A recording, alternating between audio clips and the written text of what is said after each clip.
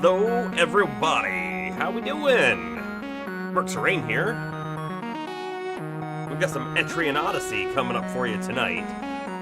Man, this game it's just really fun. Look at that.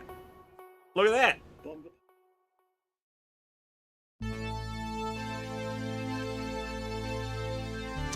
It sure does. Thanks, Bomber. Thanks for the 10 months. I can't believe it's been 10 months. So crazy. Well, anyways. The Etrian Odyssey, which is what's coming up here now.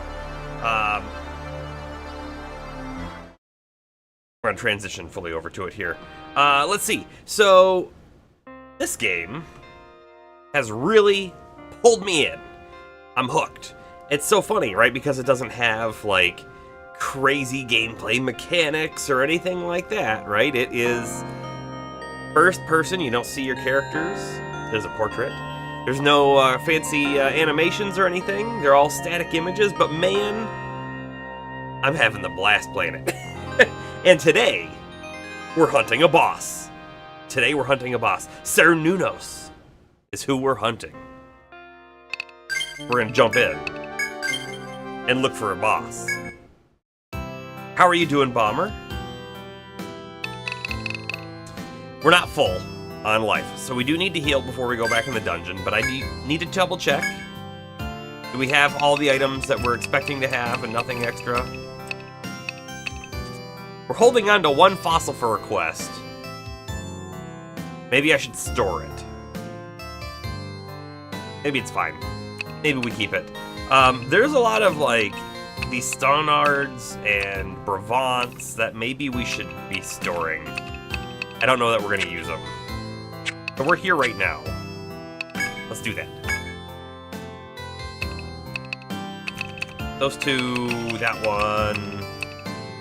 Removes bindings? I don't know, maybe. I feel like that might be a thing we could use. Everything else looks good. Store that. 300, sure.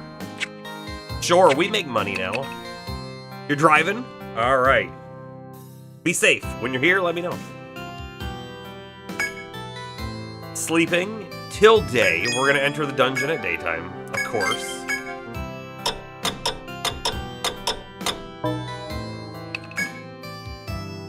And off we go. So the last thing we did is we tried to complete a quest on the 6th floor, and we didn't have any luck finding what it was. And, you know, like rethinking on it, there may be a secret path we need to take or something that we just didn't find. So we should probably do that again, but we're not going to do that right now. Right now, we're going down to floor 10 and see what we can find. Now, if we look, we have a long ways ahead of us, but it does... We have a decent shortcut right here on this floor. We have another really good shortcut on this floor, taking us to floor 8, where we can come down here, heal up, and then move on through another pretty decent shortcut. So it's not going to take us too much to get there. Oh, you know what though? Interestingly enough, floor 9, we go 9 to 10 here. Yeah, that makes sense. There's like all this extra stuff over here that I... Ah, right. Right, we got there from this side. There's another shortcut we could take to get over there, because technically there's a little bit we didn't explore right here on this floor, and who knows, that might continue further. It's a worthwhile expedition, I think. I don't know if we're gonna do it this time or not. There's one other quest as well, and that one other quest is to find a coin that has been dropped somewhere near the Wyvern's Nest. We could contemplate doing that as well while we're down here. But here we go.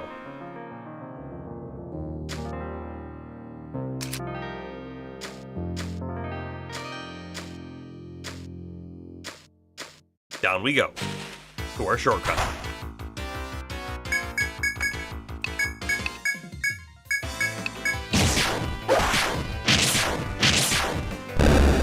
With our epic battle music. Cernunnos leveled up. Wow!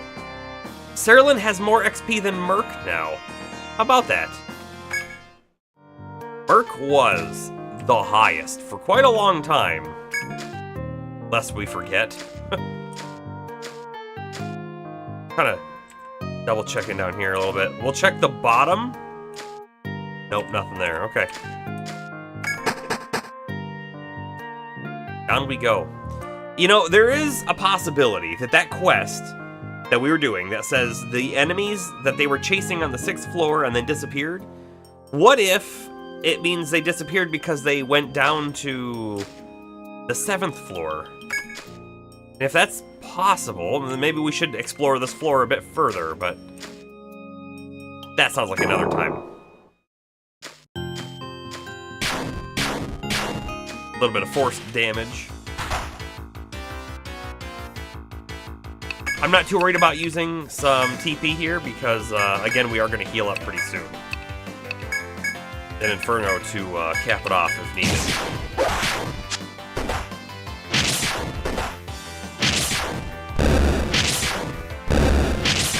Inferno not needed.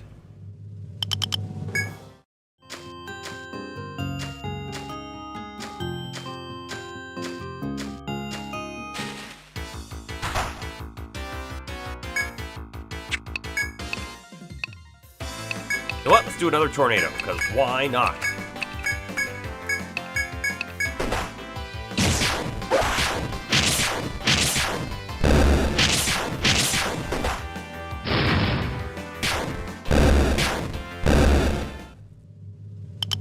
There we go. There's Merc's level up. One more for Palmer, and then we'll spend all of our skill points. The Merc level up's really good, too, because it's another point in healing touch. I am contemplating looking real quick for the coin. We have the quest. Should maybe go take a quick peek, right? Because it's either on the path we're on right now, or it's right in next to the Wyvern somewhere. It's really close to us.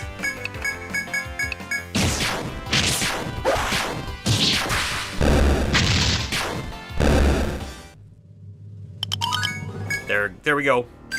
Levels for everyone. We've clearly already spent some people's level 29, but that's fine. Let's see. So Palmer gets 1. What do we have written for Palmer? We have take parry to level 5 and then question mark higher. That's what we did. And we did take it 1 higher, didn't we? Because we got it up to the multiple parry. So it's now able to do... I don't know if multiple parries means 2 or if there's 5 enemies, if it could do 5. Either way, I think we may leave it there for the time being. Aegis feels like a really good one to level up, because when it procs, man, is it good. The alternatives, right, is clearly just HP up is great. Defense up is also pretty great. And I'm not feeling the whole shield mastery thing.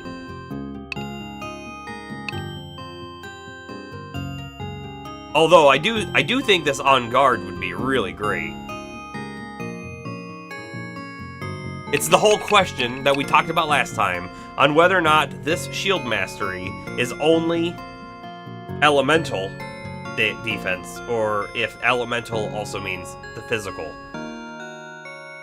Which we're not sure about, right?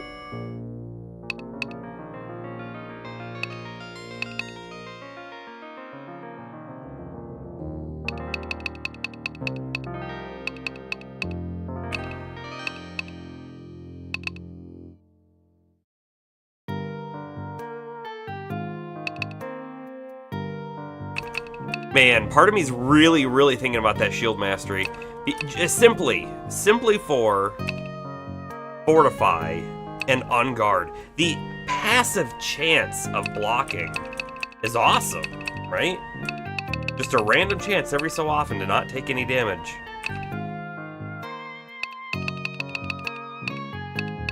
And like a really good defend move that costs TP.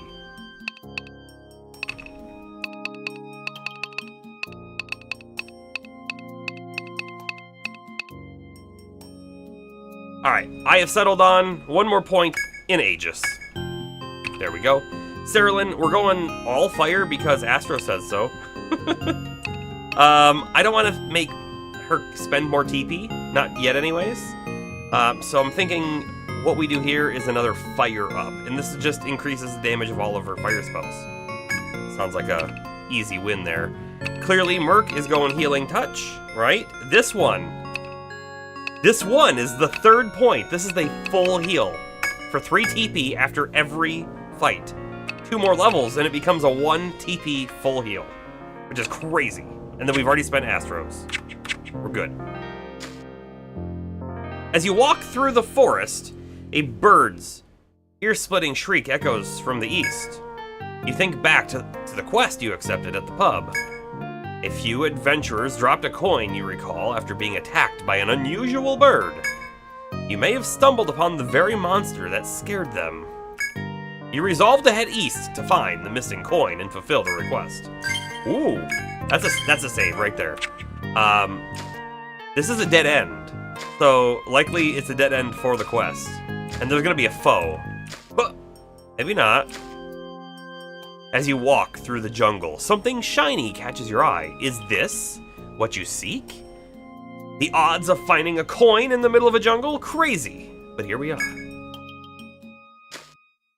Inspect.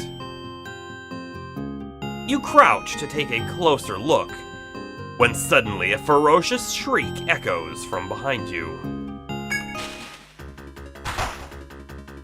It's not a fire bird, it's a fire eater. So, Cerulean's useless, I think is what we just gathered here. The fire bird she already didn't do a whole lot of damage to. So you know what? Let's change it up a little bit and let's make Cerulean do shock damage. And then she can just attack. Everyone else, of course, will do their normal things. Palmer will provoke.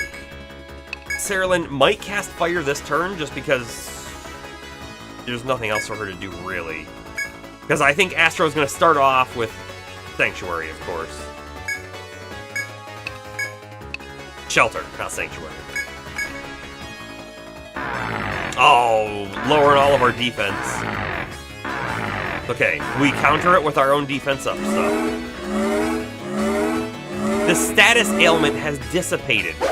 Wait, so that actually means we don't have the defense up, does it? Yeah, fire did 4 damage. That's totally not worth it. I do want a quick look at this. Yeah, we don't have anything up or down. Okay, perfect.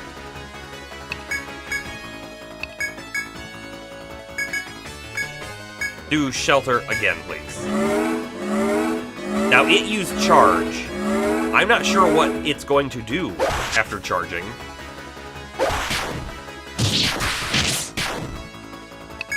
Its HP is about half, so we're actually doing great. In fact, Astro might not even need to cast Shock.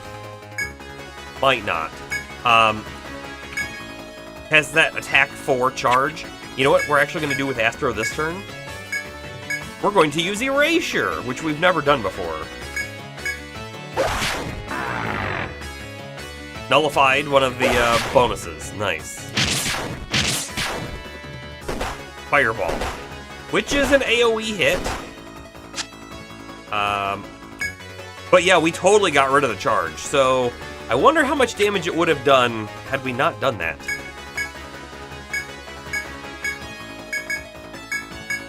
This time, Astro, you know what? You're just gonna attack. I mean, we could do Bravery or Peace Ballad, but there aren't really... There's 2 turns at maximum left here.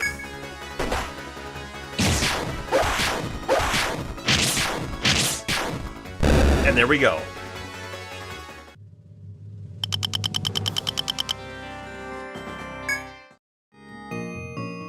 After defeating the monster, you take a second look at the shiny object near your feet. It seems to be a coin. You reach down and snatch it up. Obtained lucky coin.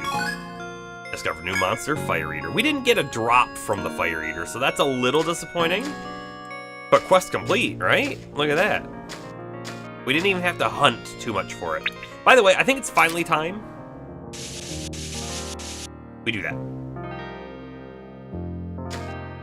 That's sort of been bothering me, I guess.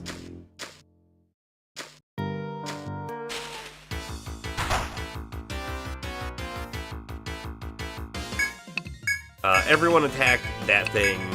Inferno. Everyone still attack that thing.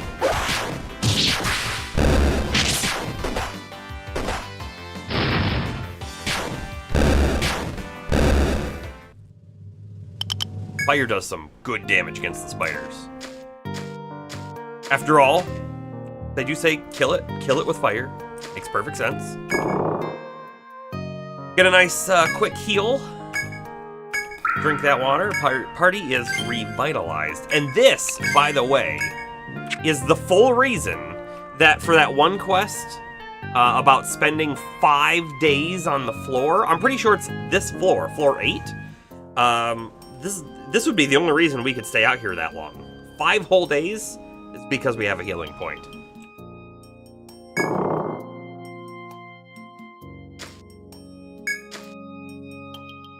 Okay, there was, I think, a single foe in here, and I believe it was down here. I'm sure it's respawned by now, and we could kill it. It's a assassin, but it's not gonna come chase us, I don't think, because it didn't see us. Nice preemptive attack. What I like to see.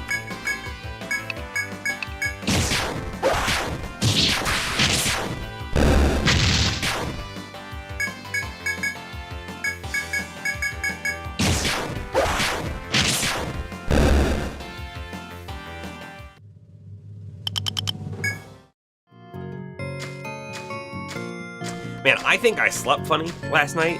Right here. My shoulders, specifically this side. Oof, they are so tense. Not tense. Tender? Stiff? Slightly in pain? All of that. Everyone does the attack. I think that's good enough. Again, it's a fire bird. Fire magic doesn't do much.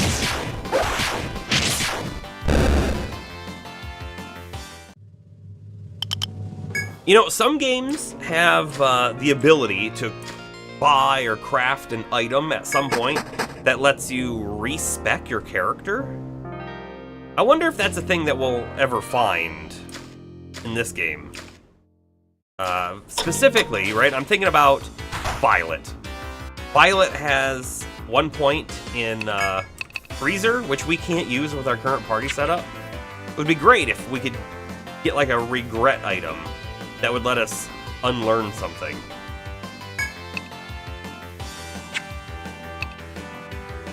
That thing is weak to fire. Let's hope that the Inferno will kill it. Trying to think how I want to divide the attacks up here. I'm pretty sure one of these isn't dying. Well, they're gonna get Inferno. Let's do it this way. The extra attack on the flower just in case. Yeah, I think that was worth it.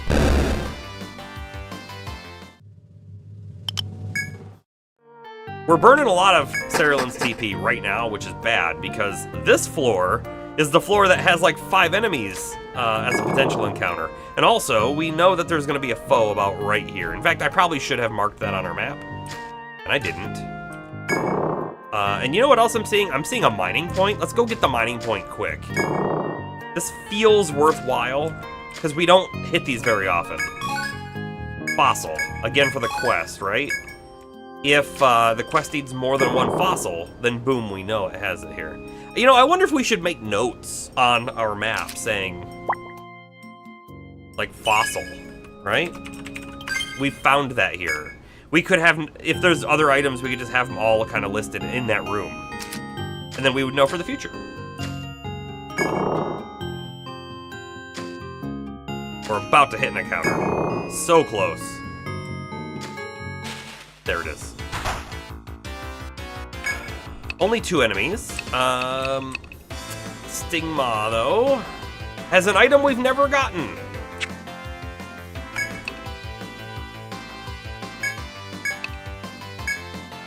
I have to use Inferno again. The flowers are too dangerous, honestly, to leave up.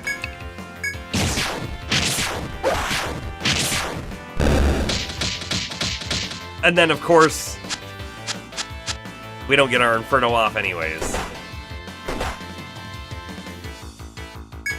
How nice of them, though, to wake the... or to hit the 2 that will take the least amount of damage, right?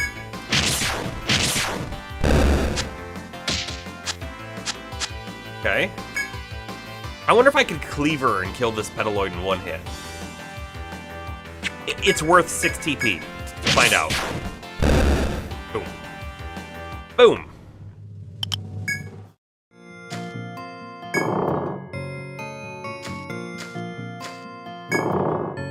So if the foe has respawned, they'll be right here. Let's actually do a quick save. Although, we're stronger than when we last fought it, and we won last time. No foe. Maybe it was in this room? Maybe it hasn't respawned. What is this? A take spot? Mint leaf. That's... A mint leaf is a really cheap item, and we lost our 2nd take. Look at that. At least I think the mint leaf is really cheap, isn't it? Maybe it's better than I'm thinking. Oh, it's 41. It's not bad. It's not bad at all. Okay. We need to mark that though. Take. Right there. 1 more step, and we are further than we've ever been in the dungeon. And now we're furthest. I'm checking the end here, for sure. Feels like a good Inferno spot. Yeah, we're gonna Inferno.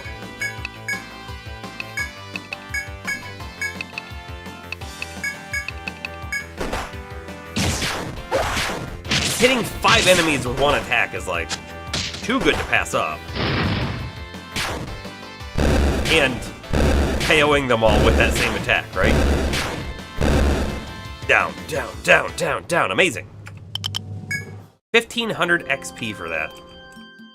Nice. Okay. Here we go. New door. And of course, there's a door beyond the door. There's 2 doors beyond the door. This feels like a previous floor that we've been on, where it was doors, doors, and more doors.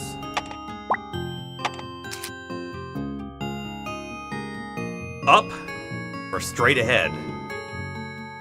Either way, I'm checking the bottom wall. Ah, no secret there. Alright, we go across. Interesting. Okay, so we have wall. Let's see, like 1, 2, 3. Like that. That's how that should go. And then this one goes like this. Okay. We go down. And I think I should be checking these walls while we're here.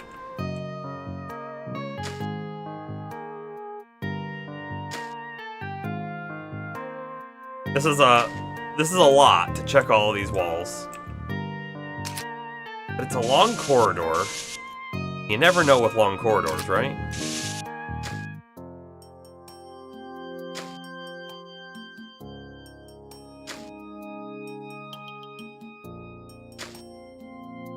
See, this spot here is very much making me think that there is a room possibly inside here somehow. And that's why I wanted to check all the sides, but clearly didn't pan out for us, did it?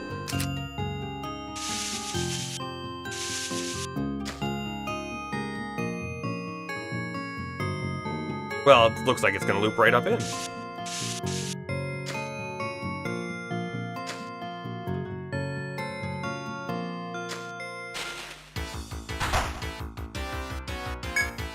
How much HP? 142.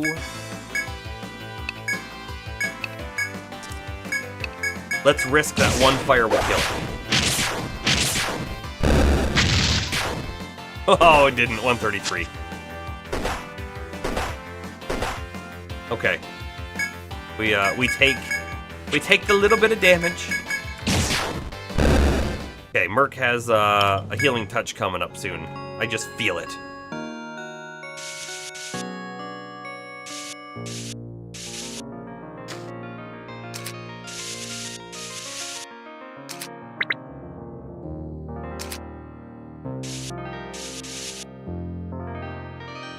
What are the odds that this path links back over to where we were? I bet you it does, but let's check it first. Hey look, a foe!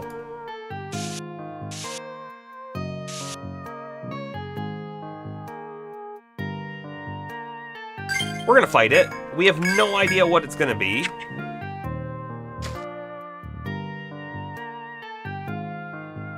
Oh, there's two. Do you see it? You see the one on the other side there? That's pretty scary. That must be a wall. That must be a wall right there. However, this one here, we can't see at all, but I'm guessing it connects. We might be able to go up this way and then pull one of these foes, but man, if we walk forward right now, we're likely in a double foe battle, and I am not prepared for that. However, the boss could be up that way.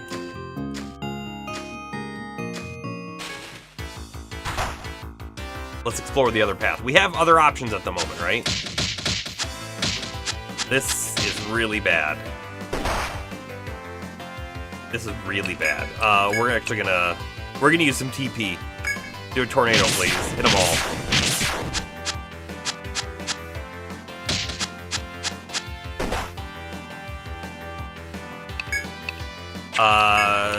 You're gonna kill him with a new tornado here. Bam. Nice.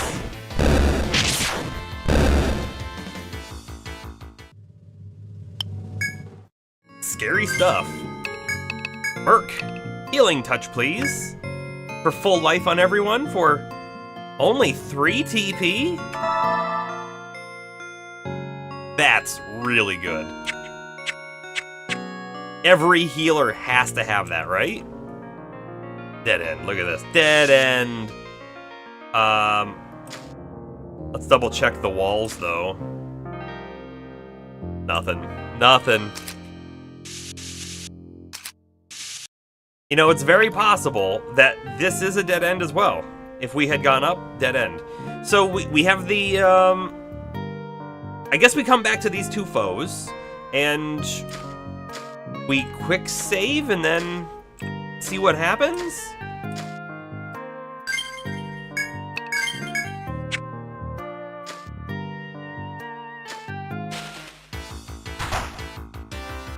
This is a normal encounter. All right. Okay. Not what I expected here.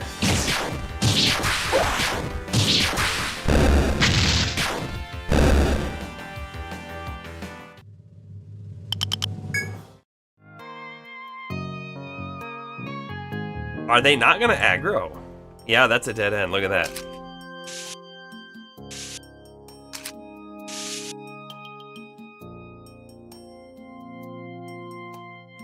There's clearly a door right in front of us there. The game is taunting us. It's saying, "Hey, walk forward, why don't you? There's nothing scary up that way. It's fine." And I bet you we take a step forward, and then a foe pops up in that room right in front of us, and then we have two chasing us as well. Something like that, right? We're going to quick save again, and we will engage with this thing. See what happens. It's an assassin. Assassins almost always chase once they've seen you, so I bet you if we moved anywhere, they were gonna follow. Maybe they're sleeping. Maybe they were sleeping. What we know about assassins are, we've killed a few. They're also weak to shock, so maybe we lean into that a little bit.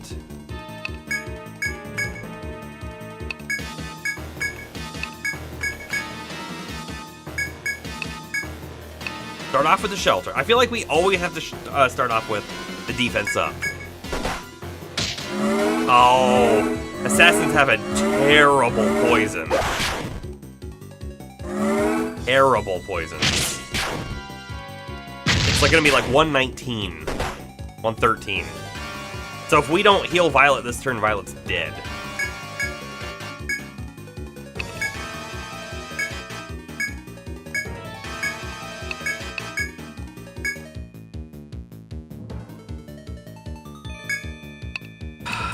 We're gonna shock and nothing else. So we're just gonna get shock up, and then Astra will start attacking.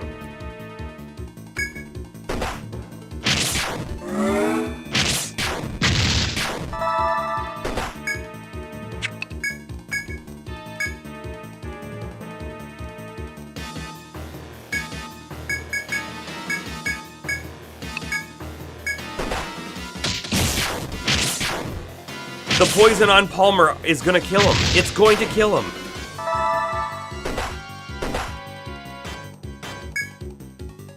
Oh, that frustrates me a bit. However, it looks like the other one's not coming after us, right? All right, so we can burn a revive, 10 TP. Get Palmer back up, and then we can do a healing touch. Everyone's back to full, and we move on with our lives. Like nothing ever happened. Just to go fight another one, of course. I don't want to use our boost. We're after a boss, right? What if the boss is one room away from us? I want to have the boost for the boss. I also want to have TP for the boss. So I'm going to stop using moves on Violet.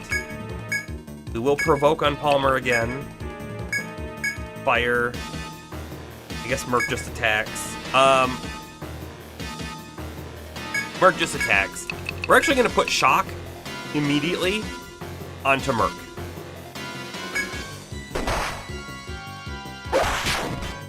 Of course, Merc attacked first. Which is what it is.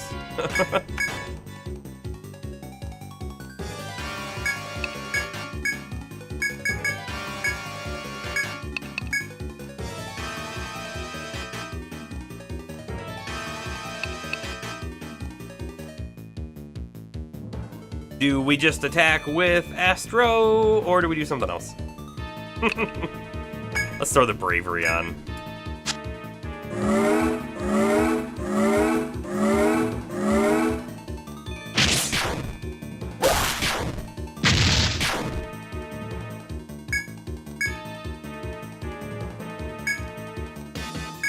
Gonna parry again.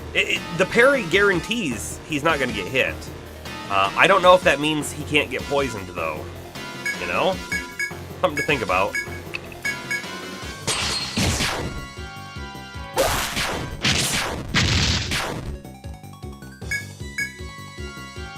I'm going to attack back with him this turn.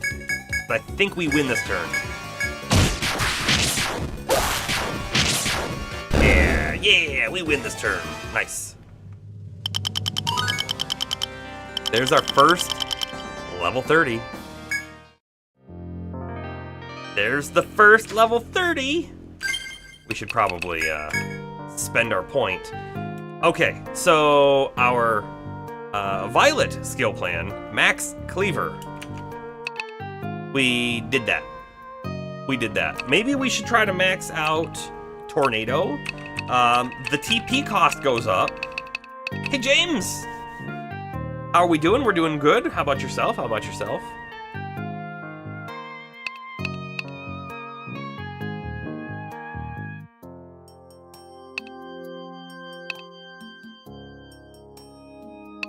You know what else I wouldn't mind? Is just more attack up, defense up, TP up, HP up. Those are all great to throw onto Violet. Instead of maybe the tornado damage. Or even just sword damage. I'm actually thinking maybe we max out our sword damage. Done. Can't take it back, it's been done. Ooh, corridor. Kinda wasn't expecting a corridor.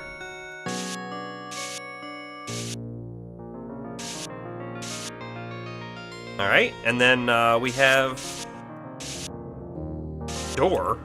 And another corridor, which again I wasn't expecting. We're gonna check the door first. Because that's where we are. Oh, look. This could actually be really bad. We just ran into a foe in front of us, and we have an encounter. If we don't complete this encounter in one turn,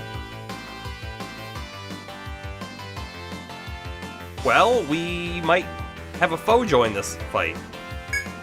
Which actually kind of makes me think maybe we shouldn't try to join, or to complete this in one turn. Maybe we should start buffing with Astro. Oh man, no, we have to. We have to kill these stupid things, because if we don't kill the Petaloids, they kill us, right?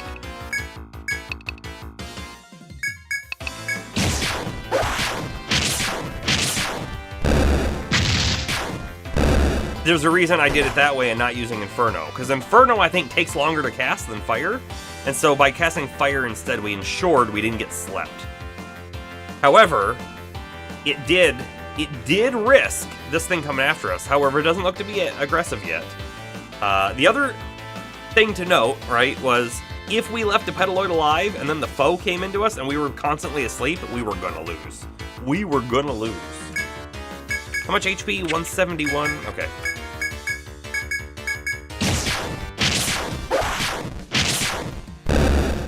Perfect.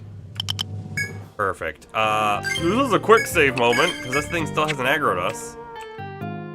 This looks like a single room. It's hard to tell because it moves so fast, but it doesn't look like there's anything off to the sides there. So if that's true, right, we go out one, we go up that far. I think it's like that.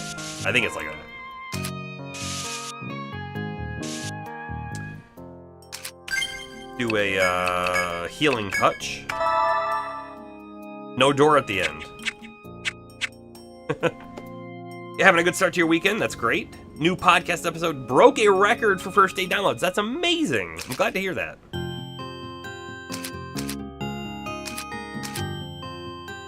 I'm trying to understand the controls. So V and /, they both seem to just go back to the last thing that you used. So if I do this...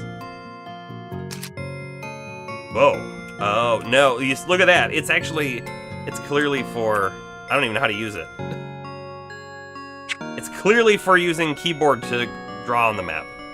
Doesn't make sense to me. Here we go. Well, before I say here we go, I mean, you did pick a super iconic character, right, for your podcast episode, so it makes a lot of sense. Do you have metrics on where the downloads happened? Because I think that character is a lot more common in Europe than it is, not, I don't mean common, I think more favorable. I think that's the favorite of those types of characters over in Europe. Whereas over here, it's clearly not. Some things we did. We found the monster we were looking for last time, and now we're progressing. We did not find the monster that we were looking for last time. Nope. So, to recap what we're doing today, right now, is we are looking for Cernunnos, the boss of the floor, which might be this, might not be this. I have a feeling it might not be this because there aren't stairs behind it, which is kind of what I was expecting. What we did do, though, is when we were coming down here, we stopped on floor 8, and we looked for the lucky coin, and we found it. We had to fight a bird entity. It was called Flame Eater or something. He absolutely is big in Europe. Yeah, and you do get the national breakdowns. Can you see? Did you get a lot more European downloads than normal or anything like that? Anyways, here we go. Oh, it's an arm off.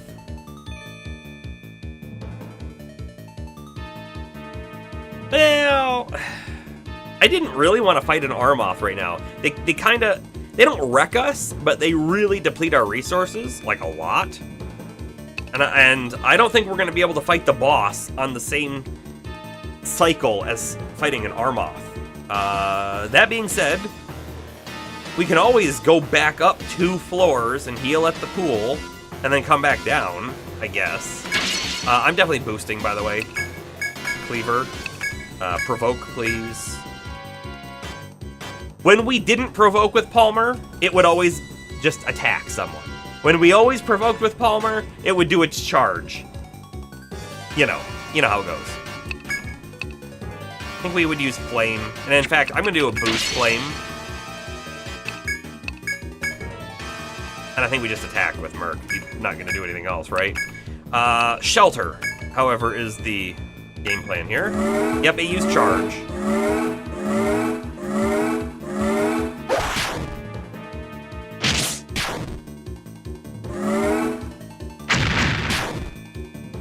Alright, here is a really big strategy question. What do you think about this? Okay. Every time, let's look at him. He has attack 4 charge. Every time he does the charge move, and then he does his Raging Rush, or whatever, which is a big hit to the whole party. A big AoE hit. So what do? We always tell our characters to defend. What if we use Astro and erase his charge? Huh? He's probably still going to try to hit us all, so we probably should still defend. Probably. Which I guess we'll say yes, let's defend. But do we think it's worth it for Astro to take the full hit after getting rid of charge? The answer is I don't know. I guess we're gonna find out, because I think we're gonna try it. Erasure. We also have to hope that Erasure goes off first, which it did. Nullified one of the benefits. Charge is gone. Reckless Charge still did a lot of damage, and in fact it did a ton to Astro. But look, charge is totally gone. You know what's weird, though? I feel like Cerulean and Merc would have taken the same amount of damage, whether or not it had charge up. I don't know.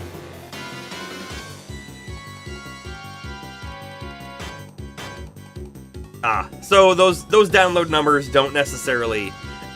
They don't speak to what I was thinking was going to happen. In my head, I was like, oh, I wonder if there's going to be a whole bunch of European downloads, but I guess not. I have yet to listen to it, but I will. I'll get there. For sure. Cleaver. Palmer can take a hit. You think? I think he can take a hit. He's gonna attack. Flame again. Merc needs to cure Astro. And Astro will bravery everyone. Yeah. You think long term it's gonna happen that way? Yeah, that could be too, yeah.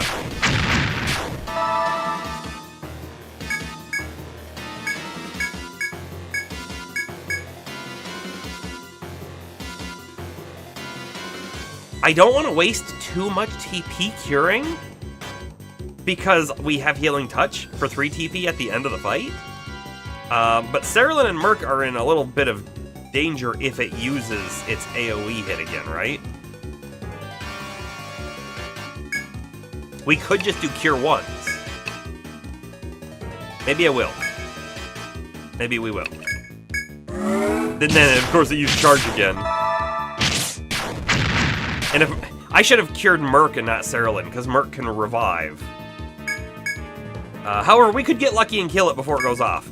We're gonna get lucky and kill it before it can do its attack.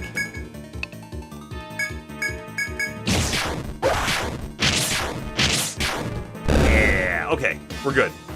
We're good. Great Tusk obtained. Which is worth a cool 1,400. We have to check the walls in this room, right? Have to. Also Healing Touch. Okay, we'll start with this wall. Nothing. Nothing. Nothing. Great. Great!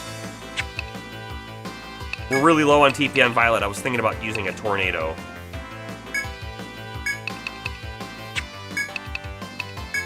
I think we will Inferno from Cerulean, though, but it's not gonna kill these.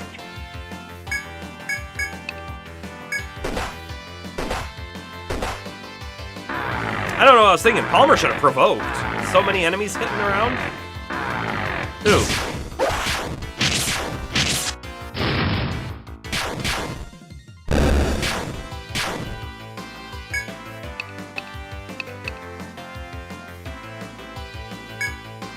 And I'm not even going to provoke it this time either, because I think we can finish him off.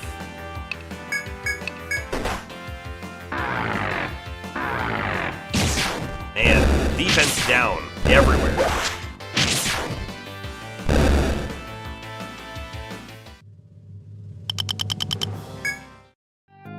Do we need to heal after that? No, we're good. We're good.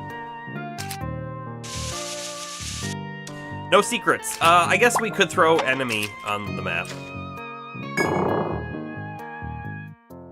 Well, how about we go east further? Feels like a direction.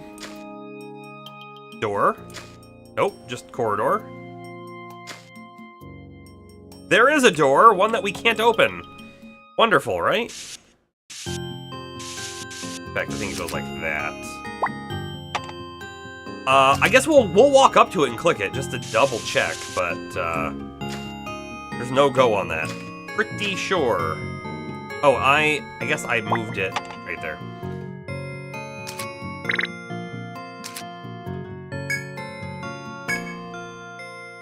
Nope. So I think we say blue crystal when we've seen this before. No, to denote different. I guess I could also call it red door. It is red-ish, right? It's tinted, but I want to go off the crystal. I feel it's more blue-purple.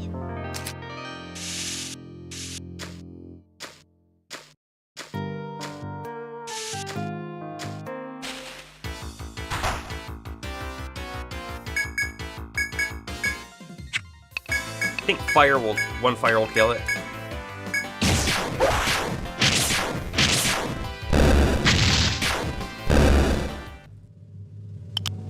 Thick leaf. And normal door. Okay. It's a mirror of the hallway we were just in, but without a locked door at the end. We gotta check this little spot too, right? Okay, nothing there. Quick save? Quick save. Gathering spot, okay. That's not what I wanted, but that's fine. Sure. We'll check the walls here too. Chop! Scentwood. I was hoping for something we haven't seen. Frostseed. We've seen all of those. Okay. Make sure we mark it though. Chop. You know, I really wish that the symbols were different. Actually, I think this is fine for take, and this is fine for mine. I wish this was an axe, not scissors. This is like pruning or hedging, not not chopping. Either way. Oh, and you know, I'm not gonna check these walls because, well, you know why. There's a room right there. We've been in it. Nothing. Okay. Well, the boss is either behind the door that we have no idea how to open, or it's up this way. So I guess we go up that way. This really felt, this section with the two assassins that were positioned, it just felt like this is where the boss was gonna be. But now we take the long way back, I guess.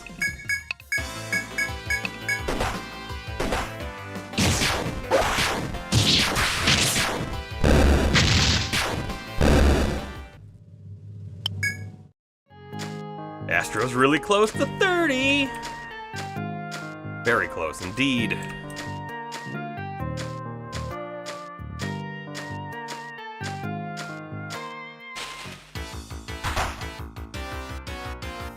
Party was blindsided. This is the worst.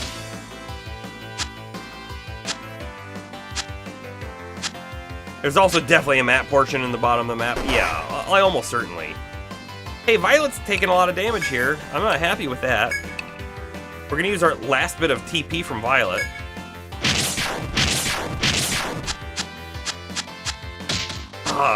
She's back asleep.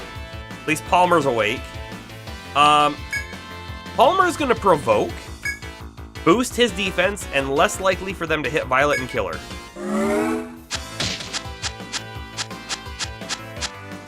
Yeah, he wakes back up. He could try to hold on. How much HP? 171.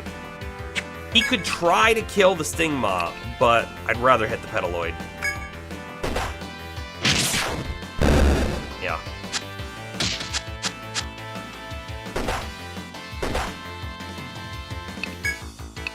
You're... Oh! Cerulean and Merc are both up now. In that case, he's going to hit the Stingmaw, Cerulean's going to hit the Petaloid, and Merc is going to throw a Cure his way. I'm hoping... Well, the Cure's going to go off. I was actually saying I'm hoping that Cerulean's fire goes off before the Cure, but I don't think it's going to work out that way. We could risk it. We could risk it and have Merc basically do nothing, and then use our 3 TP at the end. This is a dumb thing to do. It's fine. It's fine. In Astro levels.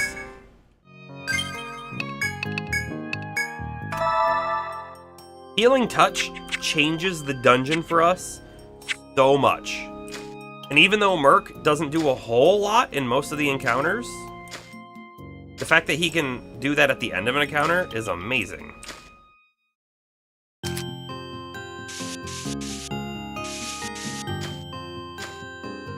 Interesting. Gathering spot, methinks. We'll see. It is a chop. We don't have a chop available anymore, but we will at least mark it on our map.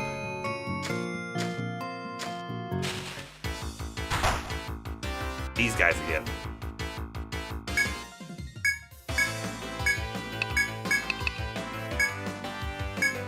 They're not as terrible when they don't get the early attack off, right? When we can just kill them. When we don't get that first attack off, however, they're a bit scary. Right, the AoE sleep effectively shuts down the whole party and gives the enemy free hits. Is scary. Oh, look. Ooh, there are 4 red foes in here that all might be Armoths. Aha. Trying to count. We've got the space 1, 2, 3, 4, I think. 1, 2, 3. That looks like the room. None of these can be the boss, right? I'm assuming when we found Fenrir, it was black. Right? Not red. The last Armoth we fought was red. I bet you these are all Armoths. So if these are all Armoths, well, where's the boss at?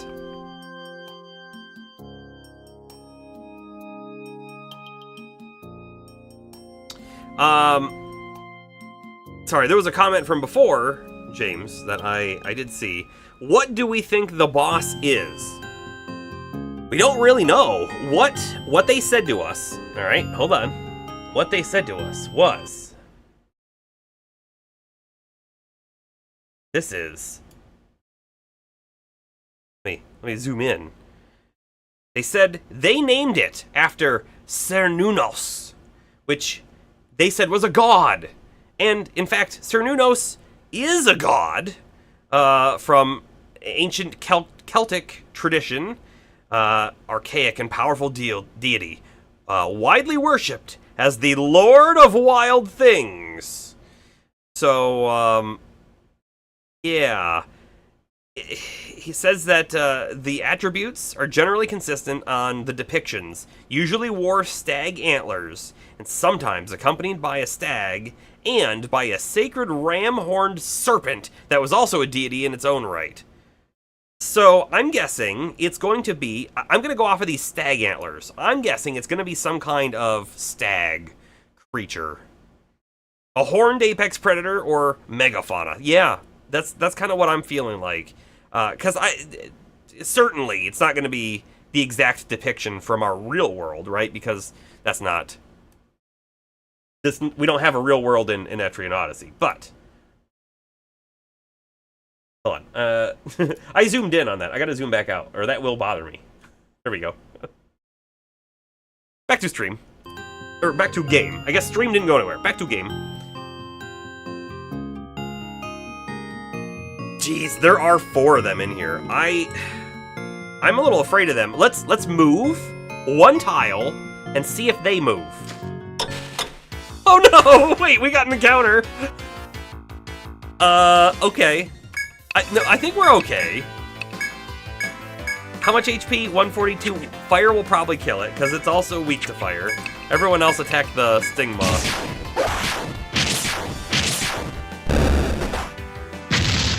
Yeah. Oh, we didn't kill it. Auto attack. Thank you. Wow, Cerulean is super close to leveling, with Merc and Palmer not far behind. They did move. They did move. But look, we can't see these ones on the map.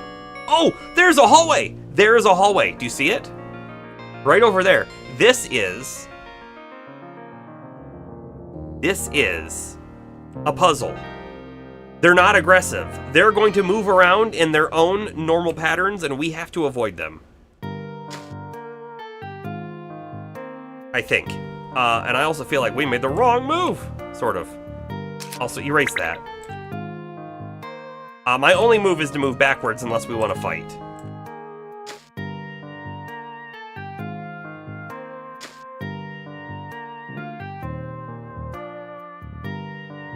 I know how they move. I know how all of them move. What they do is so the one that's directly in front of us here, right? He started here and he went down. And then it hit the wall and it bounced and it's going straight up. So this one over here is going to go all the way up and bounce and come straight back down, which means we don't want to be following right behind it. Okay. Uh-oh.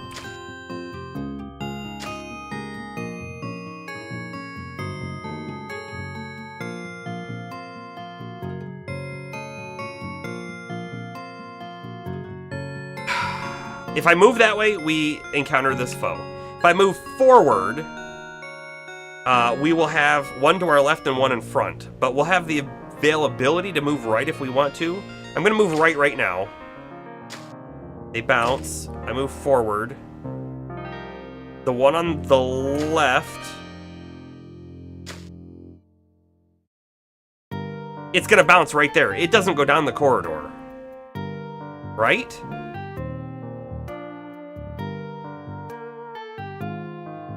Battle turns count too. Battle turns absolutely count too. I think I'm in stalemate at the moment. Because if I move forward, I'm pretty sure the foe directly in front of us does not move down the corridor. And if that's true, it's going to turn around and it's going to hit here. So if we go forward, we fight it. I can't move back right because there's one right there. So I can move down one. But if I move down one, this guy moves down one, and the other one moves down one as well. So then my options are to move right directly into the foe or forward into the moving foe. So I'm moving forward now. We have to fight one. How's our HP? Our HP is good. Our TP on Violet is abysmal. Yeah, I got stuck. I didn't do it right. I didn't do it right. We likely could have done something different where we came over on this side and maybe scooted in the back. Instead, I was trying to hop back and forth on these two columns is what I wanted to do, but that didn't work out. It's an Armoth. Who would have thought that an Armoth would be here? Certainly not me.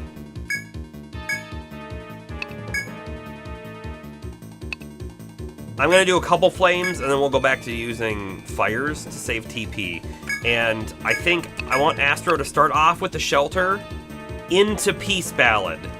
And then we'll think about Bravery or Shock. That's my plan.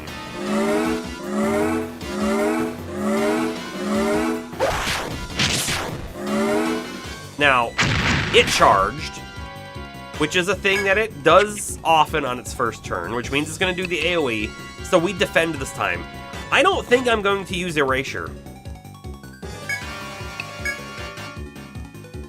Hold up, back to Palmer. No, you parry. You don't defend. Everyone else is going to parry, though.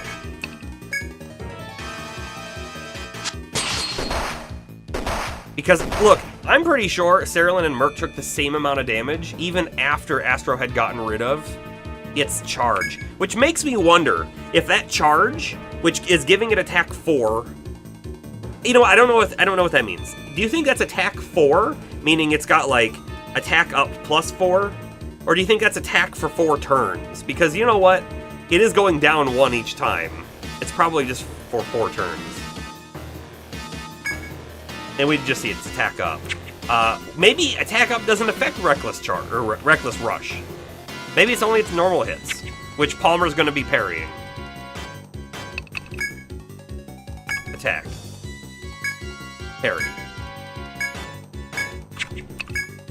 Flame. I think you're going to cast a Cure, though. I think. Cure 1. And then Astro... Hold on, we have Shelter, and that's it at the moment. Let's do the Peace Ballad like I wanted.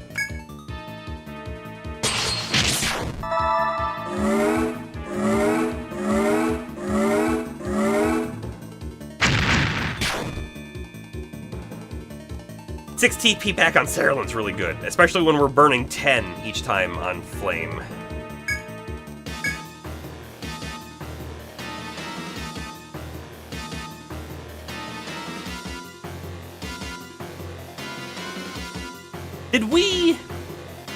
Did we get another level up on Astro that I haven't spent?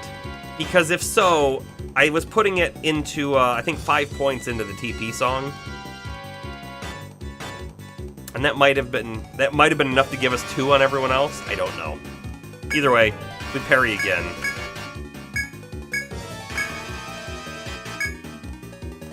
I'm going to throw a Cure on Cerulean, but not Astro, because Astro looks to be up just above 50%. Cerulean looks to be at or just below.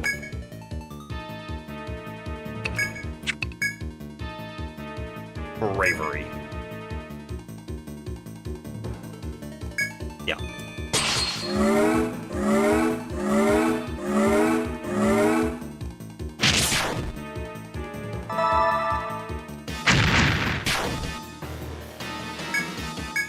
Gonna have Palmer attack this turn.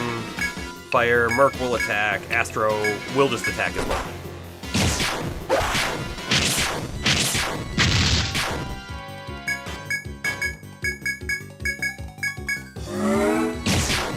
2 turns left. I say we risk it and we do the attack instead of defending. Well, Merc did a big hit there. 24? Look at that. Money! I love money. 11 for Merc to level up again. Can you believe that? Can you believe that? I don't even think I need to cure from Merc, honestly. Astro's the one who's the lowest that I'm kind of afraid of, but it's not terrible. Let's hold off. Whoop. I've never clicked on party before.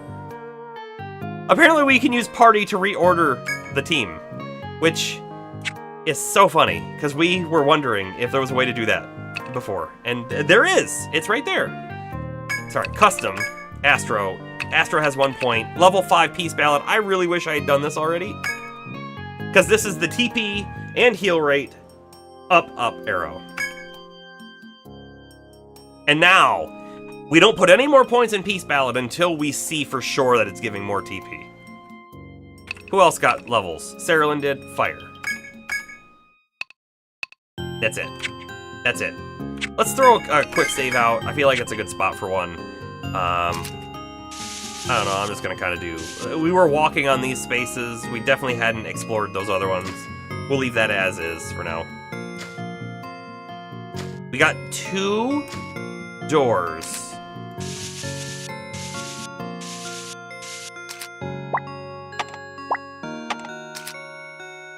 And a dead end I have to check. Nothing there. Did we check the west door or the east door first?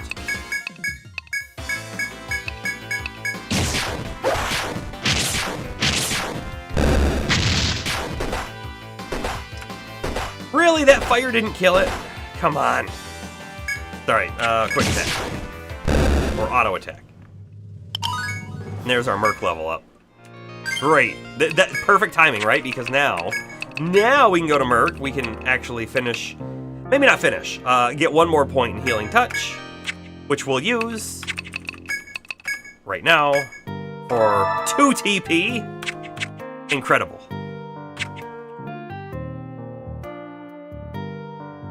I say west first. An empty, not an empty room. There's a door.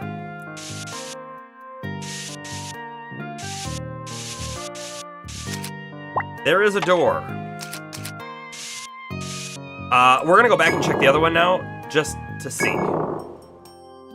There is a foe and some kind of gathering spot. You know, it's not red. It's probably an assassin. It's probably an assassin. I'm gonna actually mark that there's one there. You know, I'm using E for enemy, but like, what do you think these things are for? You know? Or this one, luck? I have no idea what I would ever use some of these for. And I kind of wish I knew what they were expecting. Like, we could mark that as our foes, but E for enemy makes a lot of sense. Unless there's another E that you can think of. You could say exit, but I'd say the stairwells are the exits. Kind of a weird thing.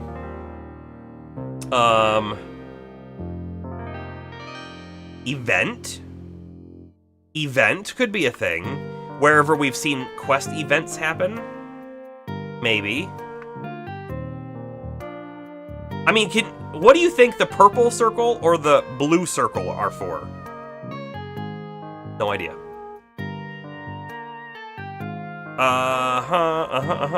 Let's see. Do I want to engage this or not? To find out what that is back there. It's almost certainly a gathering point of some kind, and we can't gather. Our gathers are done for. I don't know if we can fight the boss in our current state anyways. So it would actually be better. It would be better to just go back. It's almost certainly an assassin. Look at that. It turned red immediately.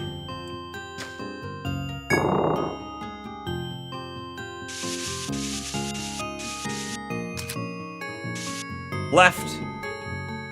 You know, I'm a little surprised to see a hallway going down there because there's nothing here on our map. Like, it can't connect to anything. I mean, I guess we'll go check it anyways, but... Given the choice between going big or going home, no one ever said we couldn't do one after the other. Well, true. True. No secrets, nothing. Waste of time. The boss is almost certainly down this hallway, right? Feels like the boss hallway.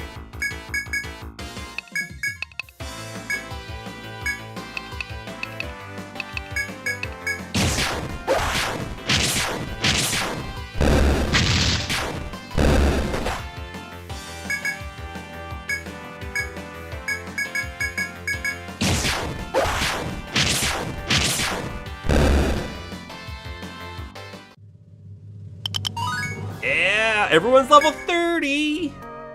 You suddenly remember the quest you accepted at the pub. There was a boy who wanted to meet a protector at level 30 or higher. The protector in your party's now at the level the child wanted to see. Return to the pub and report in when you have time. No offense to the boy. What we're doing right now is a bit more important. They will have to wait.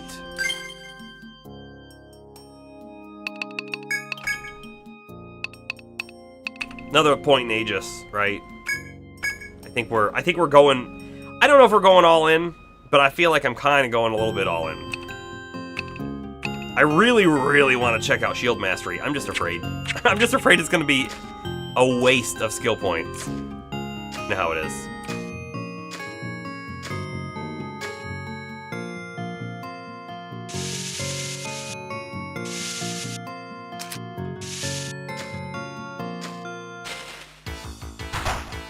Take that, boy! That's a lot of stupid wasps. Maybe Palmer should provoke. Because I'm gonna Inferno, and I'm gonna hope they all die from Inferno, but they're not, probably. I mean, we'll find out.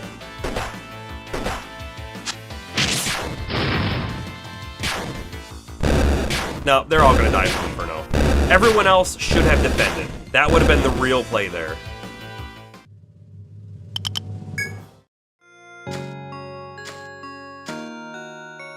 I should probably be checking... Well, actually, we know that there's a room here. I bet there's not a secret path into it, but... Nah.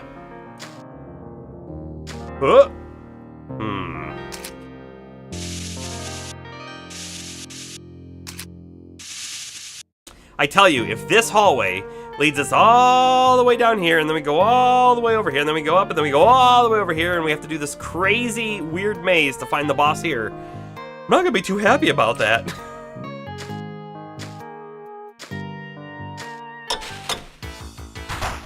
Nighttime wasps! Okay, our knowledge. Everyone defends Cerulean Infernos. Take the least amount of damage.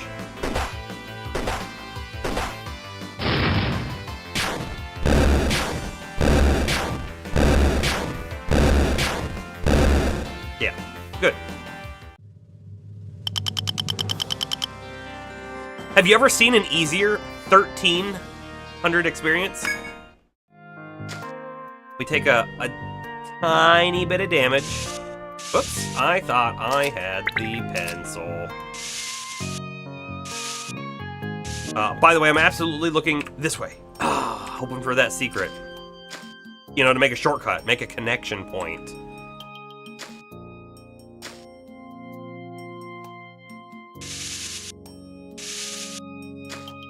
Still checking. I mean, I know we checked those walls from the other side, but it's more of a let's make sure kind of thing.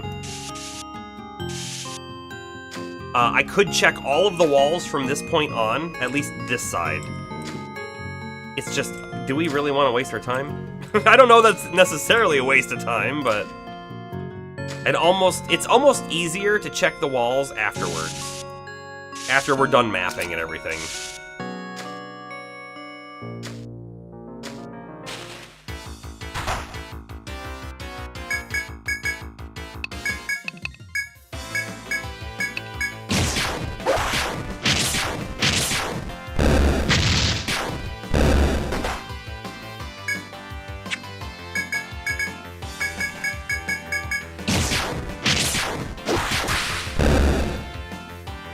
I love that the crit sounds like a whip.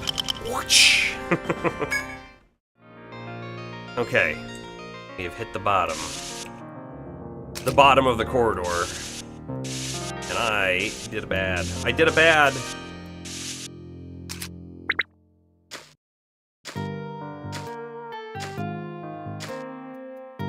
You know that thing I said about it, like, looping all the way around? I wasn't gonna be happy if they did it. Well, they're doing it!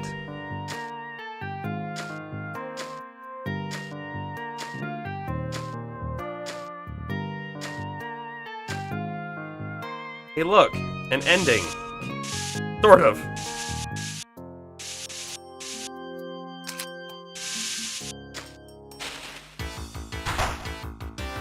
We may find a shortcut, however. We're gonna quick save before it, but you see that there is an arrow to the west side of the map, just above where we're at here.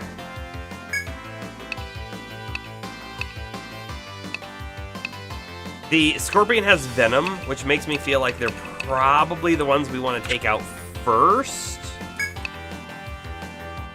How much HP? 122?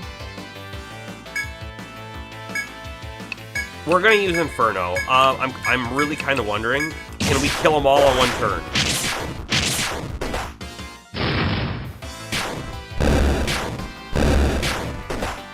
What? Wait, what? How did we not kill that one? Here I thought for sure.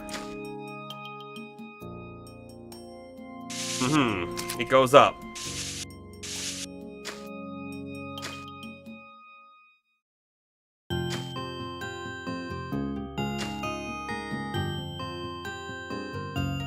Alright, let's do a quick save. We have to make sure that if we go through this, we can come back.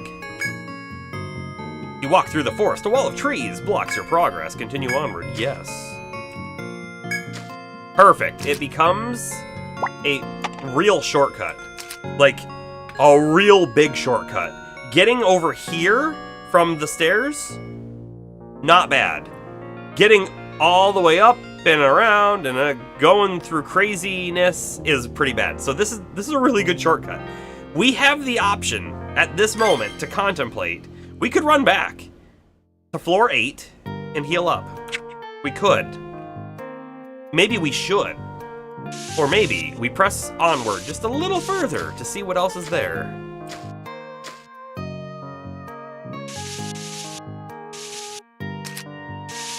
I imagine we will have the ability to go back. Bomber votes restock now. The 10th floor. As you tread through the second stratum, a voice reaches your ears. A voice. Wondering who it could be, you investigate and spy 2 female adventurers further in. Are we familiar with their looks? Or are they unknown to us? I imagine it's our 2 friends. The Ronin and the Hexer. The warrior woman Ren and the flame-haired Chlacha. What are they doing here? Piqued by curiosity, you consider heading in their direction to speak to them. Well, that's neat. It feels like we're gonna walk in. We're gonna go, hi guys, how you doing? And they're gonna go, no, be quiet. And then the monster's gonna attack, like they were sneaking around it. You know what I mean? You know what I mean? They're gonna be like, you ruined our stealth that was going around the monster. We quick save.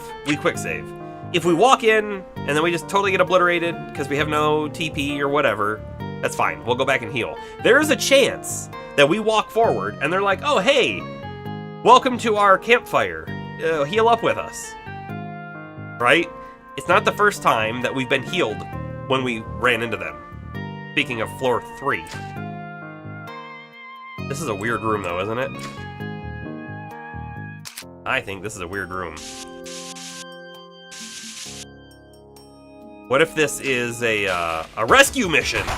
As in, they're unconscious, and we didn't notice.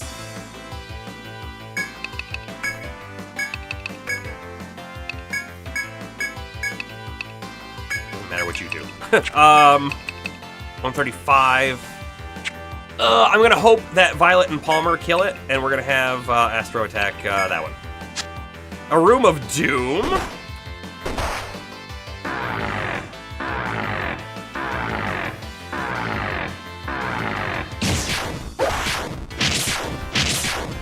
Okay, good. We killed the bird. We killed a bird. I guess there's a lot of birds out here. You attack that one. You attack that one. Fire on this one. Merc. Could cure, I guess. I don't want to. I don't want to waste the MP. But we will.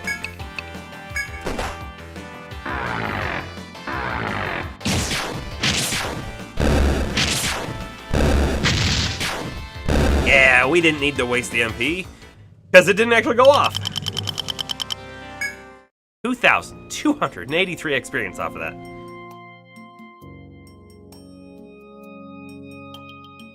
They weren't calling out to us, were they? I don't think so.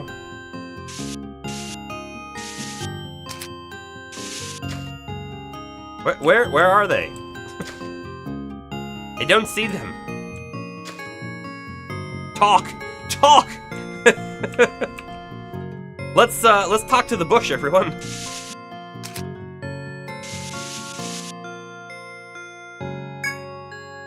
As you continue deeper, we should have healed first. As you continue deeper into the room, you see a familiar pair.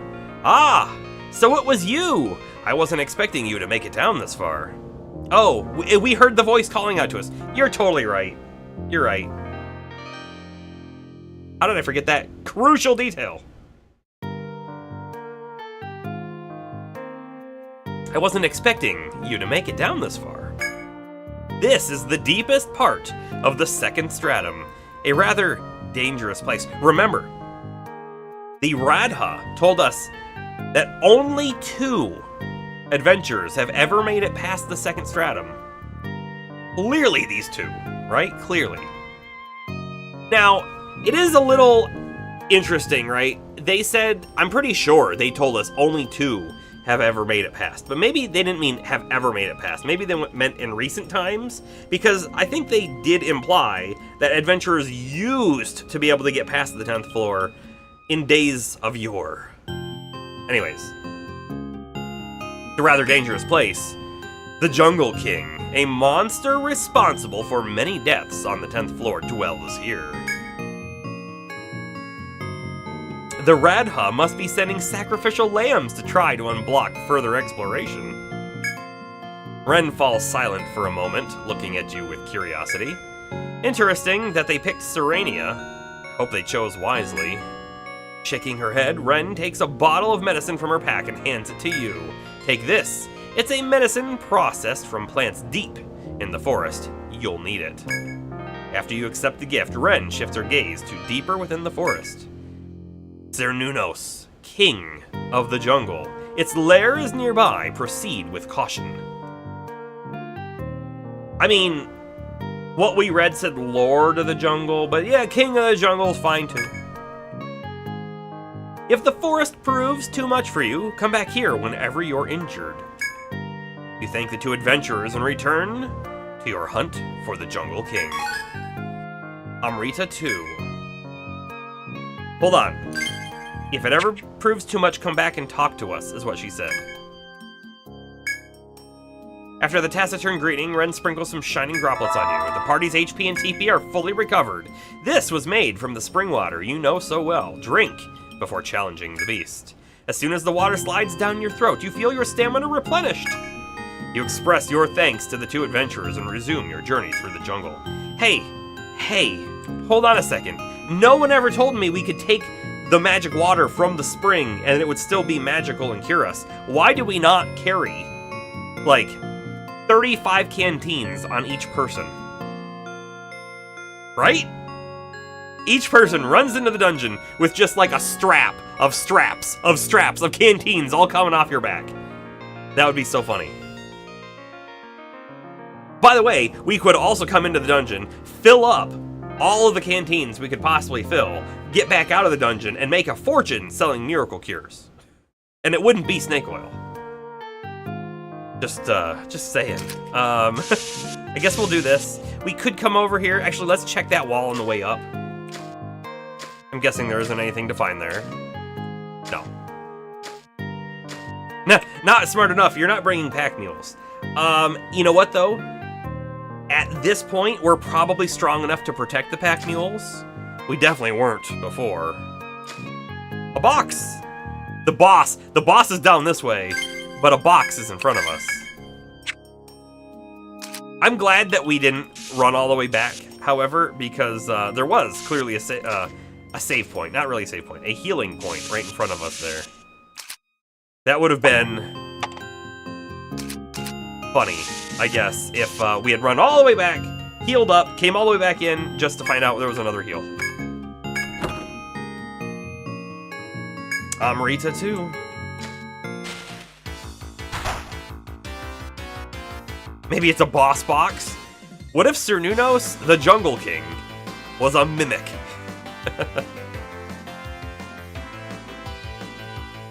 Let's see, didn't we determine that we could do an Inferno and kill them all except for this one for some reason?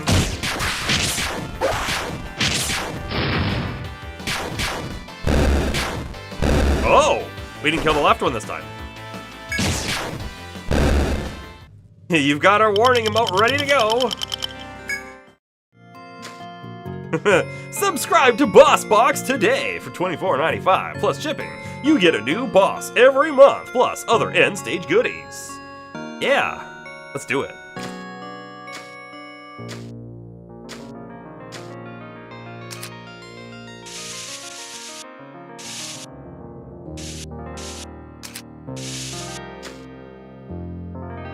I like how we're exploring the whole floor of floor 10, except for the F.O.E. Look at this F.O.E. They're almost certainly setting this F.O.E. up, right? For a way in, either coming down from floor 9 or up from floor 11 to find additional goodies. Almost certainly.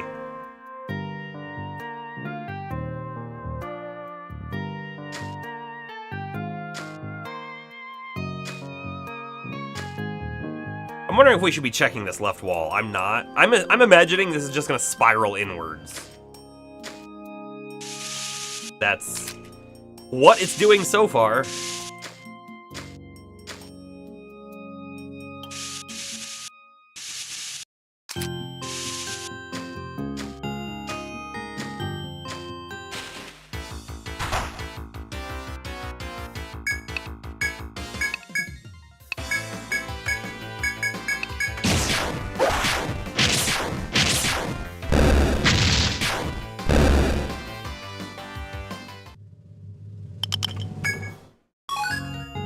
Oh, tiger fur was a new item. Let's not forget to add that to our sales sheet when we sell it in town.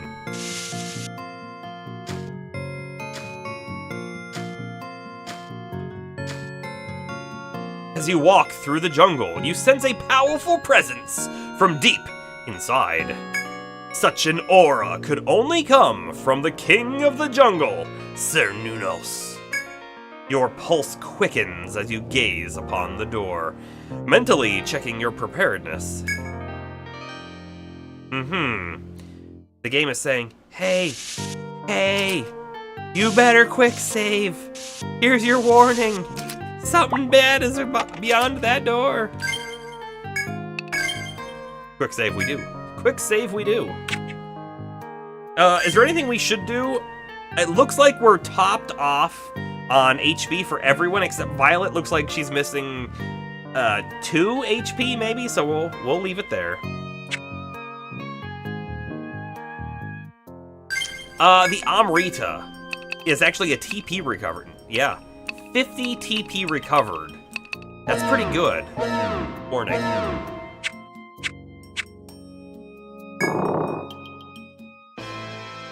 As you continue through the twinning foliage, you reach a small, natural clearing. In its center stands a grotesque monster unlike any you have yet seen. Its gaze falls upon you, and you feel an overwhelming aura as it lopes forward. It can be none other than Cernunnos, king of the jungle. Stand and slay the demon. It has horns. It's not what I was picturing. It's really not. Alright. Here we go. You know, honestly, I think we're gonna one-shot it. Sorry. When I say one-shot, I mean, I think we're going to kill it the first time we encounter it. I didn't mean, like, she's gonna kill it in one shot here. The reason why is because we did all that extra exploration on the hidden pathway, and we fought a lot of stuff, and we got all the way up to level 30. We could have probably gotten here at about level 25. At level 25, we probably would not have won. Level 30, though, feels like maybe. Maybe. Did we win against Fenrir on the first shot? I don't think so. I think we had to, we came back and fought Fenrir again, and we did a slightly different, like, strategy on our character actions, right?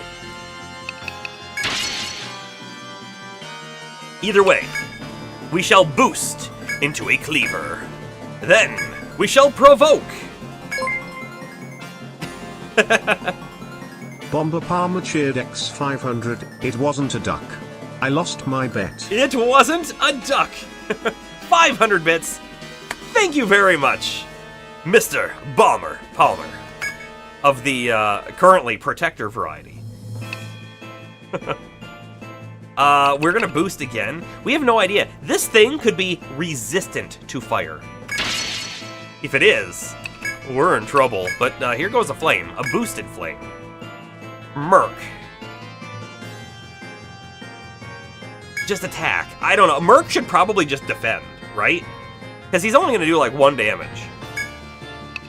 And shelter. Clearly shelter. Whoa. Mr. Bomber's my father, man.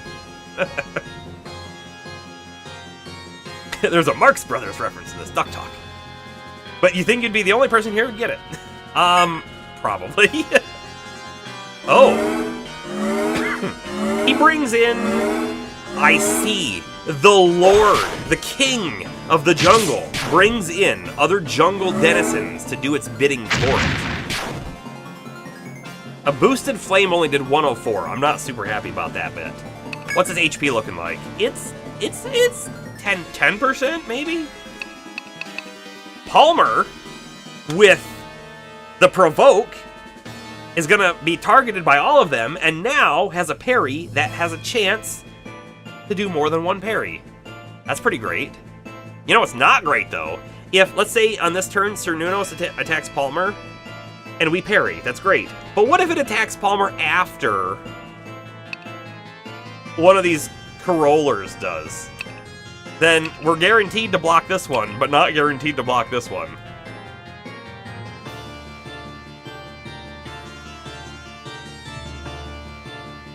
He is sort of a megafauna. Wasn't expecting the mega part to be more along the lines of a He-Man villain. I can see it. What would his He-Man universe name be? You know what we're gonna do? We're gonna do a tornado, and we should kill these two. Oh wait! We've never encountered these. These are new enemies. I thought they were like the weaklings we fought before. That's a yikes.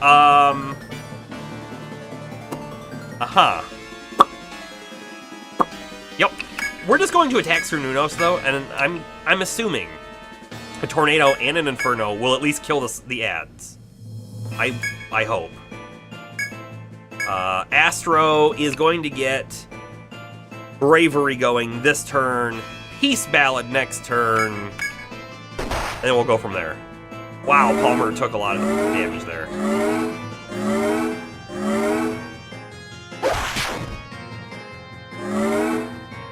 Okay, this is amazing. They're buffing, but we have someone who can debuff.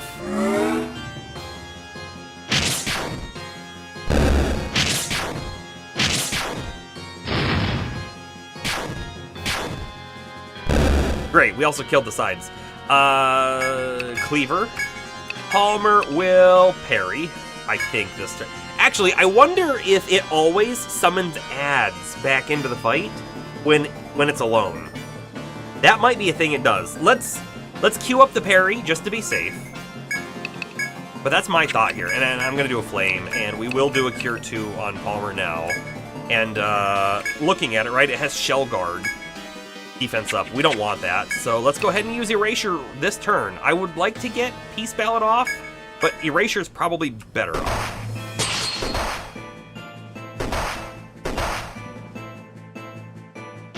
Oh! He can just kill everyone.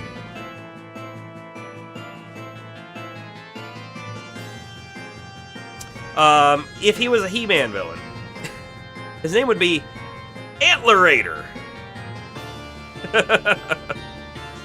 There's another hero named Ram Man. Yeah. Is fire resistant? Fire is definitely not doing a whole lot, but what else would Cerulean do, right? Other than cast fire. I don't know what to do now. I feel like we lose. It still has a lot of HP left, and we're down 2 characters. Granted, Merc can revive,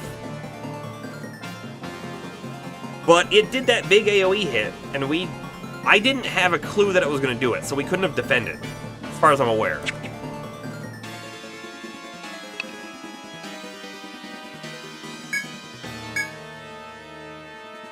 We do still have Provoke up, we do. Do another parry. Revive. I don't even know who the best one to revive is. Probably Astro, honestly. Yeah, it just did the AoE again, didn't it?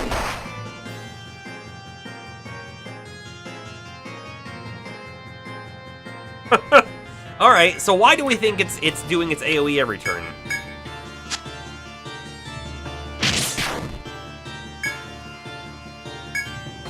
Glare. Oh, that's probably got to be a fear attack, right? Summoned allies. I mean...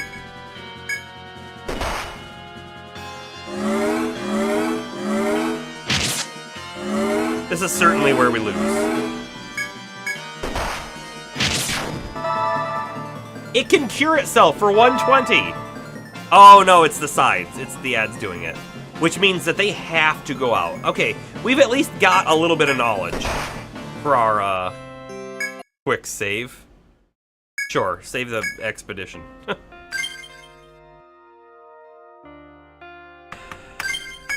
Yeah, we have a big problem.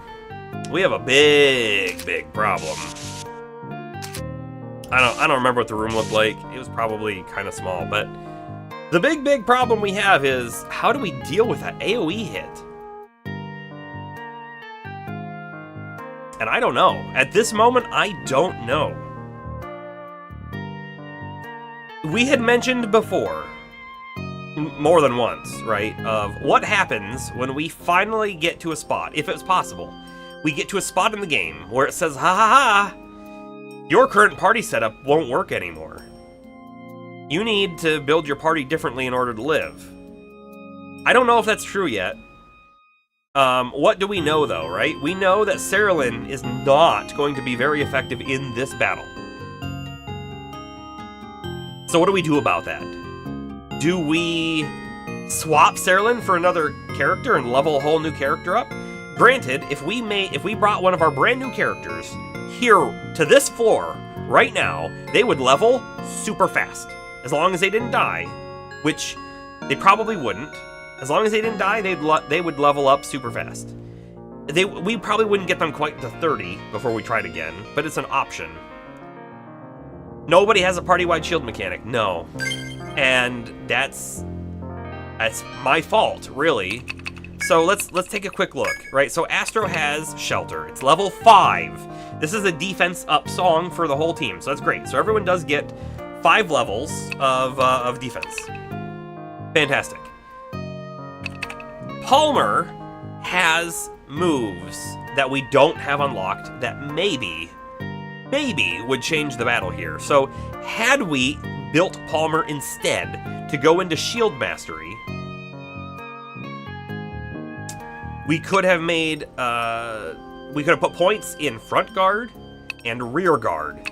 Skill that may take damage in the front line's place or in the back line's place, right? So we could have him guarding the whole back line, for example, right? So that's the shield mechanic, but it's only for one line. It's not for the whole team, unless the whole team was in one line. But you can't do that unless your whole team's three people. And then there's Defender, which is a skill which increases physical defense, right, for the whole group, which would probably stack with Astro's ability. We don't know for sure. It would probably stack though, so we could get even more defense. It's a thing.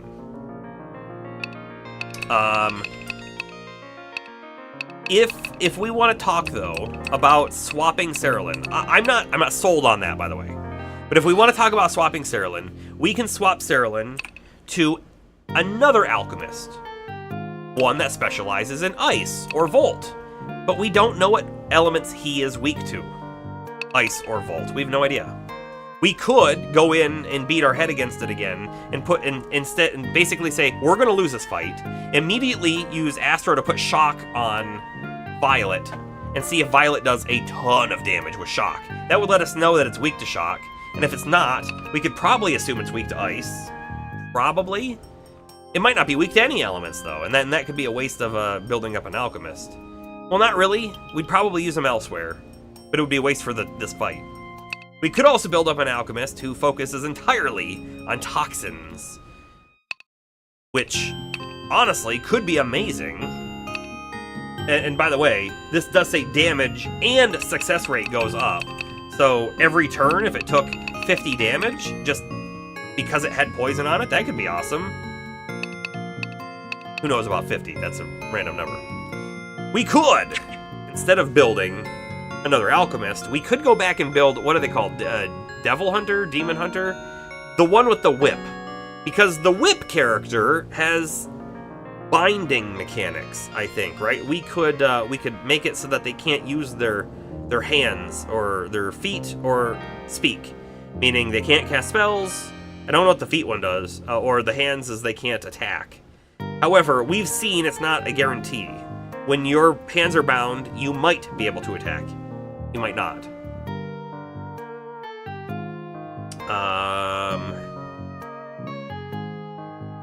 If the pizza is a decent price, bring home a slice? What? What are you talking about?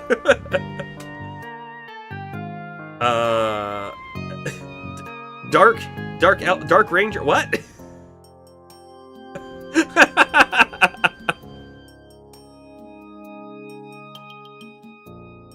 Well, now you know she didn't get it.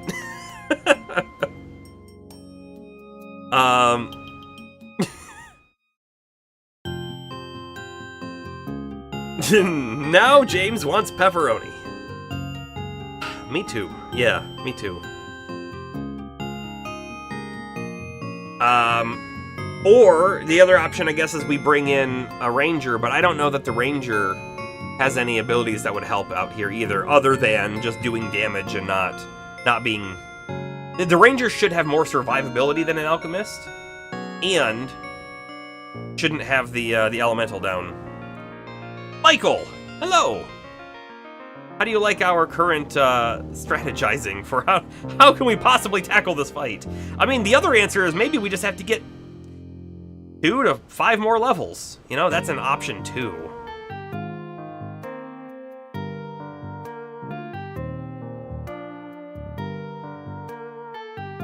Well, that's okay. Let's just go directly in and fight.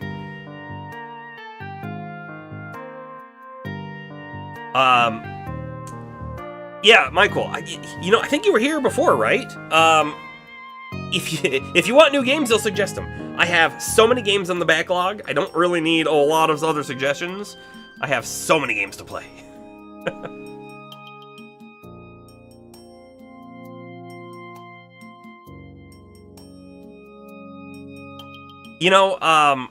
I feel like with Sonic, I haven't ever had anything bad, but I haven't ever had anything good either.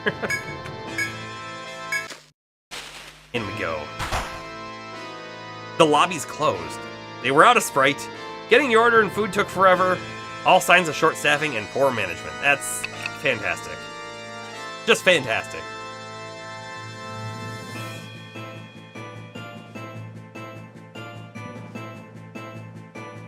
Man, I really don't know here. I mean, we can clearly boost into a cleaver. Actually, can I undo the boost? Let's not boost into the cleaver. Let's hold the boosted cleaver for when the extras come out. I think.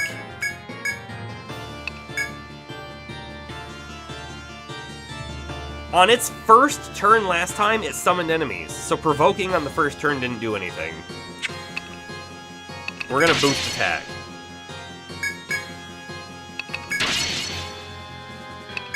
Boost flame.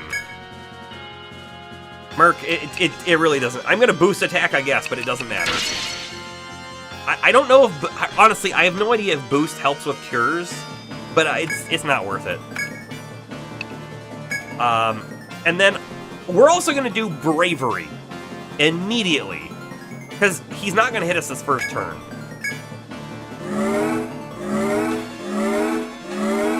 I also wasn't expecting...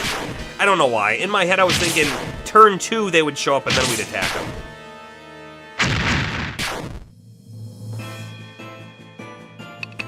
Okay, anyways, we do the boost into Tornado. We target the center one, it hits the sides. Palmer will provoke this turn. I guess we do Inferno to ensure that they die. You think the bind mechanic idea is a decent plan? I think so too. It's just the problem with the bind mechanic is we have to go train up a whole new character. Like I said though, they should level very fast on this floor, right? If we can give them, if we can do just random encounters and get 1200 XP every time, which sometimes we get more depending on what the encounter is, they're gonna get leveled quick. And if you're right, if we have to level, which we might have to level, it just makes sense to do that then too. Merc, you defend. You do shelter this turn. And actually, again, we don't know if boost actually affects this, but I'm doing a boosted shelter to hopefully give us more defense. We still get hit first. Oh wait, that was a single target attack. Interesting.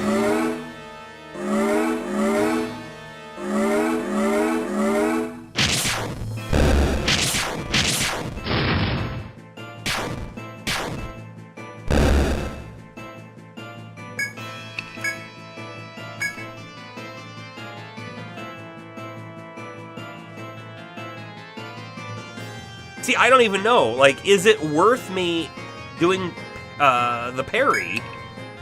Because if he does an AoE attack, well, parry is going to save a little bit of damage on Palmer.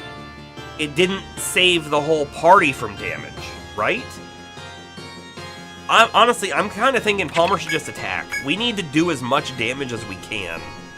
Not doing damage means we're quickly coming to our death, I think is what that means. So just to double check, we currently have Bravery and Shelter up. You know what I don't know? Can we only have 3 buffs on? I honestly have no idea. But Peace Ballad would get our TP regenerating, which is really good for like Violet, specifically, because then she can keep using her move over and over again. But I don't think we're gonna do it this time, because if we win this fight, it's because we we got him down quick. Let's put shock on Palmer.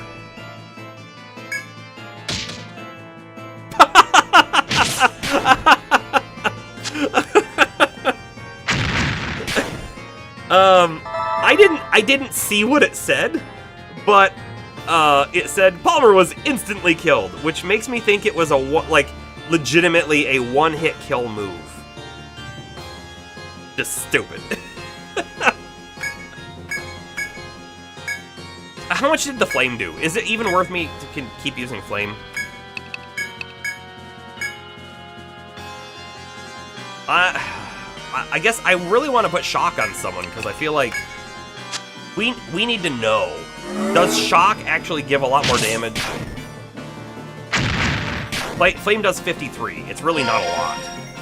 It's really not a lot, but it's better than nothing. So now Palmer, by the way, doesn't have any of his buffs, which is just the worst. I think we throw a parry on and not even a provoke, just to ensure he doesn't die from a AoE coming out. And I'm wondering if I shouldn't cure 2 and instead cure 3.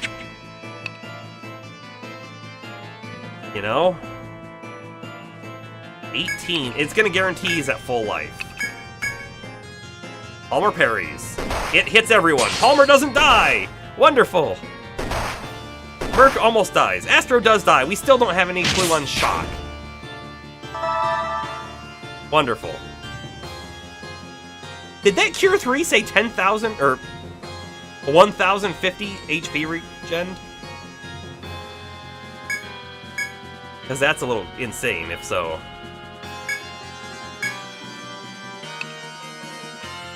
I guess I have to try to get it to attack Palmer again. Glare. Merc is dead. That glare must be the chance for insta-kill.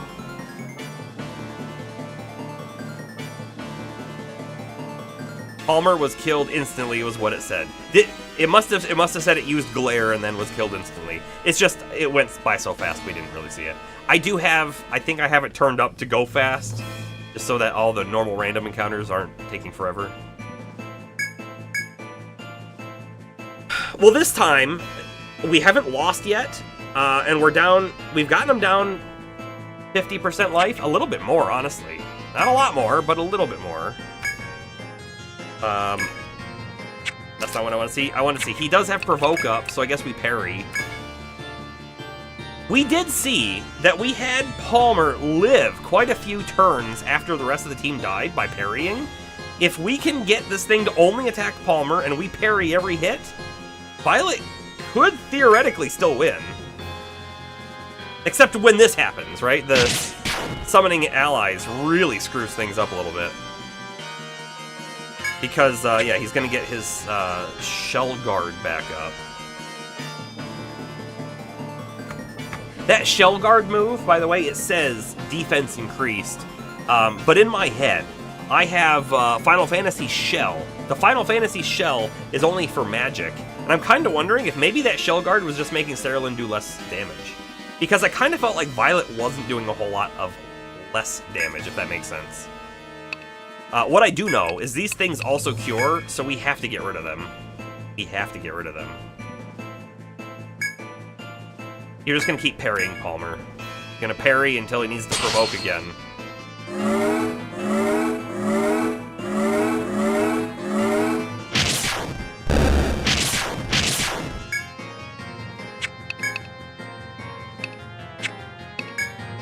I guess we tornado on Cernunnos. Keep parrying. And then, of course, it gets the... Wait! Oh, oh! That makes me a little angry. The tornado didn't work because technically there's a space between them.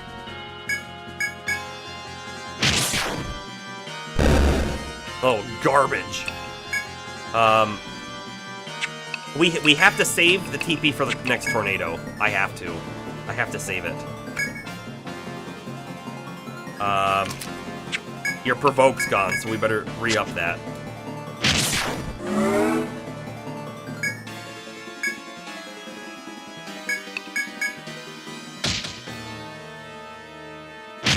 Parry does not protect against glare, turns out. So this is the end. Violet dies here.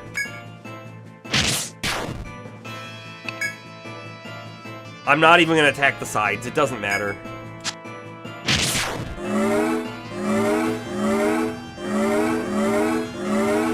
They're both going to cure next turn, but it doesn't matter. How about that? This actually feels RNG winnable. Meaning, if it holds off on doing the AoE hits, and our backline stays alive, we have options. RNG winnable if it uses glare, and it doesn't get the insta-kill on whoever it glares. We have more odds of living.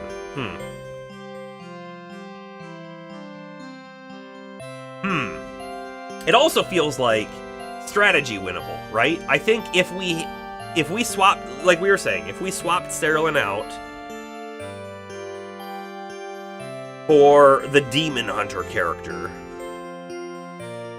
and we were able to bind, I'm guessing we have to bind the head, right? To prevent the glare attack from going off. And then bind the arms to prevent the normal attack from going off.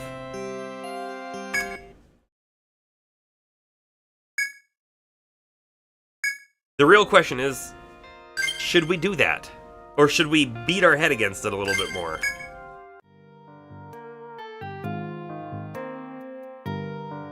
What do we want to see? Grinding? Leveling up new characters? Or, beat our head against it? It's really kind of only two options. If we grind, we're gonna grind with a new character to get it leveled. I will say, fighting on this floor will be a little bit more challenging without Cerulean because of the AoE that she has. So it is possible that we might want to consider grinding on floor 8 and not 10. Bomber, you think level a few times, do the 8th floor quest at the same time? Yeah, that could be a thing for sure. So, do you think we level a few times with our current party, or do you think we level a few times with a modified party? I'm okay with either. Also, I'm just kind of looking at XP. Violet is super close to 31. Palmer is 3,400 away. 2,800, 3,100, 2,058.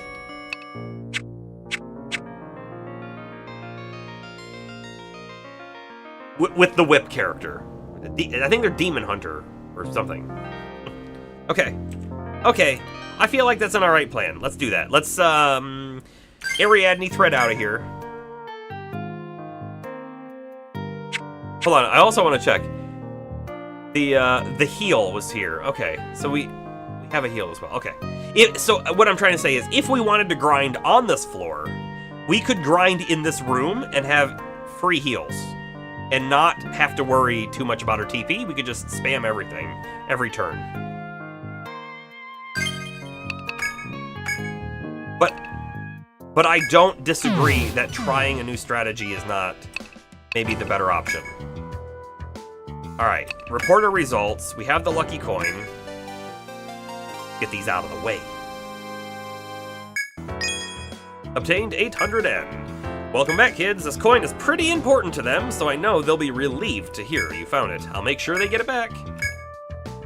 To meet a holy knight. Tiger Fang, new item. Right.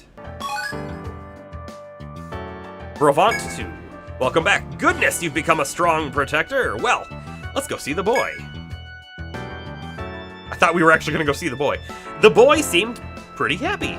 He was in such high spirits. Come to think of it, he seemed pretty healthy. Well, at least he was happy, I guess. And then we can accept new quests. Oh, to meet a Blade Master.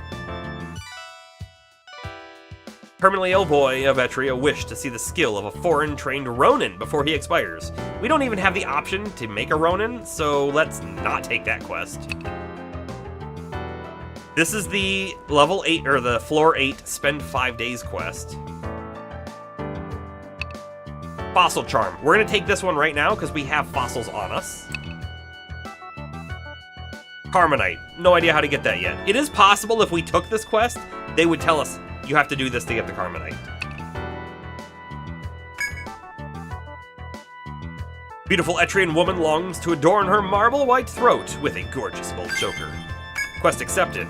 Decided to take the request, have you? Good, I've been hoping someone would. Do you know the lady, Pompadrille, who lives in town? I do not. She's always looking for new and wonderful jewelry to enhance her natural beauty, but she's never satisfied with store-bought stuff. She wants jewels from the forest. Her latest desire is an old choker made of fossils. I know it's not easy to mine for fossils, so good luck. We have 3 on us right now.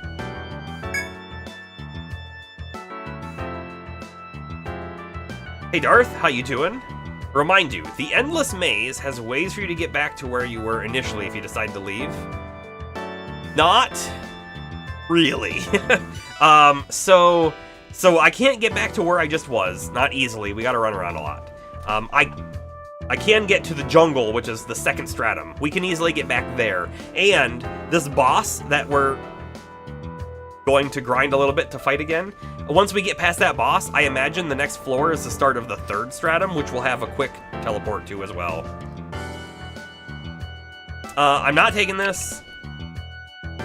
I could take this right now. In fact, we probably should take that one right now. We have decided to take the request. Every now and then, the Explorers Guild assigns a trial like this to see who bites.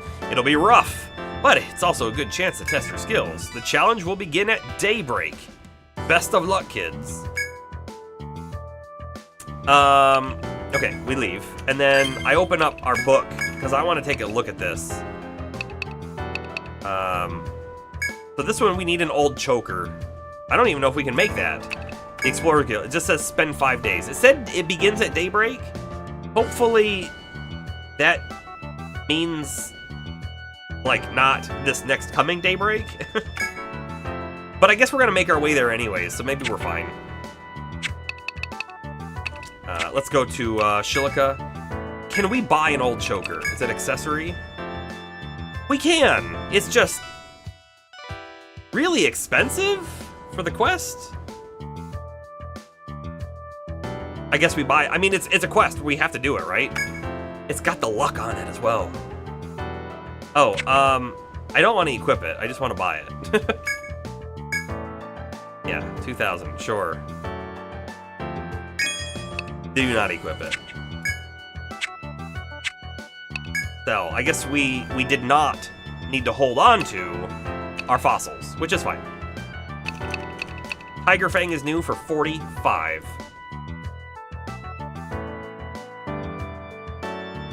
Oh, wait, we have Tiger Fang. That's not the new one. What was the new one? Tiger Fur?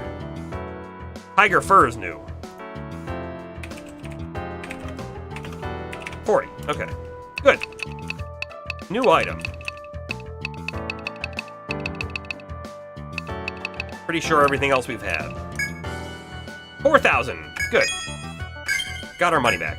The down glove, the plume boot. Sure, we'll check those out in a moment.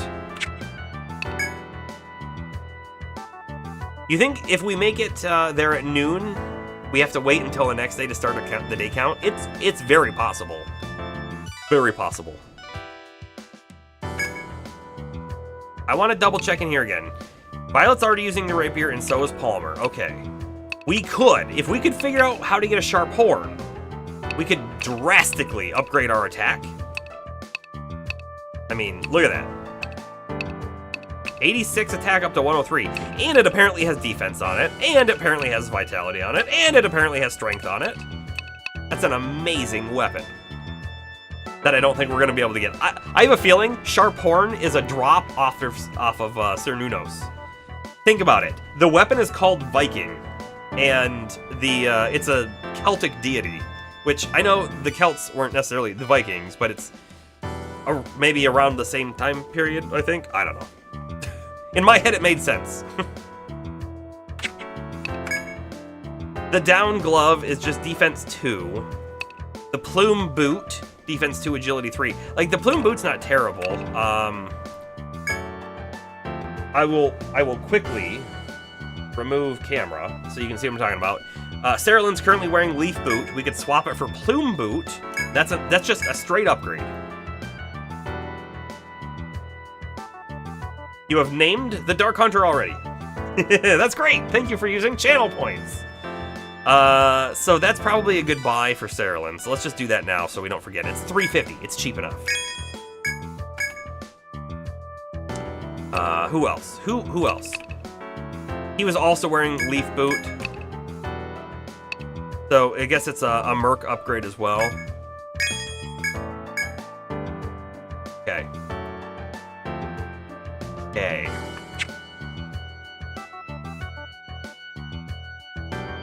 I come back. Here's a question for you. Do you think we should maybe train 2 different characters? And I don't mean 2 characters for the upcoming fight. I just mean 2 characters while we're in there. We could theoretically swap Cerulean and Merc for 2 different characters. And the reason why I say that is because I don't think we're going to need Merc. Because if we're on floor 8, we can just hang around the healing well, right? And if we hang around the healing well, what is he gonna be doing? I mean, he'll be leveling up, which is maybe worth it. Just a thought. Just a thought. Okay. We need to buy the new Ariadne thread. That would be terrible to forget. Okay. All right. Leave. We obtained the old choker. Report. The fossil charm. We get the leaf cape, which we don't know what that does. Yeah, it is a good idea, but Merc levels would be nice too. Yeah. Merc levels would let us get the final level of Healing Touch, which isn't good in combat, but amazing out of combat, and it would let us boost our Cure 3, which we can make it super cheap. We could just do a Cure 3 every time instead of a Cure 2. Or, I think we were actually saying we put it in Refresh, which lets us get rid of things like Poison and Terror and all that. So probably leveling Merc isn't the worst idea. Welcome back, kids. So, this is the old choker. It looks pretty odd, but it'll look nice on our client, I suppose. Anyway, thanks. And the leaf cape. Sleeveless mantle of leaves. Defense 2, HP 10. It's an item. It's an item. Hold on, let's make sure that we report our stuff. Fire Eater. I want to look at Fire Eater real quick.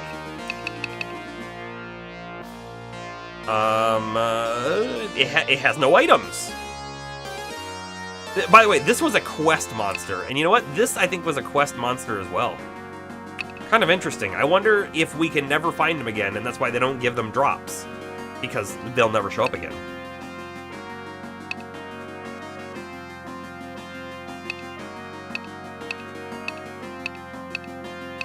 Can you believe that we haven't got the second item off of an assassin, and it's not even, like, yellow? Huh. We fought a few of them. Okay. Tiger fur. Perfect.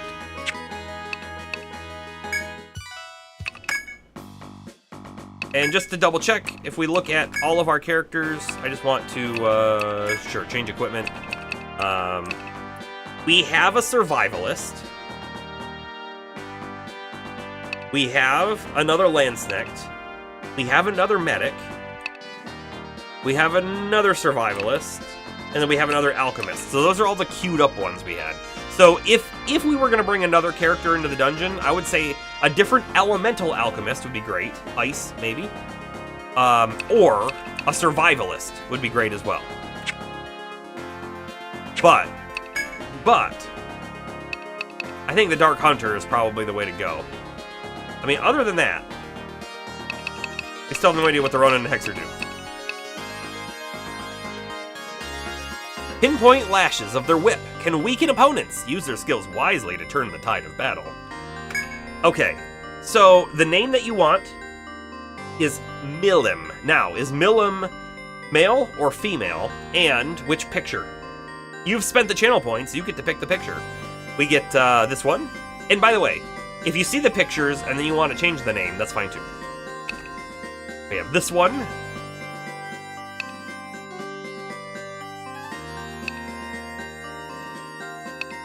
And that one. That one's maybe a fan servicey one. Number 4, you say? Okay, I like it. I like it. Oh, by the way, look at the whips that they're holding. They're all holding like different whips. Not only did you pick number 4 without being able to see the whip, I think, but the whip that you picked is like a chain whip. That's really cool. M-I-L-I-M. Milim. Getting Castlevania vibes from them. Also, 5 looks awful. Yeah, it's not... It's clearly, in my opinion, the worst one. Registration complete. We do not need to register another one. Let me register... So this is our normal party. Let's register our second party. Oh, the current party will be registered to slot 2. No, hold on.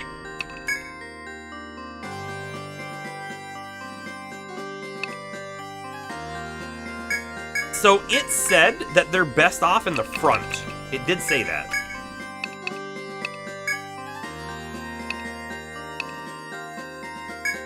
I don't think it matters where the other characters are, but like in the back necessarily, but we'll kind of keep them where they normally are.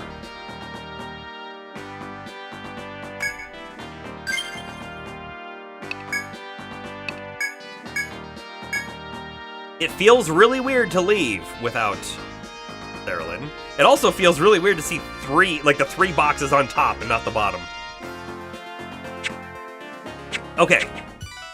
So let's now check out Milim. And I think we should, at this moment, come up with a Milim skill plan. Capital P, please. Also, I need to come back to this one real quick, and this is puzzle question mark?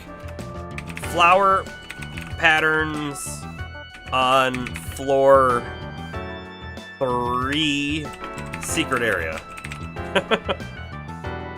There. That way we never forget. The Dark Hunter gives me Milim Nava from time I got reincarnated as a Slime 5. Oh! How about this? I don't know that I remember the character, but I've watched... I don't know how many seasons of that show there are now. I've at least watched the first 2, and I really enjoyed that show.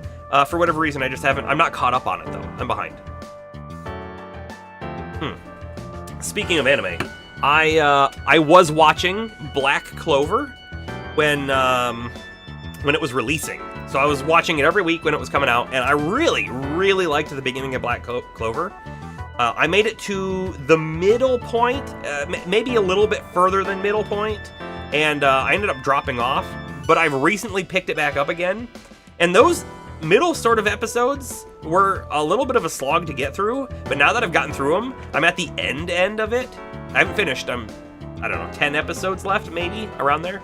And I'm really liking the ending. Well, I think it's the ending. I don't know if there's going to be more. I think the show's over, but Black Clover anime, I do recommend it. It's not my favorite, but it's pretty decent. Okay, so this character can use whips or they can use swords. Let's take a look at all of their possible abilities. And before we look at those abilities, they can also do HP. They can also do attack up. They can do TP up. We might want a little bit of TP. And then they can do take. We're not going to worry about taking. This character is not for resource gathering. Not at all. If we go into TP up at all, we can then go into cloak, hide in the shadows so the enemy won't target you. Special skill. It's 2 TP. In fact, while we're theory crafting this, I guess camera gone. So just to make sure, right, we can clearly see everything in here. I'm gesturing with my hands like you can see me now. Pretend you can see me now. In fact, you know what? Maybe maybe we do something a little different. What if I... Not that. Not that at all. Hold on. Hold on. I've broken things. What if I just do this? For now. For now, I'm floating. Now you can see me. I'm not flipping the camera around or anything. So, cloak. Draw rate, it says. I don't know what draw rate even means, but I don't think we need cloak at all because we have Palmer's provoke. Provoke should make it so that this character's not targeted anyways. Done, right? But yes, bind is what we're after, so we're gonna be looking for it. And by the way, I think it's whips, which is great. If we put any points in attack, what do we get? Boost up. Increases the improvement gained when boosted. Hey, that's a neat thing. Boost points up. Just additional damage. I mean, it's only a one-turn thing after you get your boost power. Or do you think boost point plus? Do you think that might mean that when you gain boost points in battle from getting hit or doing damage or whatever, do you think you get additional points? Meaning you can use boost a lot more often on this character? Maybe. We could also go into attack to get Fury. Increases damage dealt when HP is low. At half health. I don't love that. We try not to be at half health. And then, notice, there's a line that comes off of attack up for level 5, and it goes to both the sword mastery and the whip mastery. So what do we have? In whips, we have Anaconda. This has a chance of poisoning the enemy. Hey, I'm a fan of that. Gag. Binding the enemy's head. So this is the one that I imagine we have to do in order to prevent glare from going off. Binding the enemy's legs. And I don't know why we want to bind the legs. I really don't. I feel like... Oh, you know what? Maybe binding the legs lowers their speed, meaning that we can attack, like almost guarantee our attack goes off first. That might be what that means. Cuffs to bind their arms, the one that should hopefully prevent them from attacking. And by the way, we get damage up as well. So this is an attack that also has a debuff. And then we get Ecstasy. This one needs the level 5 of attack up. A whip skill that does incredible damage to totally bound enemies. Okay. And then Climax. Whip skill that may kill and drain enemies with low HP. But learn skill at 5% enemy HP or less. It costs 6 TP. So we don't know what it changes. We know it starts at 5% enemy HP, and it has a drain, which is cool, but I feel like we're not going to be getting a lot of HP back from it. I don't care about Climax. Ecstasy, on the other hand, I do care about. So how do we want to build this character? I feel like this says bind rate, which means we need to put a lot of points in cuffs to ensure the bind happens, right? More points in Ecstasy ensures we do more damage. But I'm feeling like a decent amount of points in Gag, a few points in Shackles, a lot of points in Cuffs. That's what I'm feeling. Anaconda's gonna get some too, because a little bit of poison hitting every turn could be good. Could be real good for those long fights. Let's take a double check look at Sword Mastery to ensure we don't want to go down it. I don't think we do. Let's see. Whips also increase whip damage. And we clearly need to level it up in order to learn the abilities. So, Sword Mastery puts an enemy to sleep. I mean, that could be cool. As long as no one else is attacking it, right? Nerve, chance of paralyzing it. This one, who knows? That could be amazing for this boss fight. Paralyze? Mirage, chance of confusing it. which we've seen confusion can make it so that the enemy attacks their friends, and he does summon friends. Drain, not bad. Bait, skill that uses comrades on either side to bait a trap. Aha. Counter damage up when user or comrade takes damage. Interesting. I mean, like, Palmer gets hit all the time. It's neat. And then Petrify. That turns him to stone. Yeah, sword sounds awesome too. Honestly, I feel like having a sword Dark Hunter could also be really great. We're gonna go whips. How do we start? I think we go, and I think we're gonna want TP, by the way. And we know that, let's say we have 25 skill points to spend. I guess we technically start with 3, but let's say 25. Yeah, we might want TP too. I think we're going to, right? Because we're going to want to hit these abilities. And who knows? They might only last for 2 turns. So we might need to keep reapplying them. We've never used one. We have no idea. We need at least 5 levels in whips to get up to ecstasy, which is what we want, right? So the whip 5. We want... Man. This is not an order.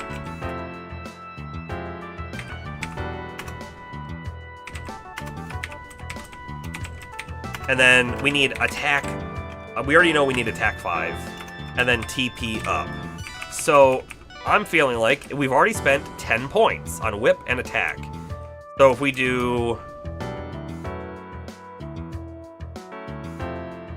And here's where we need to look at stuff again, right? So level 5 is usually where the damage gets a double boost. So it's usually the best spot. So like cuffs, we probably want to at least get that to level 5 to ensure that the bind rate is doubled. So cuffs 5 at minimum. We can always improve it, but now we're at 15 points already. So let's just say at the moment that we take 1 level. How about 2 levels of Anaconda, because that remains at the 4 TP. 2 levels for poison.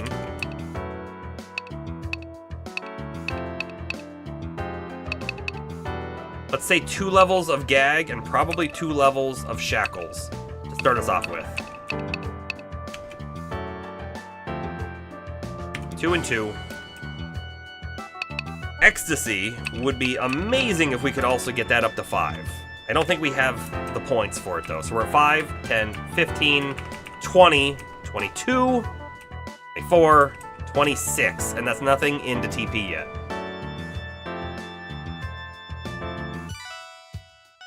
Nothing into TP yet.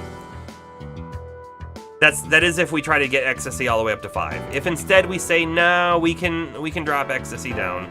Let's say 2. What are we at then? 5, 10, 15, 16, 17, 18, 19, 20, 21, 22, 23, 24, 25. That's 25 points right there. We might actually be able to get her higher. This feels like an okay plan to start us off with. If I could speak the correct language. And I guess they already have some levels to spend, so let's spend some levels now. I'm not going to do the attack up. We don't care how much attack they're doing. Let's put our points into whips immediately so that we can unlock cuffs, like next level, and then try to understand how it works. Feels like the move for me.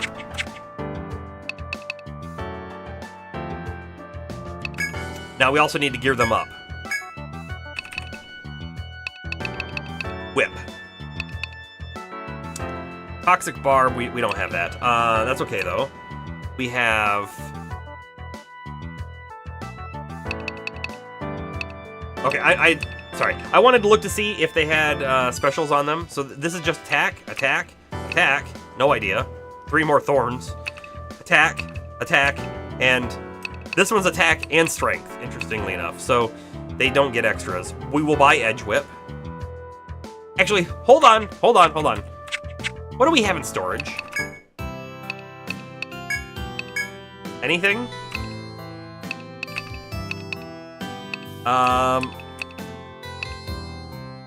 They could wear the doublet, defense 3, vitality 1, but we can probably buy better. We can probably buy better. Okay. Edge whip it is. Purchase? Yes. Equip? Yes. Armor. Hold on. Let's hold off the armor real quick. Let's go back to accessories real quick and see what we might want here. We might actually want this old choker. Hear me out. We have no idea what luck actually does. We really don't. But I have a feeling it's going to help with landing the debuffs. If luck would let us hit our binds more frequently, this could be very good. It is 2,000 though.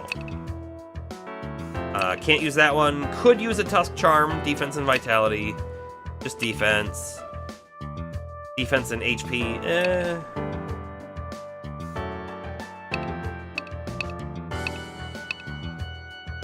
Old Choker is a serious contender.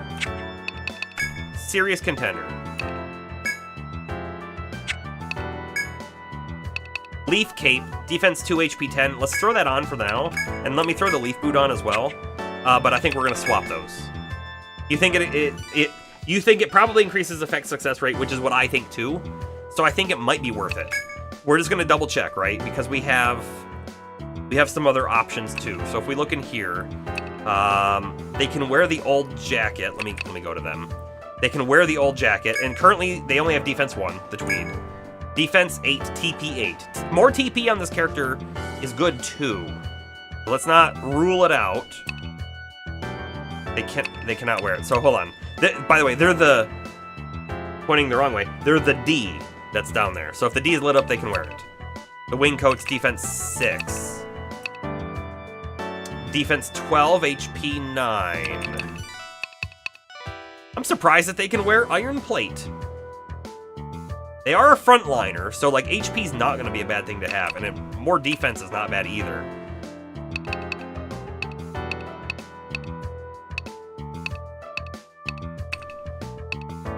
Agility's probably really good for them too. In fact, actually look at their stats.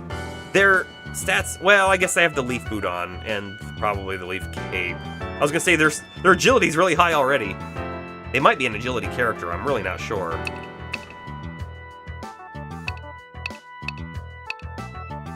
Okay. I think we buy the old jacket. I think we buy the old jacket. I like the TP8. That really better though than the defense 12 and HP 9? I don't think so. Let's buy the Iron Plate.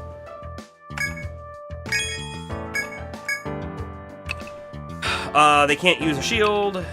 They can put a helmet on. Defense 2, no, they can't wear that one. Defense 1, TP 5.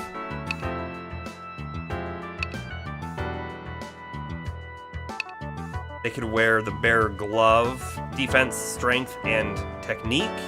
I don't know if the tech actually affects their stuff or not. I imagine it probably doesn't. It's not magic. Probably doesn't affect it. One more tiger fur to figure out what that is exactly.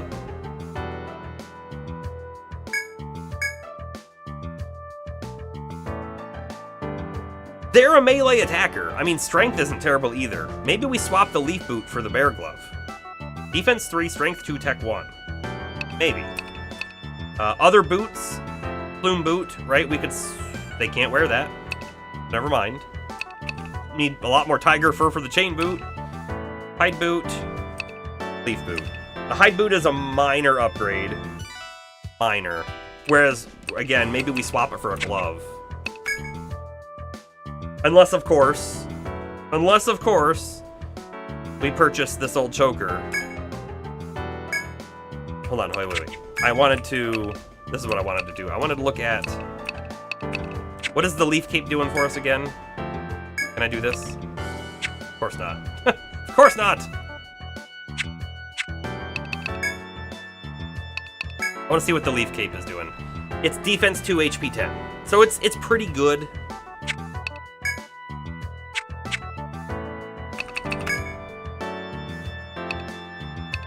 Alright, we're putting the choker on. We're doing it. We're spending the big bucks. Goodbye, Leaf Boot. Yes. Yes, we've done it. We've done it. There's no going back.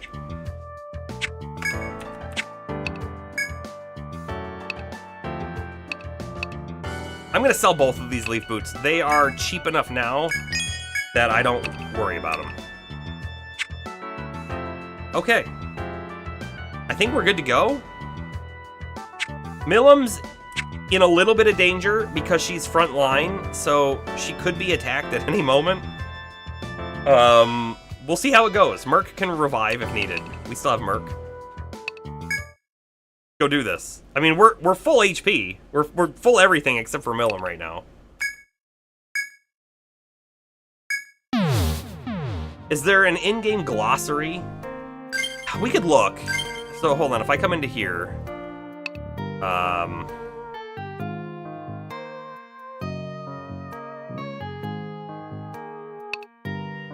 sorry, I'm also kind of just looking at these. I could turn our movement speed up a little bit. I don't know. I actually haven't felt like we've needed to.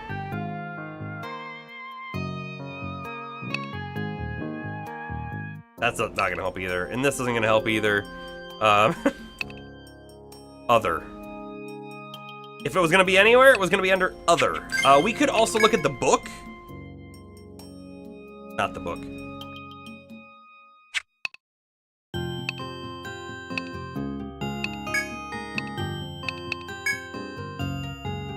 I was hoping to sort of like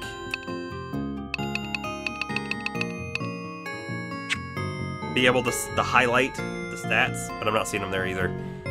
You know, there might be someone in town we could talk to. I don't know. Either way, we have a lot of luck right now. And we're gonna hope that's what we need and want.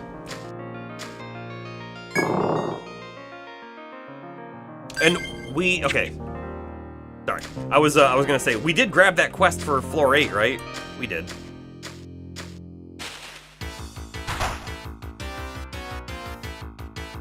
I already feel bad. We don't have Cerulean. I don't know if we can kill this in one turn. I don't know if we can kill it in one turn. We can certainly kill one of them. And in fact, we can probably... Boy, I don't know. How come I don't have skills? Oh, because sorry, we didn't learn one yet. I feel like we should probably just defend. For now. Here we go. Go ahead. Go ahead and look up luck. And if you see anything and you're like, wow, this looks really spoilery, then don't say it. And if it doesn't look too spoilery, then feel free.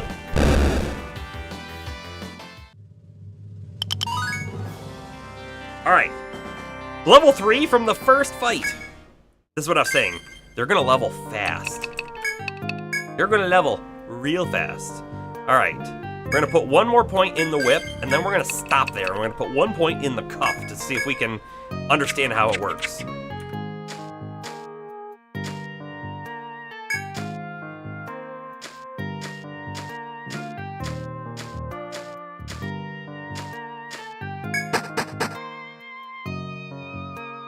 Oh, I didn't think about this, but might they die on the forced damage here from the tiles?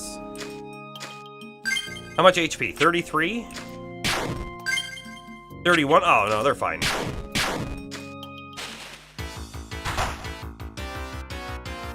Again, another spot where I wish that I had Inferno. Zedwell Tornado. Which I think will kill them all, but I don't know for sure.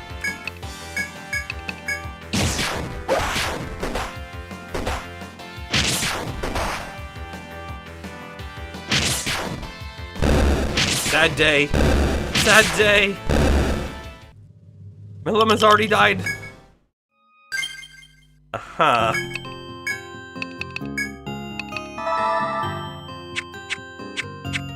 We could be using Provoke on Palmer. I'm sure we'll figure it out a little more coming up here. This is absolutely a Provoke point. And then, let's try Cuffs on this thing. And then Astro and Merc are gonna try and kill the Sleep Gel, I guess.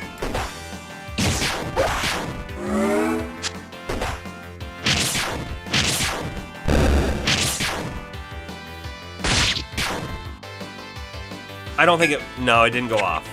So, they hit. They just didn't do any damage. They hit, and they did damage. They just didn't get the status effect. You know, saying the right thing.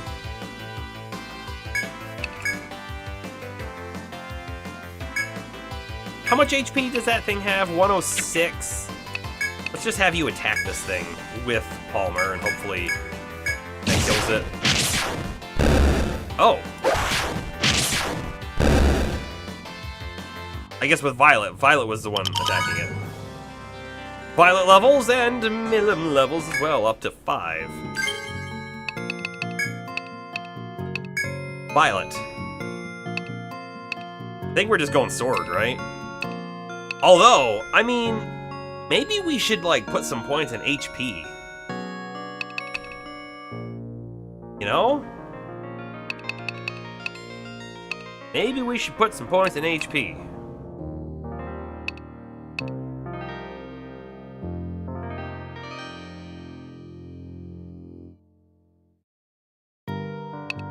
Nope, Sword Mastery.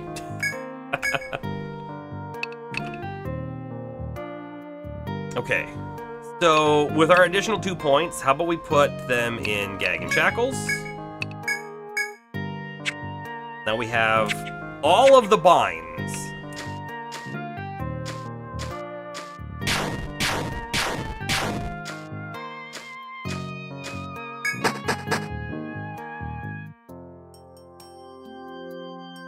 We are now on floor 8, right? The floor of the quest.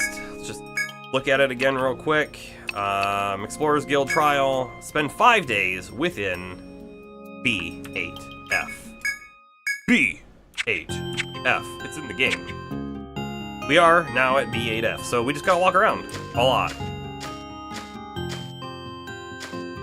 I wonder if there's a way to just, like, wait, you know? Alright. Heck is for TP and elemental attack defense. Luck is for crit chance and ailment bind chance. Okay, which is great. It's exactly what we sort of expected. I was expecting luck probably to be the crit, but also ailment bind. So that's actually perfect. We want the binds to go off. We want the poison to go off. Perfect.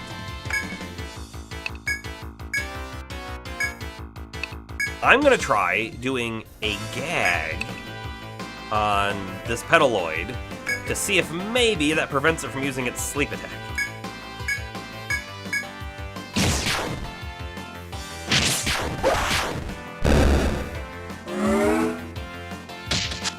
And we didn't get it off before it got us.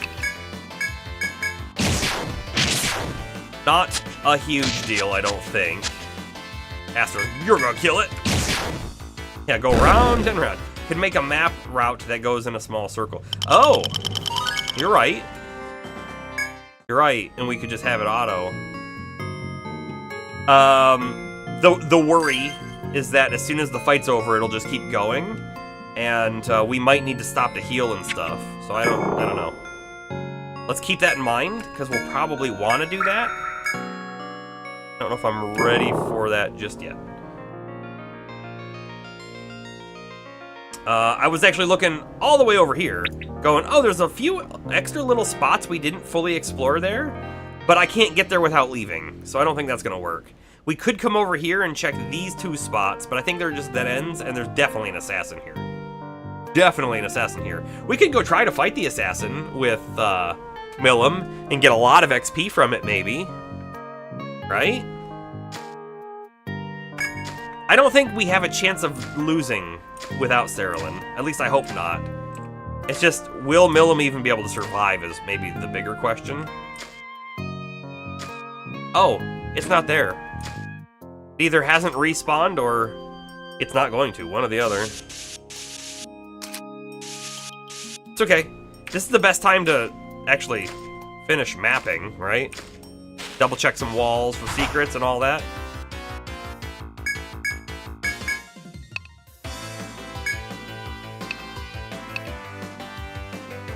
Don't know that it matters what we try to gag. I just want to try, like, I want to try to get one of these to work.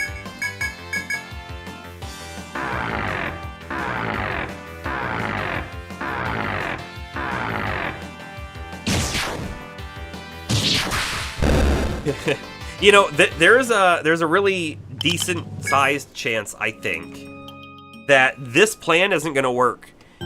We might need more points in each of these than what we're currently assigning to it. Like, what if we really need more than 5 points in there? Maybe we shouldn't worry about ecstasy and attack right now. Maybe these are like higher level things. We should focus on getting 5s in gag and shackle.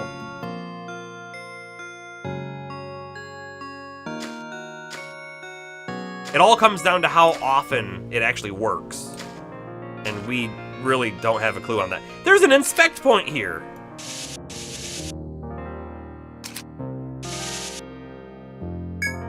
Small crack, visible in the wall of trees before you, but it seems you cannot pass through from this side.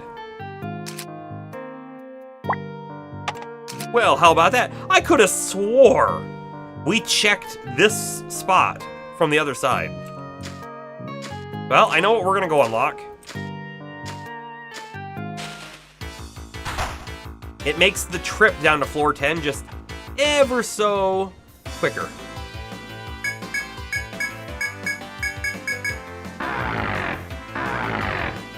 You know what else I'm realizing? We might be able to just do auto attack for a lot of these fights.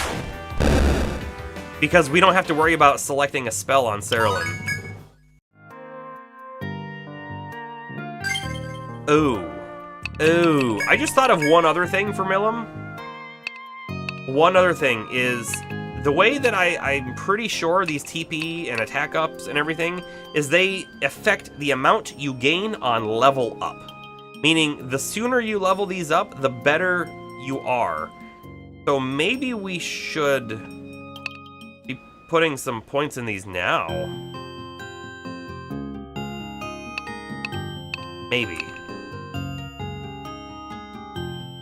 Yeah.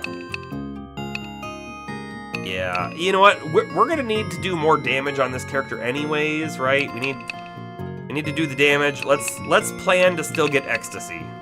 Or let's plan to at least be prepared to get it with the attack up. How about that? So let's do our 2 points in an attack up now.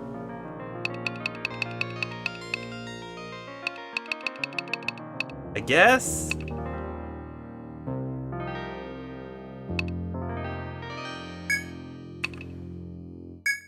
There we go. I've done it. We can't undo it.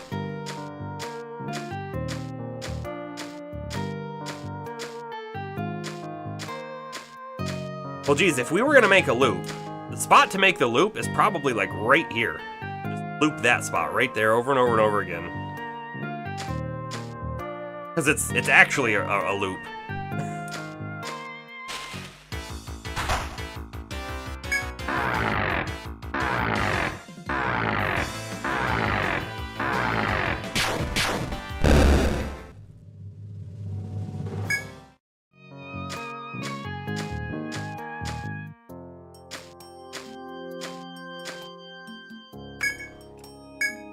Continue onward. Can we go back through again? We sure can. That's amazing.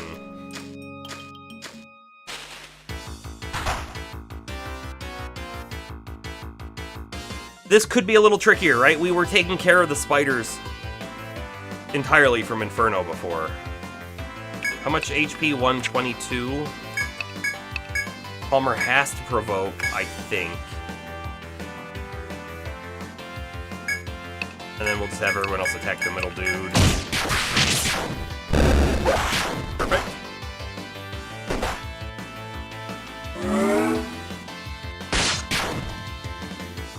I mean, Milim doing 30 damage already at level 7 is pretty good, right? I mean, Merc is level 30 and doesn't do near that much. We didn't realize how much we relied on Cernunnos. I did. Like, I know she's not useless. She's very good. In fact, I would definitely say she's better off than Merc is, especially like right now. I don't think Merc's gonna help us out too much. We're just wanting to ensure Merc keeps getting some XP, I think.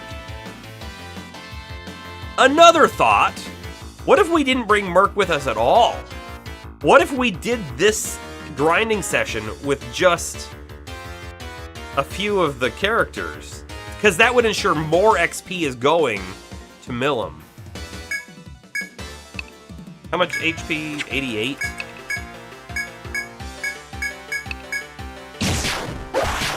Yeah, lessen the split. We didn't really think about that when we were in town, did we?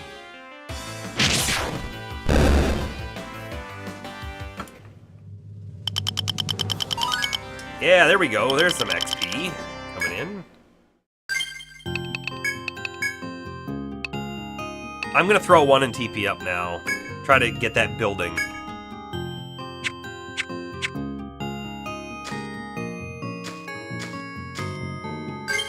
Right, because, like, Merc hasn't done anything so far. And if we did start to get low, we just pop through here and hit the healing spring. A little disappointed. In fact, I would have rathered have Cernunnos instead of Merc because I'm still in the wrong spot.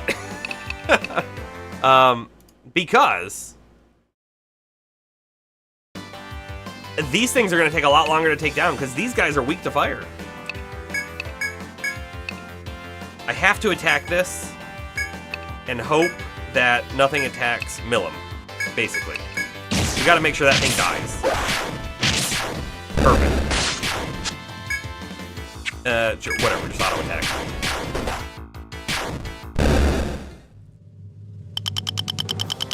Yeah, maybe switch Cernunnos to quicken the XP gain, because stuff would die faster.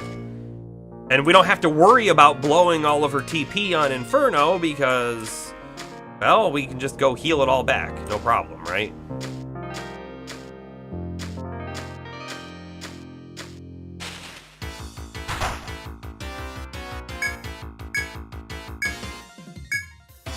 Whatever, everyone just...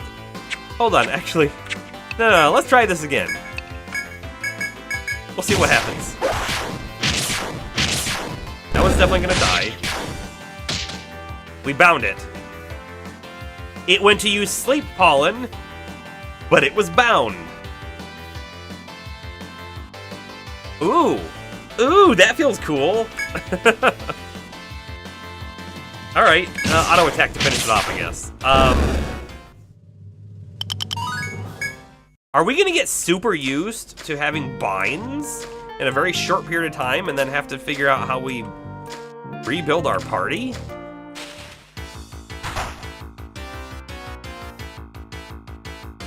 I don't know. I don't know.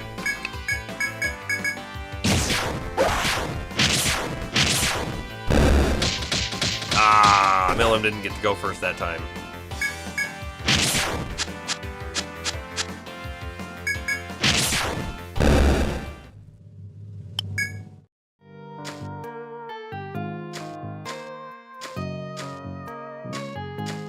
I'm gonna come down and just check these dead ends again.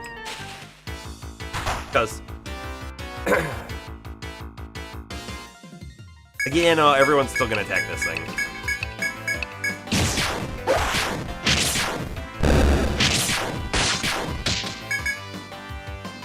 Auto attack, please. I don't really care. Auto attack is fine.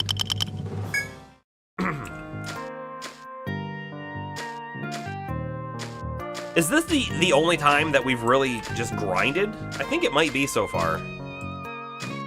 And the worst part about this grind is we can't go, alright, we got the character to the level we want it to be.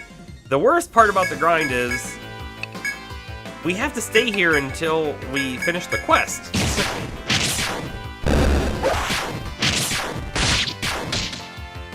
We bound it again and it couldn't get its sleep attack off. That's the best. That's the best. I want to like rethink the party entirely. What if we have like a party that's almost entirely comprised of what are they, dark hunters? Think about that for a second. You have like 3 dark hunters who each one does a different kind of bind. You have one that focuses 10 points in gag, one in 10 points for shackle, one in 10 points in cuffs. They use their moves turn 1, and then turn 2 they all have 10 points in eviscerate, or whatever it was called, ecstasy. And then it just dies. Everything just dies. And then you have a healer in the back and well, maybe you need to have a protector? Maybe not, because they're bound, right? Have we even made it to the start of the first day? Well, funny that you should mention it. You walk through the forest. For the next 5 days, you may not leave. I'm guessing when they say B, they're meaning basement. Because we're going underground. We're not allowed to leave the 8th floor of the labyrinth. You mark it on a scrap of paper you brought. 5 days remaining. Where is the scrap of paper? Is it in here? Do we like just click on this? I don't know. Maybe it just updates us at the beginning of each day. It's going to be a little monotonous. I do not fault anyone if they decide, well, this isn't for me, I'm cutting out here, I'll come back later. Don't fault you. Hopefully it's not that bad though. Because we still got things to talk about, like skill points and all of that. I'm gonna put another one in the TP though. And then another one in attack up. We're gonna get attack up to level 5, and then we're gonna come back up to whips. That's the plan. That's the plan. You know what? Let's do the bigger loop.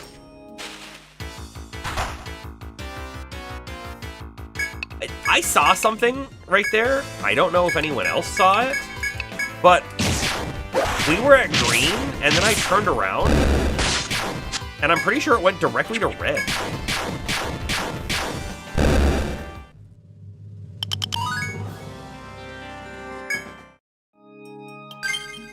Let's not forget to level everyone else up too, right? So we got a point on Astro.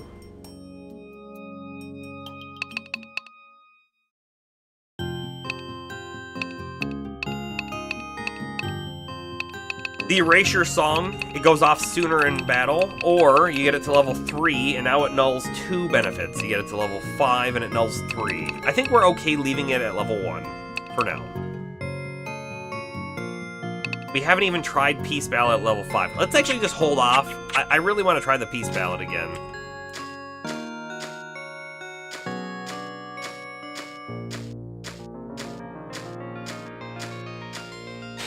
So I'm actually gonna test something.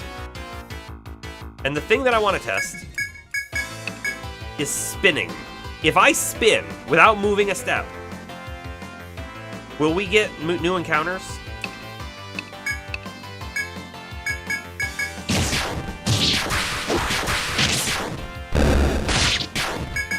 Ah, we didn't get the cuffs. Not that it mattered. Not that it mattered at all.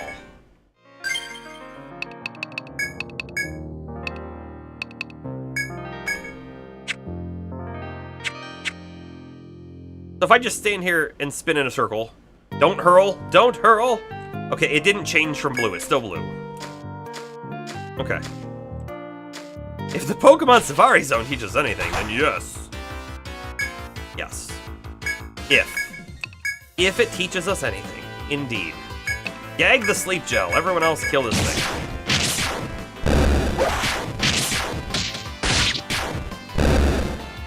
Millum actually killed something. Think about that for a second. At level 11, Millum's already doing a little bit of work for us.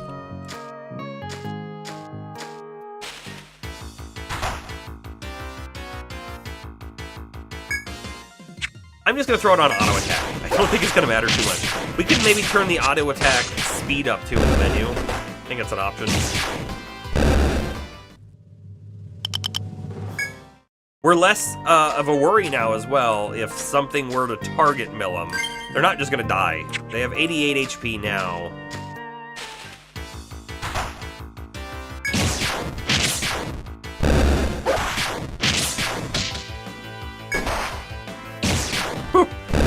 Speaking of, though, maybe a little bit more to worry about than I was thinking.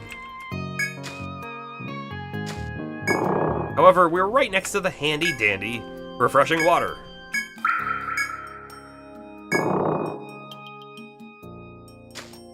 I am impressed with the new class. Yeah, I think it's working out real well. Its debuffing ability is certainly nothing to scoff at, right? The fact that the gag right here on this thing can prevent the whole party from falling asleep is wonderful. Right there. Tried to sleep pollen, no one fell asleep because, well, it was bound. It was gagged. That's technically a spell. I would like to see some bigger encounters, though, for more XP.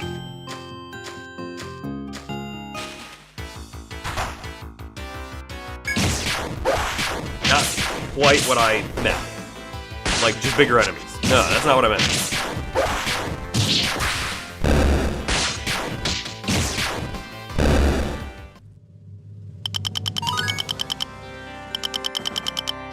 But yeah, you know what? Merc is doing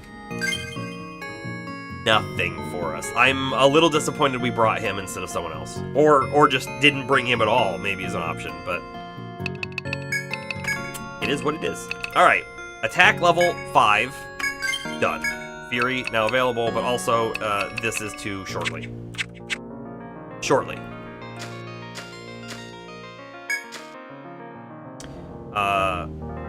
Any bigger encounters across the secret path? You mean across this path right here? If anything, the enemies over there might be weaker. I don't know that they are. They might be, because this is technically a further away zone. That's why I'm looping over here. We can go check out the other side though. By the way, auto attack is stupid because the way we do it, one of these dies in the first turn, and then we basically don't take any damage. Yeah. Hold on. I mean, Merc is good for that, though. I'm assuming the healing spring would also revive, but you know what? I don't know if we've tested that before. We haven't tested. I'm just gonna say it. We have not tested that before. Looking at Merc, we want to max this out. In fact, I should have spent the point before we did it. Not that it matters.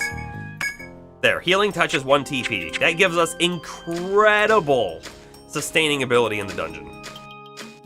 But yeah, we can come over here and check what the monsters are just to see. The only thing we're not allowed to do is go to the far right side of the map. Right? Because the far right side of the map, we have to leave the floor to get to.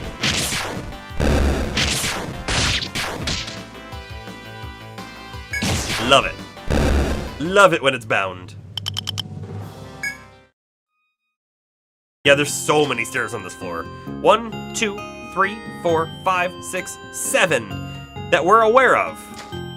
There could be more, technically, because we really haven't fully explored.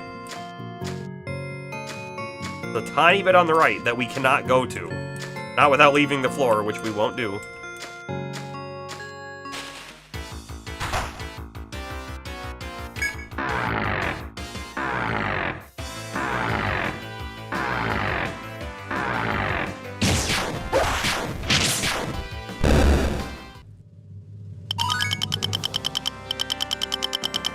Level up.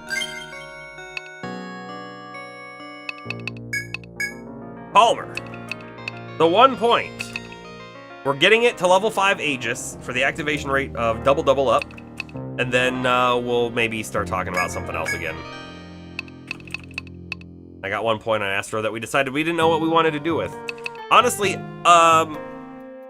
maybe we should think about maxing out Shelter, right? Maybe? That defense up might be a huge bonus for us.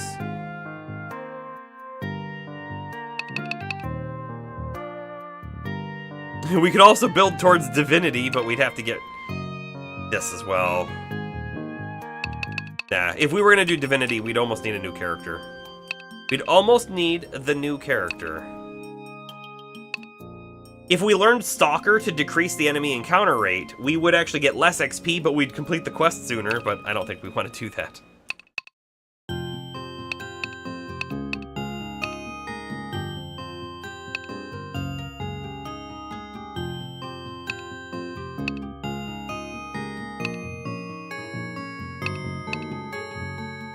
I think we go another point in Shelter, honestly. I think that is a great play. Done.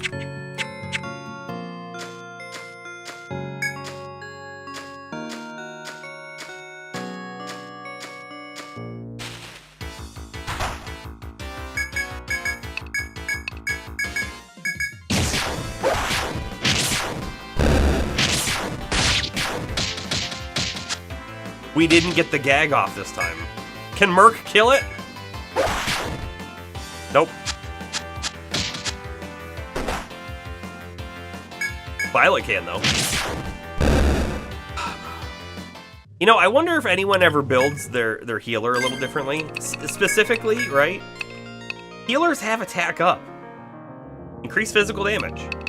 You can boost that up a lot, right? And then you can go into Caduceus, which is a heavy staff attack, chance of stunning the enemy. I wonder if anyone ever, like, maxes this out, and then they have a battle mage, a battle healer. Found nothing. Mint leaf. Okay, cool. That's it.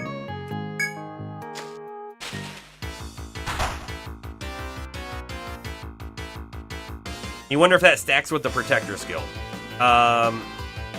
You mean the Shelter, the defense song from Astro, if it will stack with the big AoE defense that the Protector has. Honestly, I feel like it probably does, but we have no idea because we have to put shield mastery points. Oh, Stalker. Oh, you mean if we had Stalker on both characters and they both did it? I don't know, maybe. Didn't really think about that before.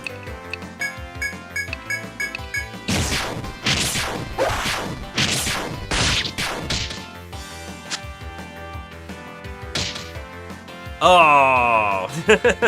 we bound it trying to make sure that it couldn't attack, but it used a spell instead.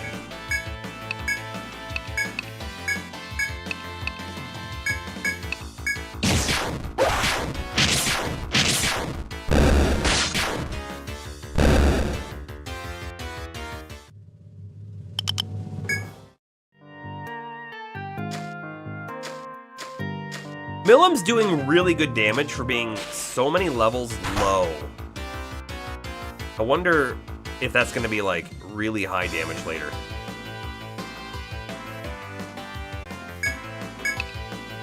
You know what? Just everyone attack the flower, and then when it's dead, finish off the other one.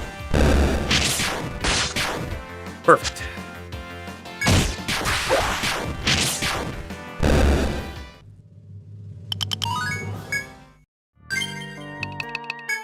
There's our next Millim level. We've got the TP2, the attack 5, which is kind of what we were looking for. One more TP would let us take Cloak, but I just, like I said, with a Protector, I don't think we need it. So let's come back up here. We could do one Whip and then one Ecstasy, and then technically we have access to it, but I'm feeling like let's get some of these other ones going first.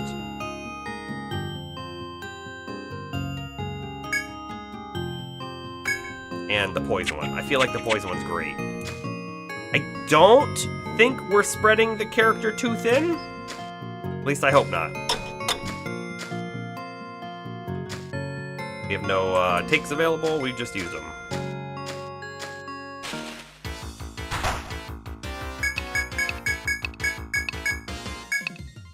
Back up. Anaconda on that thing. One day finished? No. Not even close.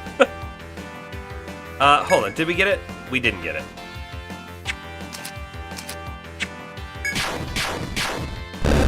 Not even close to one day finished. We have gone from 5 a.m. to 10 a.m. We have completed 1/4 of one day of the 5 days we need to complete.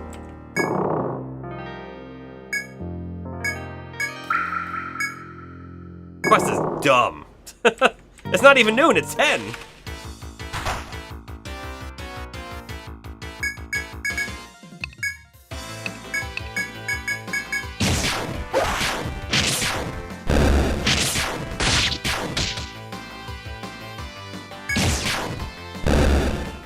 Man, you ought to be keeping a journal or something.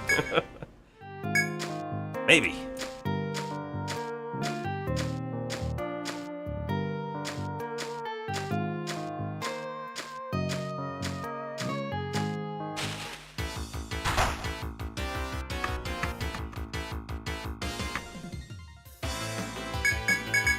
Everyone just attack this thing and the overflow can go. Fine.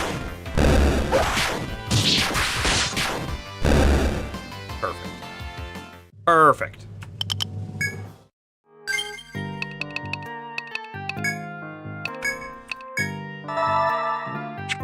Make sure Merc does something to earn his salary.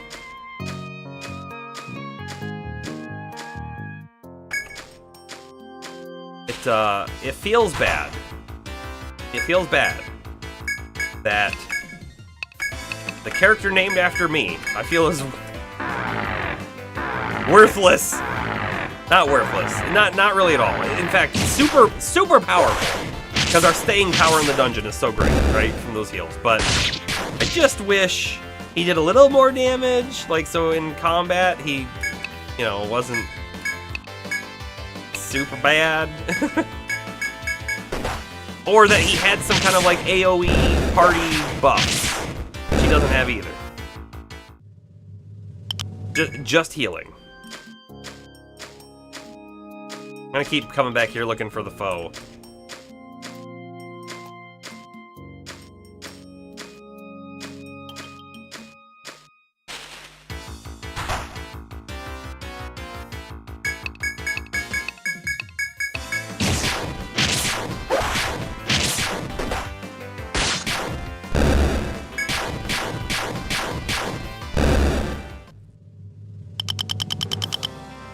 Day 1, 10 a.m. Only 5 hours have passed, but it feels like an eternity. My body will be fine, but how will my mind be after the quest ends? Only time will be able to tell. Honestly, I don't know if I'm gonna be able to last long enough. I'm really feeling like this is an exercise in patience, and I don't know if I have that patience. Oh boy! Look at all that poison damage! I will also say I would have expected Milim to be higher than level 14 by now. And if we were on floor 10, Milim would be leveling faster, because we were getting almost double the XP on that floor. Oops, I didn't mean to go custom. I meant to go skill.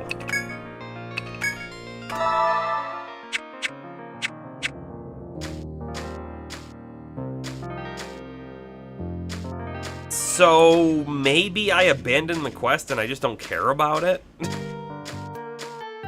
You know what? Here's something, Bomber. I want you to look something up for me.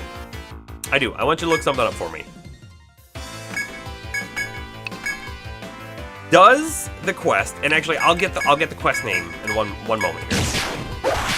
Does the quest unlock any further content? i.e., if I abandon it, am I missing out on something later? Because right now, the quest, it's called Explorer's Guild Trial. the reward is a hauberk, which we can purchase.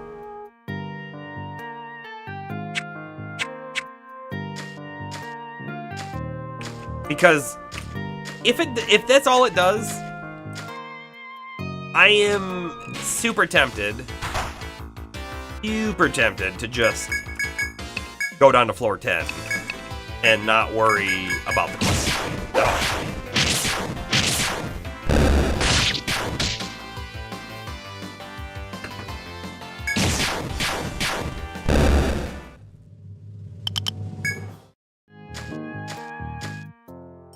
And then we'll find out if we can do floor 10 without Cerulean effectively. Because we were using a lot of Infernos on her, I think.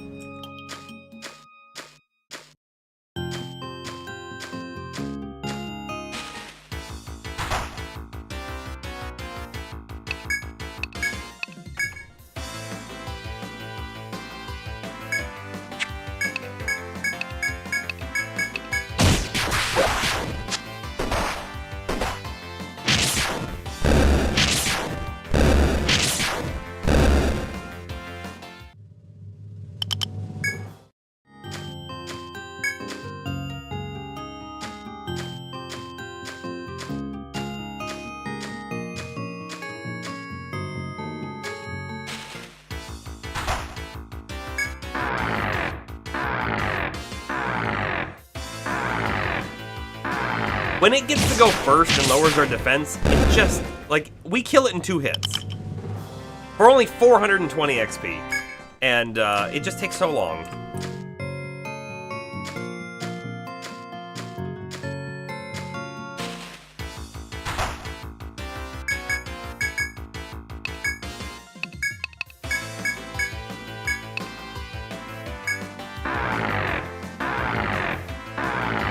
I hate it. I hate it.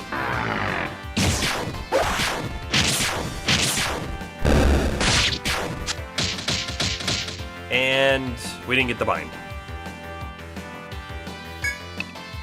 Altogether, it is 3,600 steps. That's a lot of steps.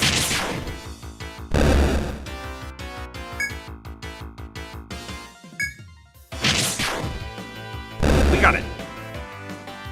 Makes you wish you could do it for me off stream. I mean, I could do it for me off stream, but I feel like I want to make sure I do the whole thing on stream. You know, that's a thing that I'm gonna say I slightly struggle with, right? If I'm playing a game, usually I want to be like, okay, the whole thing is on stream, the whole playthrough is on VODs on YouTube, right? So someone at any time can go back and watch the game from start to finish, no blanks. But there are times when I haven't done that, right? Like in Valheim, or more recently with Monster Hunter, right? I've played a little bit with LeCloud off stream, and I've played a little bit solo off stream. And there's definitely a part of me, dang it, Millam's down. There's a part of me that goes, I really shouldn't do these off stream because it's robbing the stream, it's robbing the VODs of part of the content. And it's something, I don't know, I struggle with a little bit. I know it probably doesn't matter at the end of the day, but like the Monster Hunter one, specifically the Monster Hunter one, let's see, on day 1, we ended the stream. I'm trying to remember exactly how it worked out. I think we ended the stream with fighting Kongolala and we failed, right? The Kongolala killed us, and then we took our revenge on Kongolala off stream. And so the stream, all you guys, you didn't get to, I guess, relish in the enjoyment of seeing the comeback, if you will. And it's just something I think about.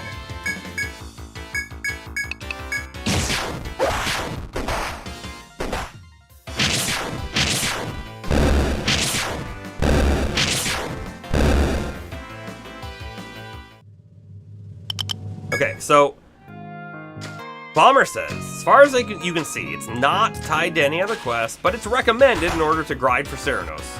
Makes sense. Oh wait, shoot, Millam's dead. I didn't revive Millam. Dang it.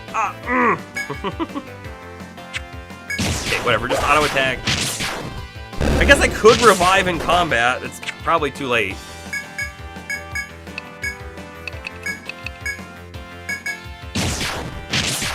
Yeah, it's too late. That's fine. We're going to use this as an opportunity to see if the healing spring revives people. Because I bet you, somewhere in Stratum 3, there's going to be a spring or something to heal. We'll see if it revives people. Nope, sure doesn't. Sure doesn't.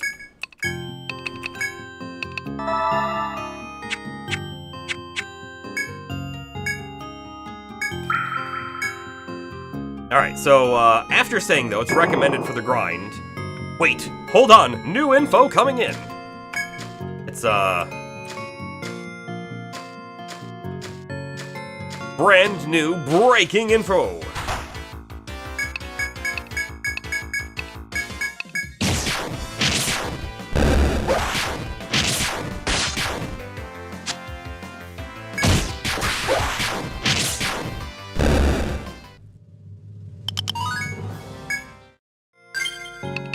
Millam level 15 obtained. 2 skill points to spend. 2 skill points. Spend. Alright, we put 1 in whip. Yep. And then I think we put... because I'm pretty sure we want cuffs level 5. So we're gonna do that. You found one person saying that new quests only come in after old quests are completed. Looking for verification. Okay.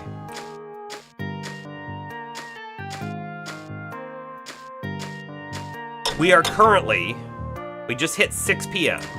So we are currently 1/10 of the way through the quest. How long have we spent so far on it? 30 minutes? Oh, it's so slow.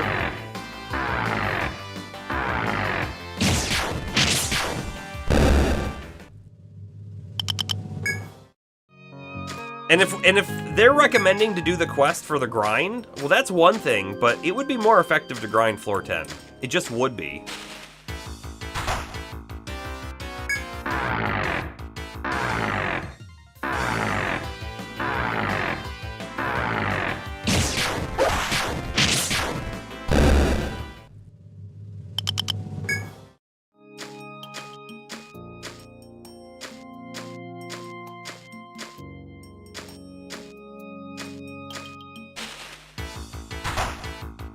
Again with the Firebirds. And this time we were blindsided.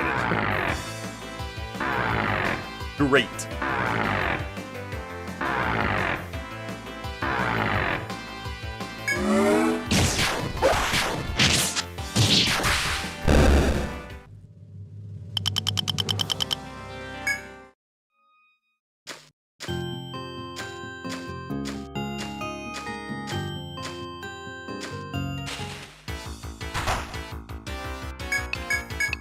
Do you think we could actually come in here and grind with just Violet and Palmer?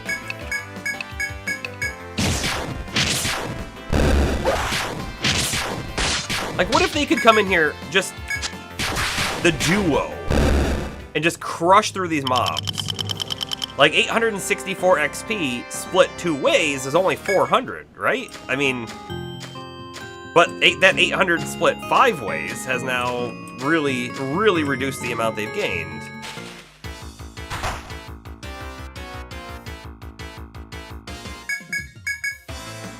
You might have a little bit of issues somewhere along the line, but maybe not. Wow, Millam's strong enough now to two-shot that mob with another character.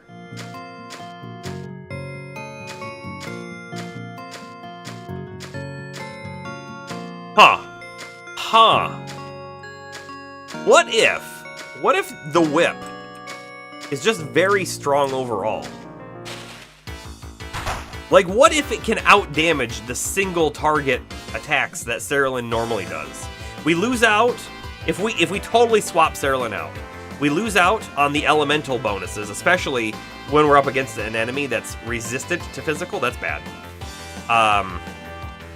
However, we also lose out on the AoE.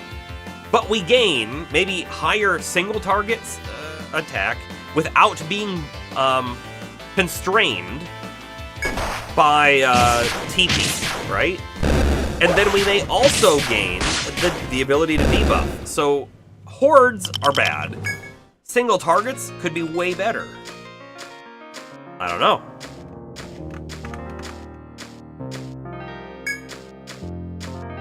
The thoughts running through my mind.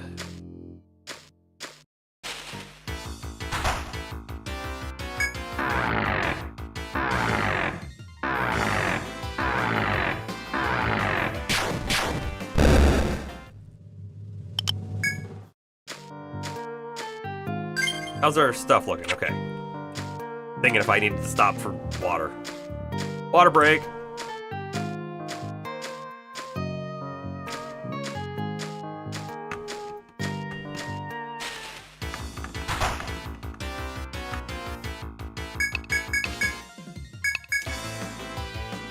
Hold on. Let's try this a little differently.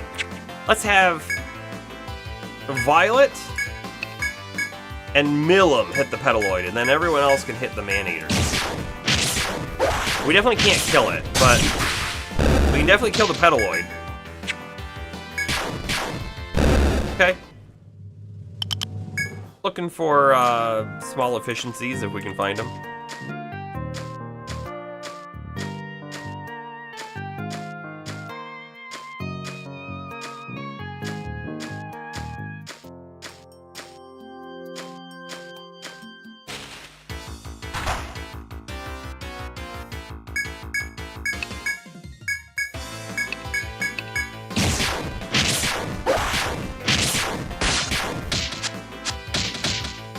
Now hold on a second. Violet and Millum hit the first one, and Palmer, Merc, and Astro hit the second one, and neither one of them died. They're both super close. Ridiculous. Ridiculous.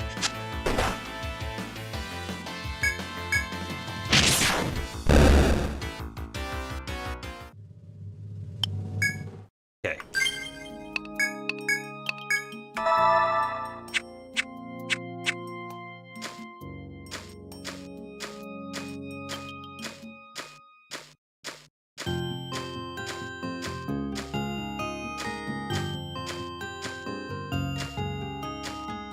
So there's a chance that that one person you found that says the new quests only come in after old quests are completed. It's possible that maybe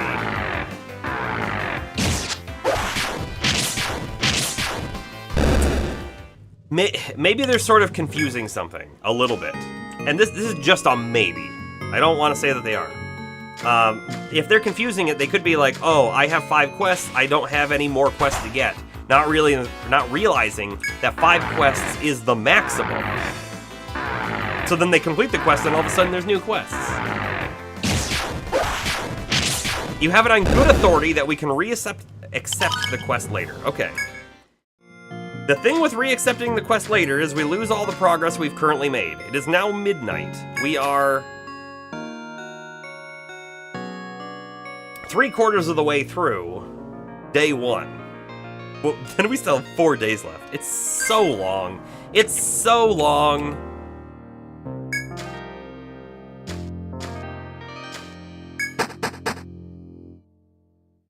I've done it. I've done it! You leave the specified floor, breaking the terms of the guild's 5-day trial. Yeah, we're gonna go get XP. That's what's happening here. Okay, we need to make our way over... Hey, look, by the way, this F.O.E is back, which I think is an Armoth, actually. I would be deathly afraid of fighting an Armoth without Cerulean, actually, but we could get a lot of XP from it, and a little bit of money. if we're actually able to fight it off. So it might be worth it.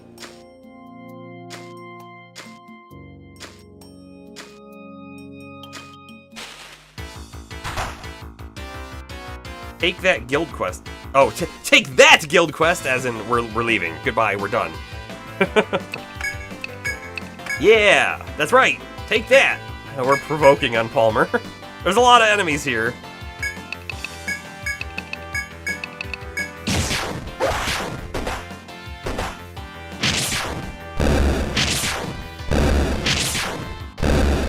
I guess Palmer didn't need to provoke. It's probably fine. Milim missed. Sure, everyone else attack the right one, and we're good. It was liable to drive me nuts. Yeah. Yeah. Red Slingstone. That's right. We never figured out what this was, right? Hold on. Hold on. We're checking one more time real quick. You spot the redstone at your feet, right? It's not a valuable gem. It's just a sling. It's valueless. You lose interest immediately. We must eventually find a quest asking us to go find that thing. Why they need it, I don't know, but we must find that. Oh, there is a foe in this room. I'm not ready to do a foe without Cerulean. I'm not.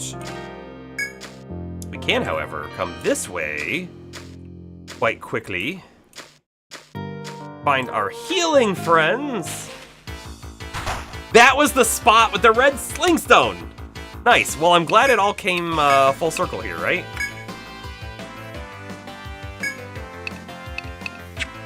We're gonna have Palmer attack that one, and Milim and Astro attack the right one.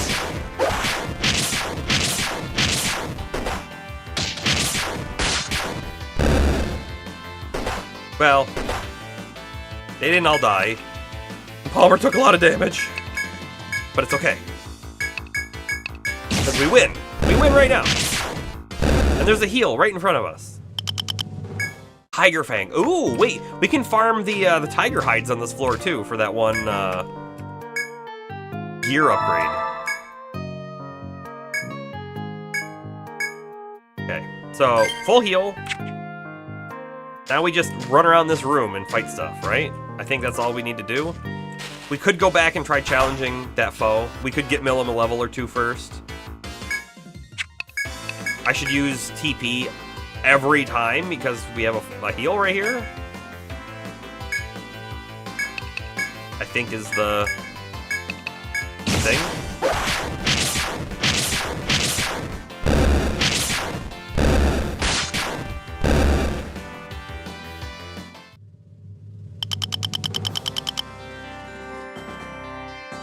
Bind its feet, the Armoth can't charge if it can't walk.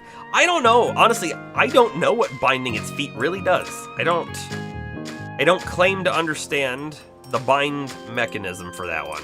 Honestly, I think it just makes them slower so that we should get our turns off sooner, I think.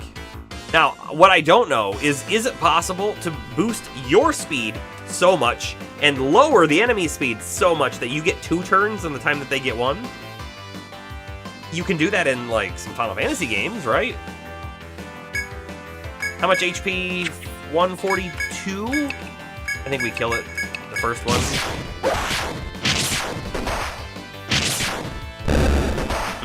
Aw, Milim!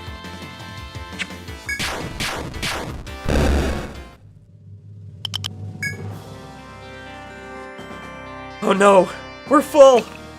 Amber Lumps and Stingers are probably the cheapest because they're at the bottom.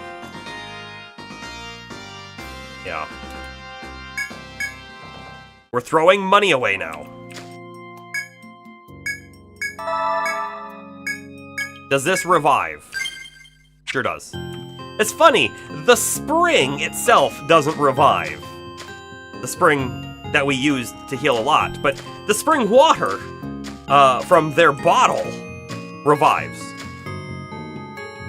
Yeah, it's kind of funny. All right, we're gonna do an experiment. I'm pretty sure it's an assassin. An experiment.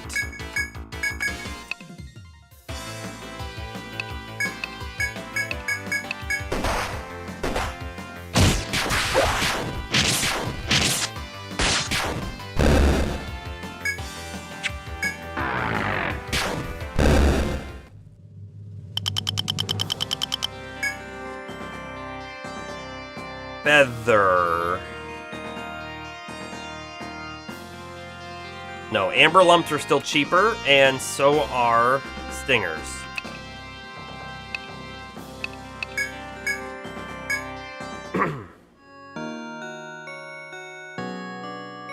If I were a spring, if you were a spring, you wouldn't revive unless my water was in a bottle. Just saying. Well, good for you. Sure, I'll top us off for 1 TP. Why would you not? Right, you're about to fight a foe. Top off. Okay, the assassin has appeared, and we will go all out on this thing. Now, it has a poison move. Hold on. It has needle and it has venom. I'm assuming if we gag the head, it can't do venom? Because venom's kind of like a spell?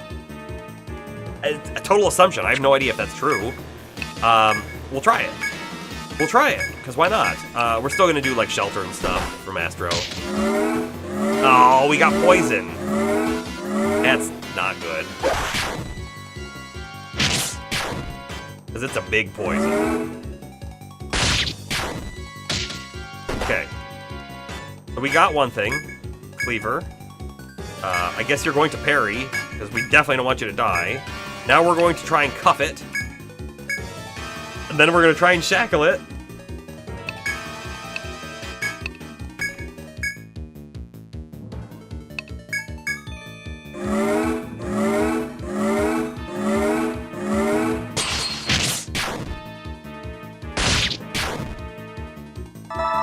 We didn't get it.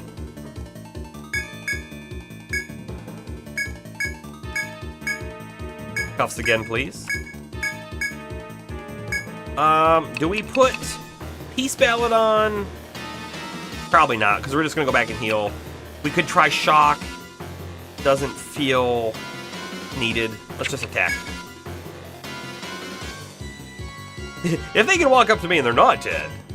But if they take the water to go, I don't know. So you give them the good stuff just to make sure they're fine. Alright, you know what? It makes total sense now.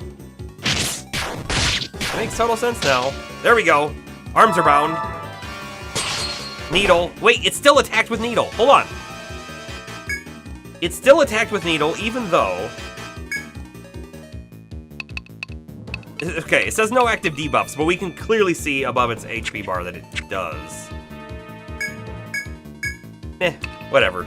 Parry again. I'm pretty sure we actually already discovered anyways, right, that we had our arms bound on Violet, I think, and we still attacked. So I think it's not a guarantee, but more likely that your attack fails, I guess? I don't know. But we're gonna kill it here anyways, so... It doesn't matter, turns out.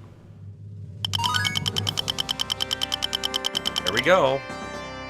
Wow, honestly, we've gotten 2 levels on most of our characters now, which is pretty great.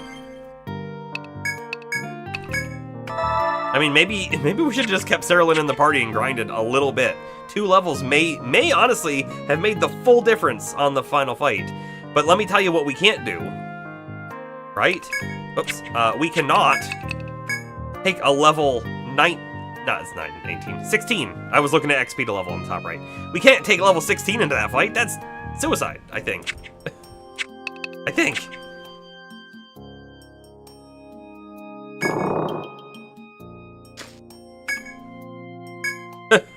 You can't mine because you can't hold.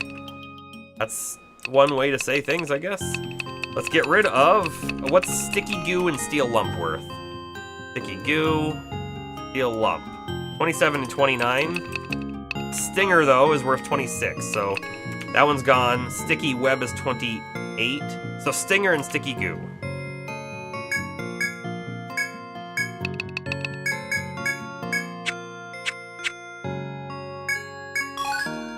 Scrap iron. Scrap iron. Yeah.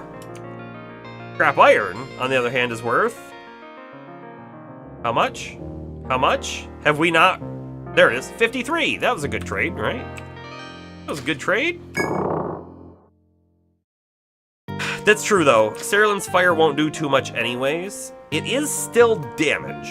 It is still damage, but, the problem with having Millum only at level 16, I mean, I'm really gonna say anything sub 20 is a problem, is the AoE hit. The AoE hit's just gonna do so much damage, and if, for whatever reason, it decides to attack Millum like, head-on, she's done for. Done for. Oh, wait, so up here, hold on. We got scrap iron here. Sorry, we got fossils there, and we got scrap iron down here. Let's just mark that. Because I don't know if those spots are actually different or what. Okay, cool.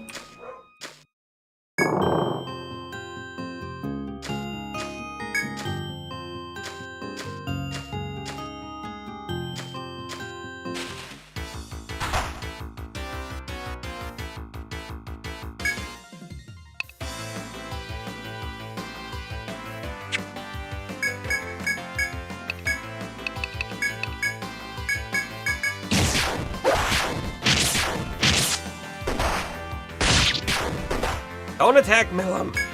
Oh, look how close to Deadhead is. We'll let Millum kill it, maybe? Or maybe even Merc.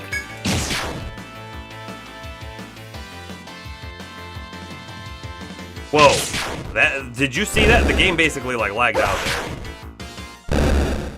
Merc did kill it, by the way. He did kill it, by the way.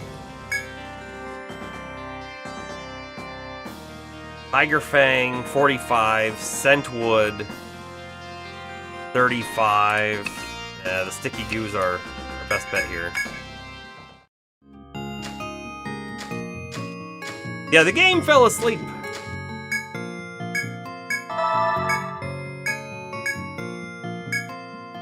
I can't wait till they say, you've exhausted our supply.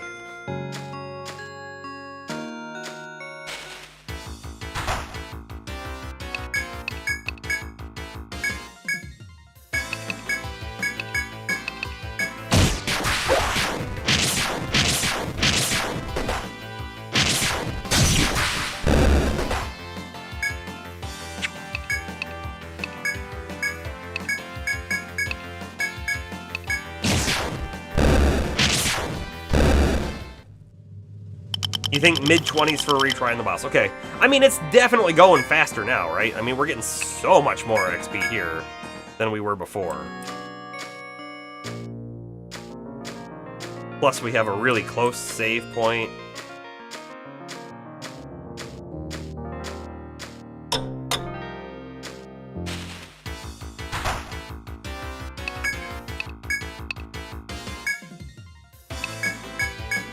However, on big groups, I still might want to provoke with Palmer, because if they attack Millum, she's going down. Going down!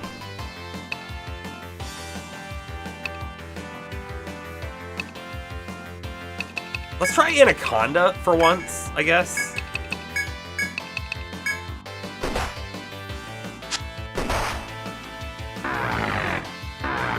I said don't attack Millum. Don't do that.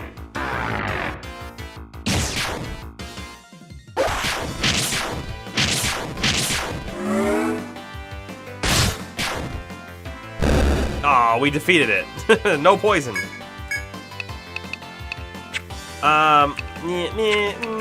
Let's just attack.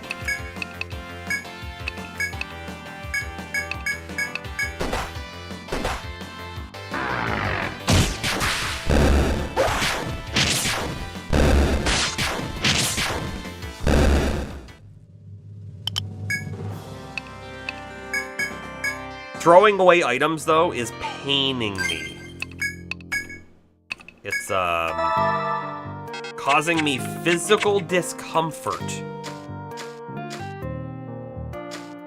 How dare you spend your 1,000 points and lose out on 200,000 channel points? Come on. No. You might be there right now, but you're not. But you will be there shortly, right? Because you gain so many channel points. I don't think you need to worry about it, is I guess what I'm trying to say.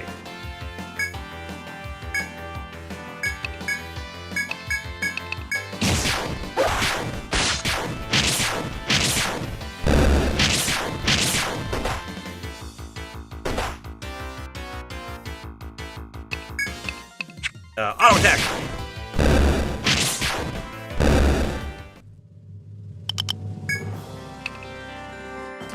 Steel lump, right? What is that one going for?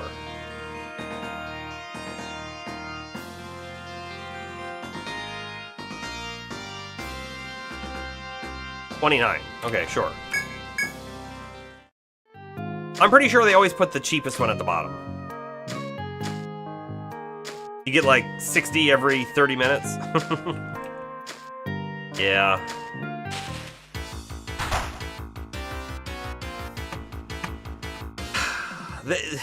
We need to either have like some really, really big point redemptions that do something interesting, or channel points basically eventually for subs, specifically subs.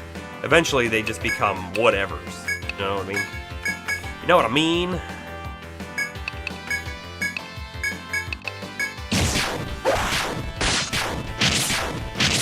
It was the steel lump less than iron scrap? That feels a little wrong, doesn't it?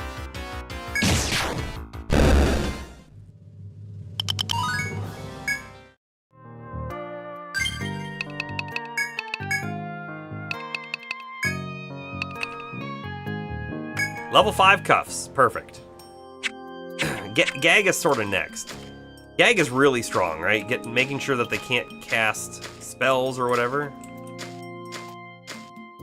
I think we actually want to go level 5 on Gag.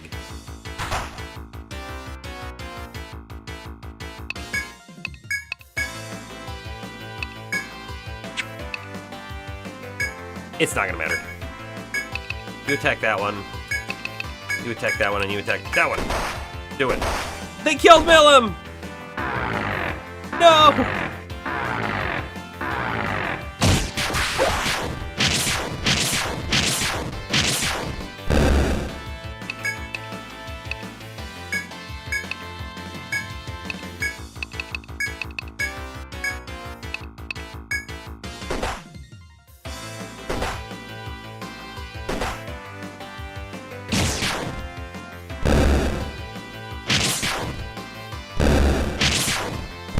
I mean, feel free to use your channel points whenever you want to. Yes, Merc can revive mid-battle, and I tried to. I tried to. It didn't go off though. We're only taking one level of revive, which means it's not likely to go off first in the battle. Likely to go off last. Because we're kind of using revive more specifically as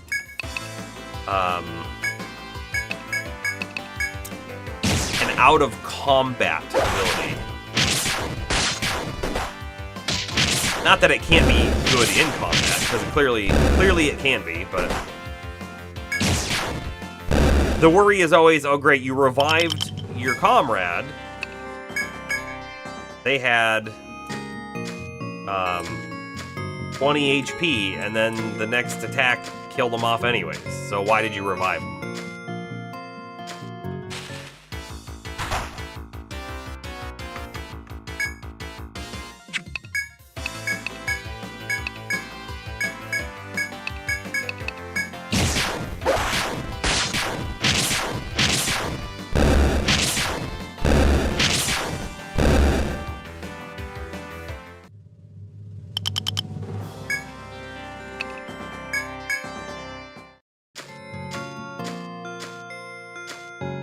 Could defend for the rest.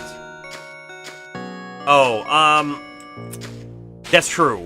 That's true. We could have defended, revived Millum to ensure that Millum got the XP for that encounter. Yeah, you're right. We could have done that.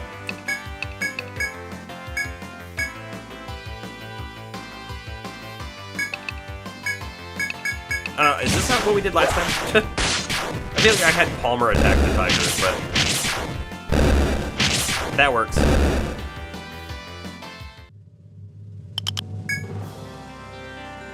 Gumvine versus Feather. I think Feather might be worth more. So Feather's here. No, Gumvine's better. Okay.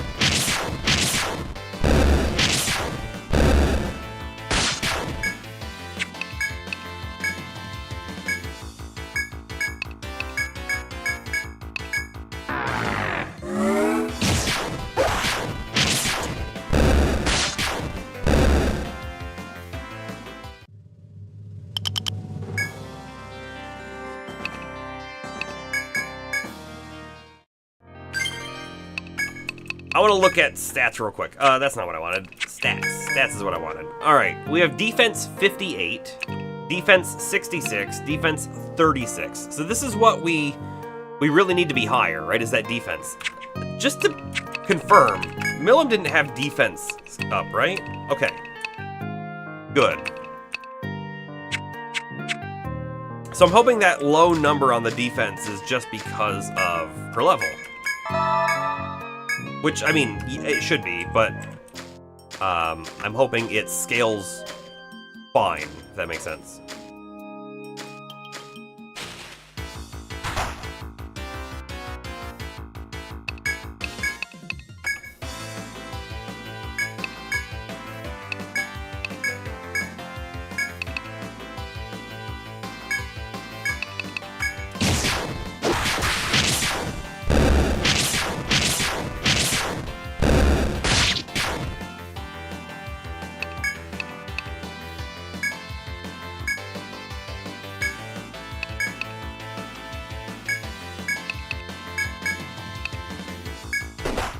Something like this feels right? I don't know.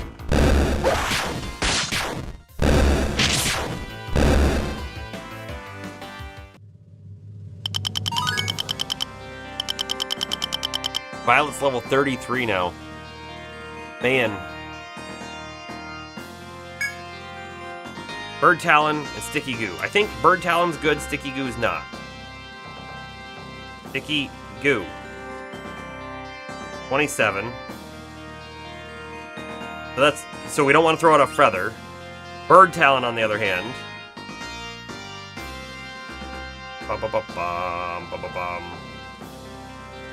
I don't see it. Can I do a Control F? I cannot.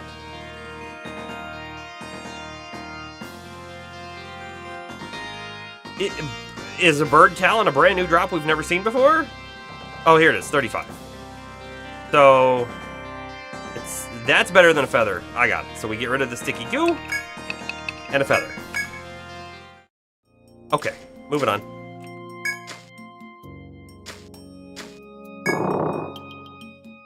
We're doing a little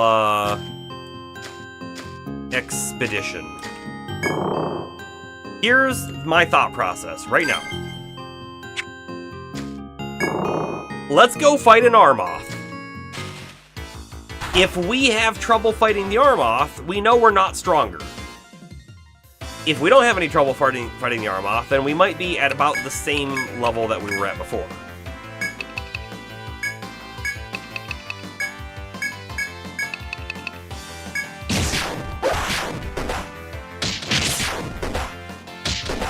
Nasty poisons!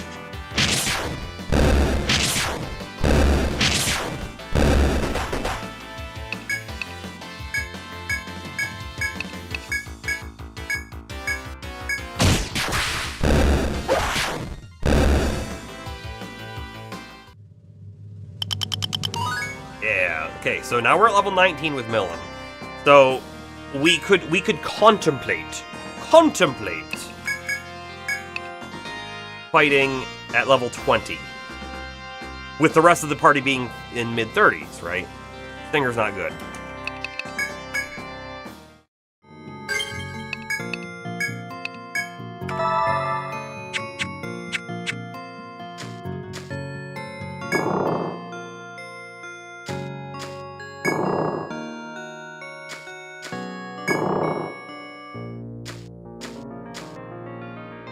So the real question is, for the Armoth, we're also gonna quick save. Let's not lose all the grinding we've done. Which bind is the best bind? Oh, it's not an Armoth, it's a Moa, which is kinda worse because it has AoE, so it's definitely gonna hit Millum.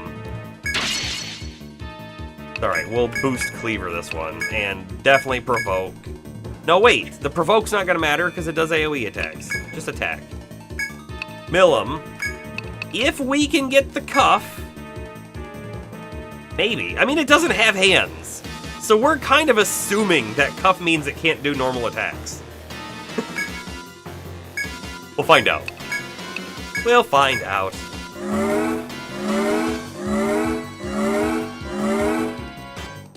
I want to go slow. I want to make sure we see what happens here. Millum, Cuffs, 82 damage, not bad. It didn't bind, though. He took 76. There's a lot. Try it again.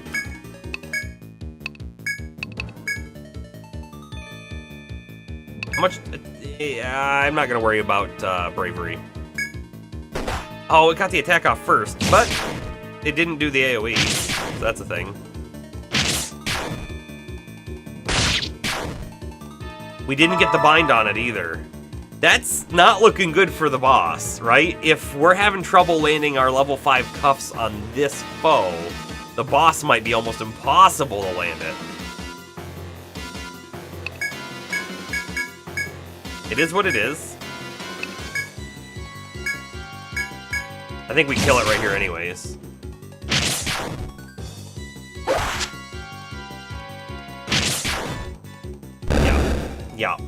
Yeah, we do.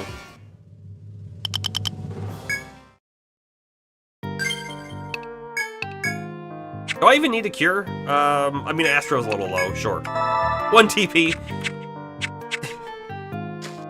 So funny. We have to contemplate. Is it worthwhile spending our 1 TP? The take spot. I think we drop 2 things. See what we might get. The feathers, right? That's what we want to drop. Gumvine maybe is even worse. No, Gumvine's better.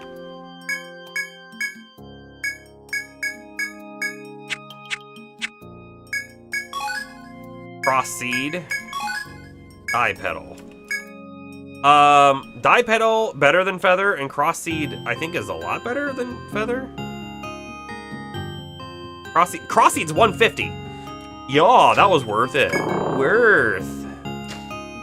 No, we didn't have much of an issue with that one. We're actually gonna come over here and fight an Armoth right now. Do we have Chop? We do have Chop. There's a Chop spot too. Let's just remember that's over there. Another quick save, because why not? Okay. So we gotta take this a little seriously here. Make sure we do our provokes and all of that kind of stuff. I still don't know how to read this. Reckless Charge is a skill. Does that mean we should try to gag it? So that it can't use Charge and Reckless Charge? Or does that mean Reckless Charge is still a physical attack, so we should try to bind its arms? I don't know. You know what I mean? What if Cuffs failed on the Moa over and over again, literally because it doesn't have hands? Boy, I don't know. I'm gonna try and gag. Honestly, I feel like skills are gag. Let's gag. It's also lower level. It might not actually go off, but we'll find out. Obviously Shelter. In fact, I want to boost into Shelter because of Millum. Millum's gonna take a lot of damage from that AoE, if not die from 1 hit.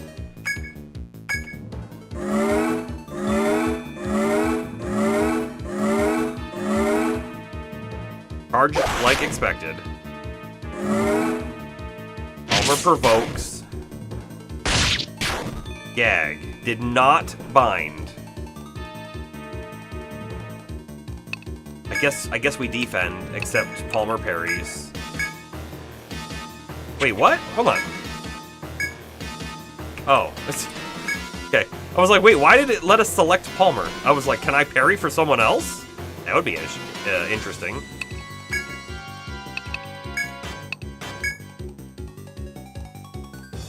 Defend, defend, defend. Reckless rush. Please don't die. Didn't die. Didn't die. Okay. Back into our cleaver. I think we boost attack with Palmer this turn. Let's try again. Let's do the cuffs this time to see if we can prevent it from attacking. Here 2, Millum, Astro, Bravery, because we don't have that up yet, right? Gotta double check. Yes. And it uses charge. Fantastic. Fantastic.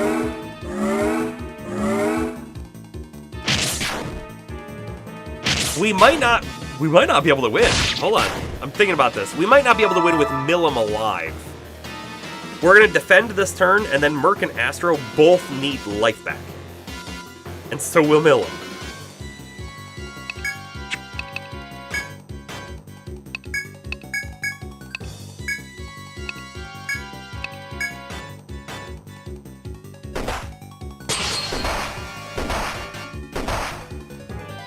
Right, so Palmer will actually how's our provoke? We need to re-up the provoke.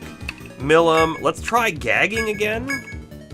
Get lucky. Let's do a cure 2 on Merc, because he can't die. We need to revive if necessary. And then Astro. Here's the question on Astro. Do we need a peace ballad? Probably not. Do we need a shock? Maybe. We could also remove their benefit, but I don't think it matters. Let's shock on Astro. You're right, Palmer can cure as well. I can cure next turn with Palmer. That's great. Ooh. Ooh. Ooh. We got the face bind. So maybe it can't... We're going to have to just play it out. Will it be able to charge? Will it be able to reckless rush? We won't know. I am going to cure with Palmer, though. I can't believe I forgot he could do that. Actually, no, hold on. Let's have him cure Millum, because his cure is going to do worse, and she has less HP. Back to cuffs. You cure Astro. Astro, you just attack.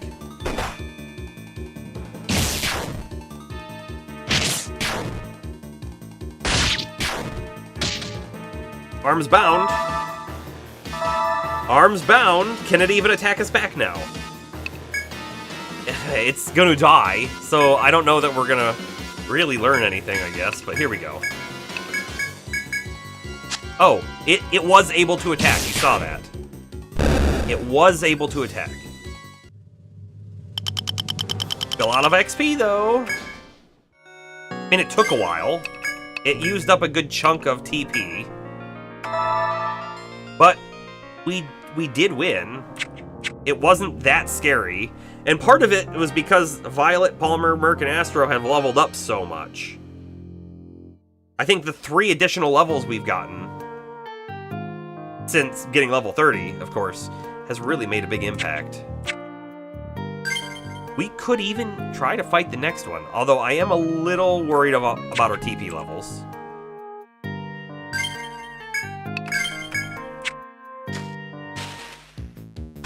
But we're gonna do it anyways.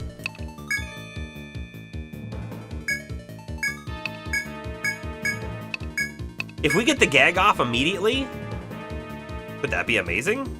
I don't know.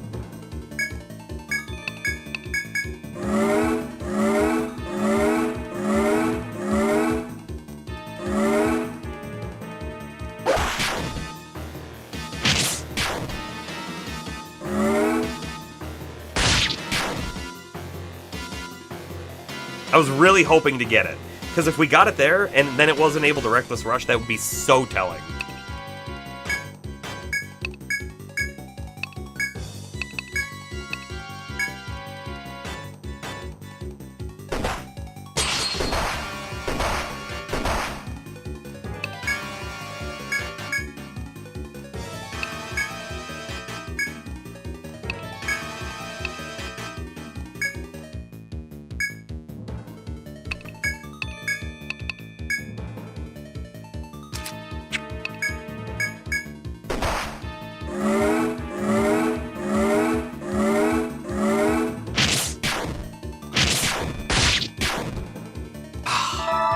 Not getting lucky on the gags. Gag again. Wait, it didn't charge again, did it? Hold on, I gotta double check. No, okay. Good.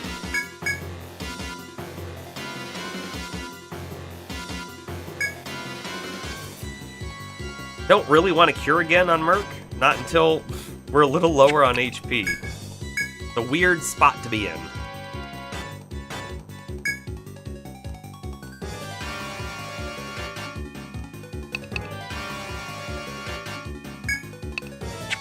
In fact, maybe we even Peace Ballad. Let's do it, because we need science. We need to now know, do the rest of them recover 2 TP per turn? And I hope the answer is yes.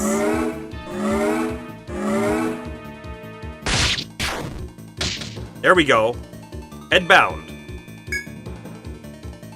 I wasn't paying attention, but I see Violet has 7, so I think she only got 1 back.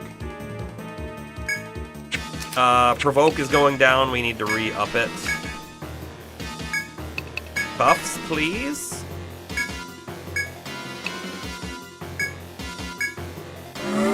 It was able to use charge. Well, that's a thing.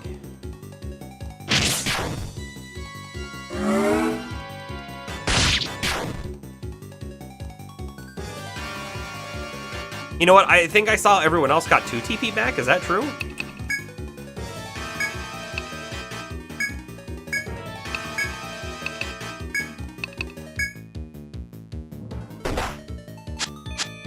Oh, it missed even. Ah, how about that?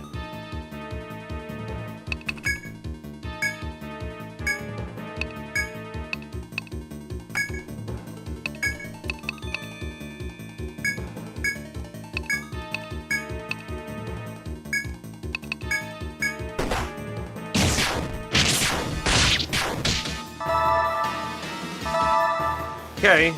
Oh, Astro got 3. Palmer and Merc got 2, and Violet and Millum got 1. It's gotta do something with your max TP level, right?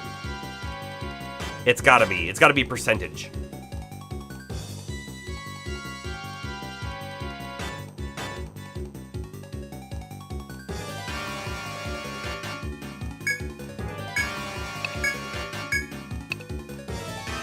I think we just win right here. But so far the gags in the cuff haven't seemed to do much against this guy, so I'm a little questioning our strategy. Yeah, we got cuffs last turn. We did, right? We can see the hand is now above his HP bar, but we haven't seen one of these binds stop it from doing something yet. That's my fear, is maybe we're gonna get into this boss fight and it's not gonna matter.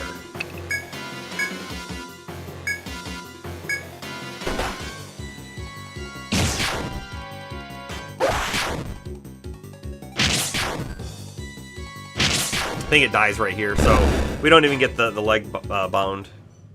Autocorrect! Ah!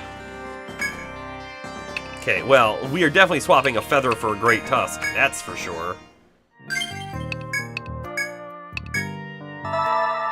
Alright, we don't have the TP resources, I don't feel, to do the next one. That's okay. We've done 2 Armoths and a Moa, and I haven't felt bad about it, right? I'm just double checking these walls, but there's nothing there.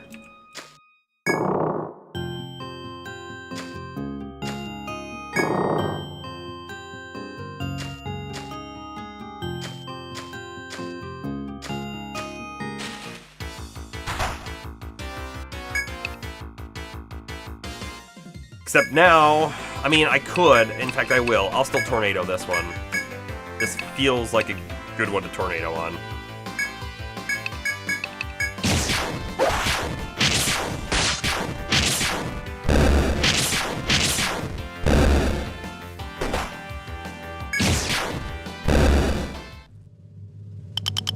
I mean, I will say, fighting enemies like that for XP is definitely better than fighting the Armoths. The Armoths are really good for money, though, and for that little bit of experience of trying to fight more strategically. Alright, Tiger Fang and Iron Shell. We'll definitely get rid of probably both of these. Tiger Fang is here. Iron Shell is how much? I am the blind. Maybe we don't have Iron Shell listed in here.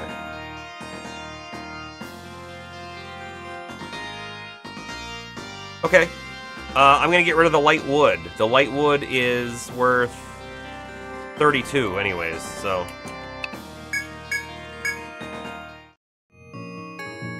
Oh, and then I gotta drop 2 more things, of course. I'm gonna drop 2 light woods.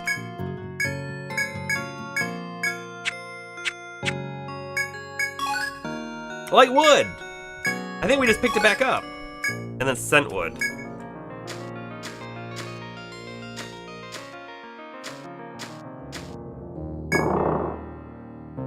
Okay, we're heading back to the healer.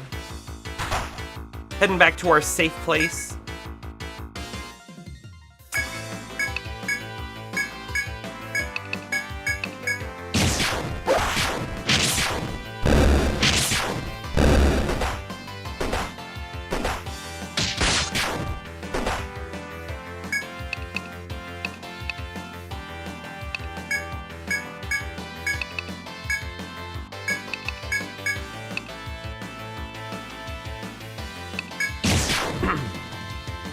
Oh boy, we're like locked up again. This is kind of weird. I'm not feeling great about that. It happened with the wasps last time too, didn't it? Bomber is going into lurk mode. I will say, it's getting a bit late. I'm not sure how much more we're gonna continue because we. What status? Milim. Level 19. I don't feel like Milim's ready to try the boss yet. The rest of the team is definitely stronger, though. That isn't up for debate.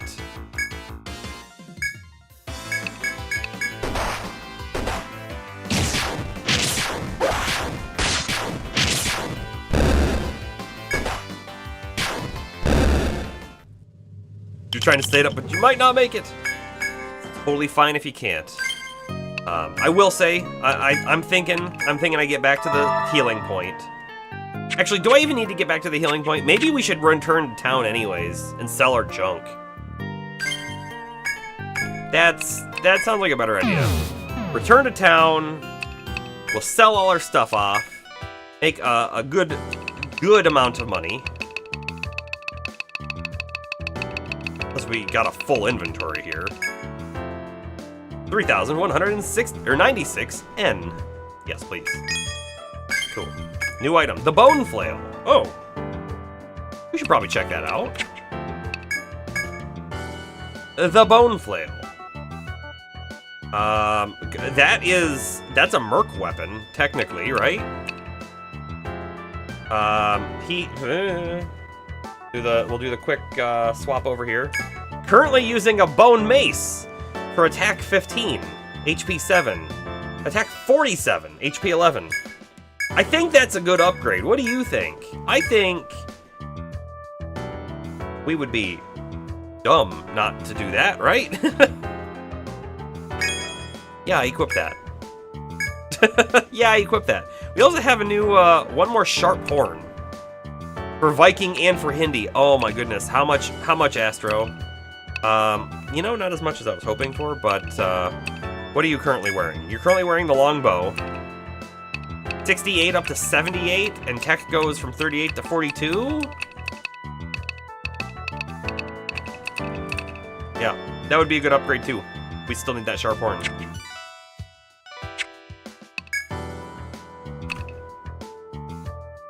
I'm just gonna sell the bone mace. I'm just gonna sell it. I'm at the point right now that I'm not worried about the monies. We got the bone flail in stock. You've been such a big help. I wish you could be exclusive to my shop. Ha! We are exclusive. I left your reward with. Oh, that was even the quest to get the bone flail going. Don't forget to pick it up. Perfect. We've completed a quest without even meaning to. We didn't even have to buy it, but we did. Obtained the bone flail. Welcome back, kids. Shilka came by, bubbling about the equipment she was able to make. Sounded like you got another satisfied customer. Keep up the good work, okay? We're running out of quests here, by the way. Running out of quests. Let's actually grab this one because we have 2 quest slots now. So let's accept this one and see if they tell us how to get the Firebirds item. Decided to take the request, have you? I'm glad you came back. It's Jackson Restaurant again. Since you've learned the fire formula, he needs your help. What? He wants a Carmenite that you can get from Firebirds in the Labyrinth. Rumor has it only those who wield fire formula can get their hands on some. Experiment with a few different ways of defeating the bird and I'm sure you'll figure it out. We had the ability to get it this whole time? I wasn't using fire on those birds because they were resistant. I bet we have to kill the bird with fire to get it. Oh man. And here we all were thinking we needed ice. Okay. It's fine. Fine. It's fine. We're gonna come here. We're gonna save. Save. Successful. And this is where we're gonna end the stream, and we need to think about, what do we want to see in the next one? Do we want to grind a little bit more with our new character to try the boss? Or, yeah, fire to kill the bird? It's very tricky. Do we want to grind more on our new character, Millum, and try the boss? Or do we want to switch back to Cerulean and go do it again? I feel like, here's where I feel like we are right now, right? I feel like the other members of our party have gained more levels, more life, more defense. They're going to be able to live a bit longer in the fight, and we got pretty close that one time. Now, Cerulean was doing a good little bit of damage while she was alive. That's the key, while she was alive. However, she was being resisted, right? So she wasn't doing her full potential. This new character might actually be able to inflict some debuffs, might be able to do as much damage as Cerulean was doing, but, and here's the caveat, will she die immediately? Because she does have so much less HP. I don't know. I do not know. What I do know, we can figure that out next time. So anyways, I appreciate everyone being here and hanging out all through the grinding that we did. I don't think we'll have to do a whole lot more before we try that boss again. So that's going to be what we do in the next session of this game. So, with that being said, Mercs Rain signing off.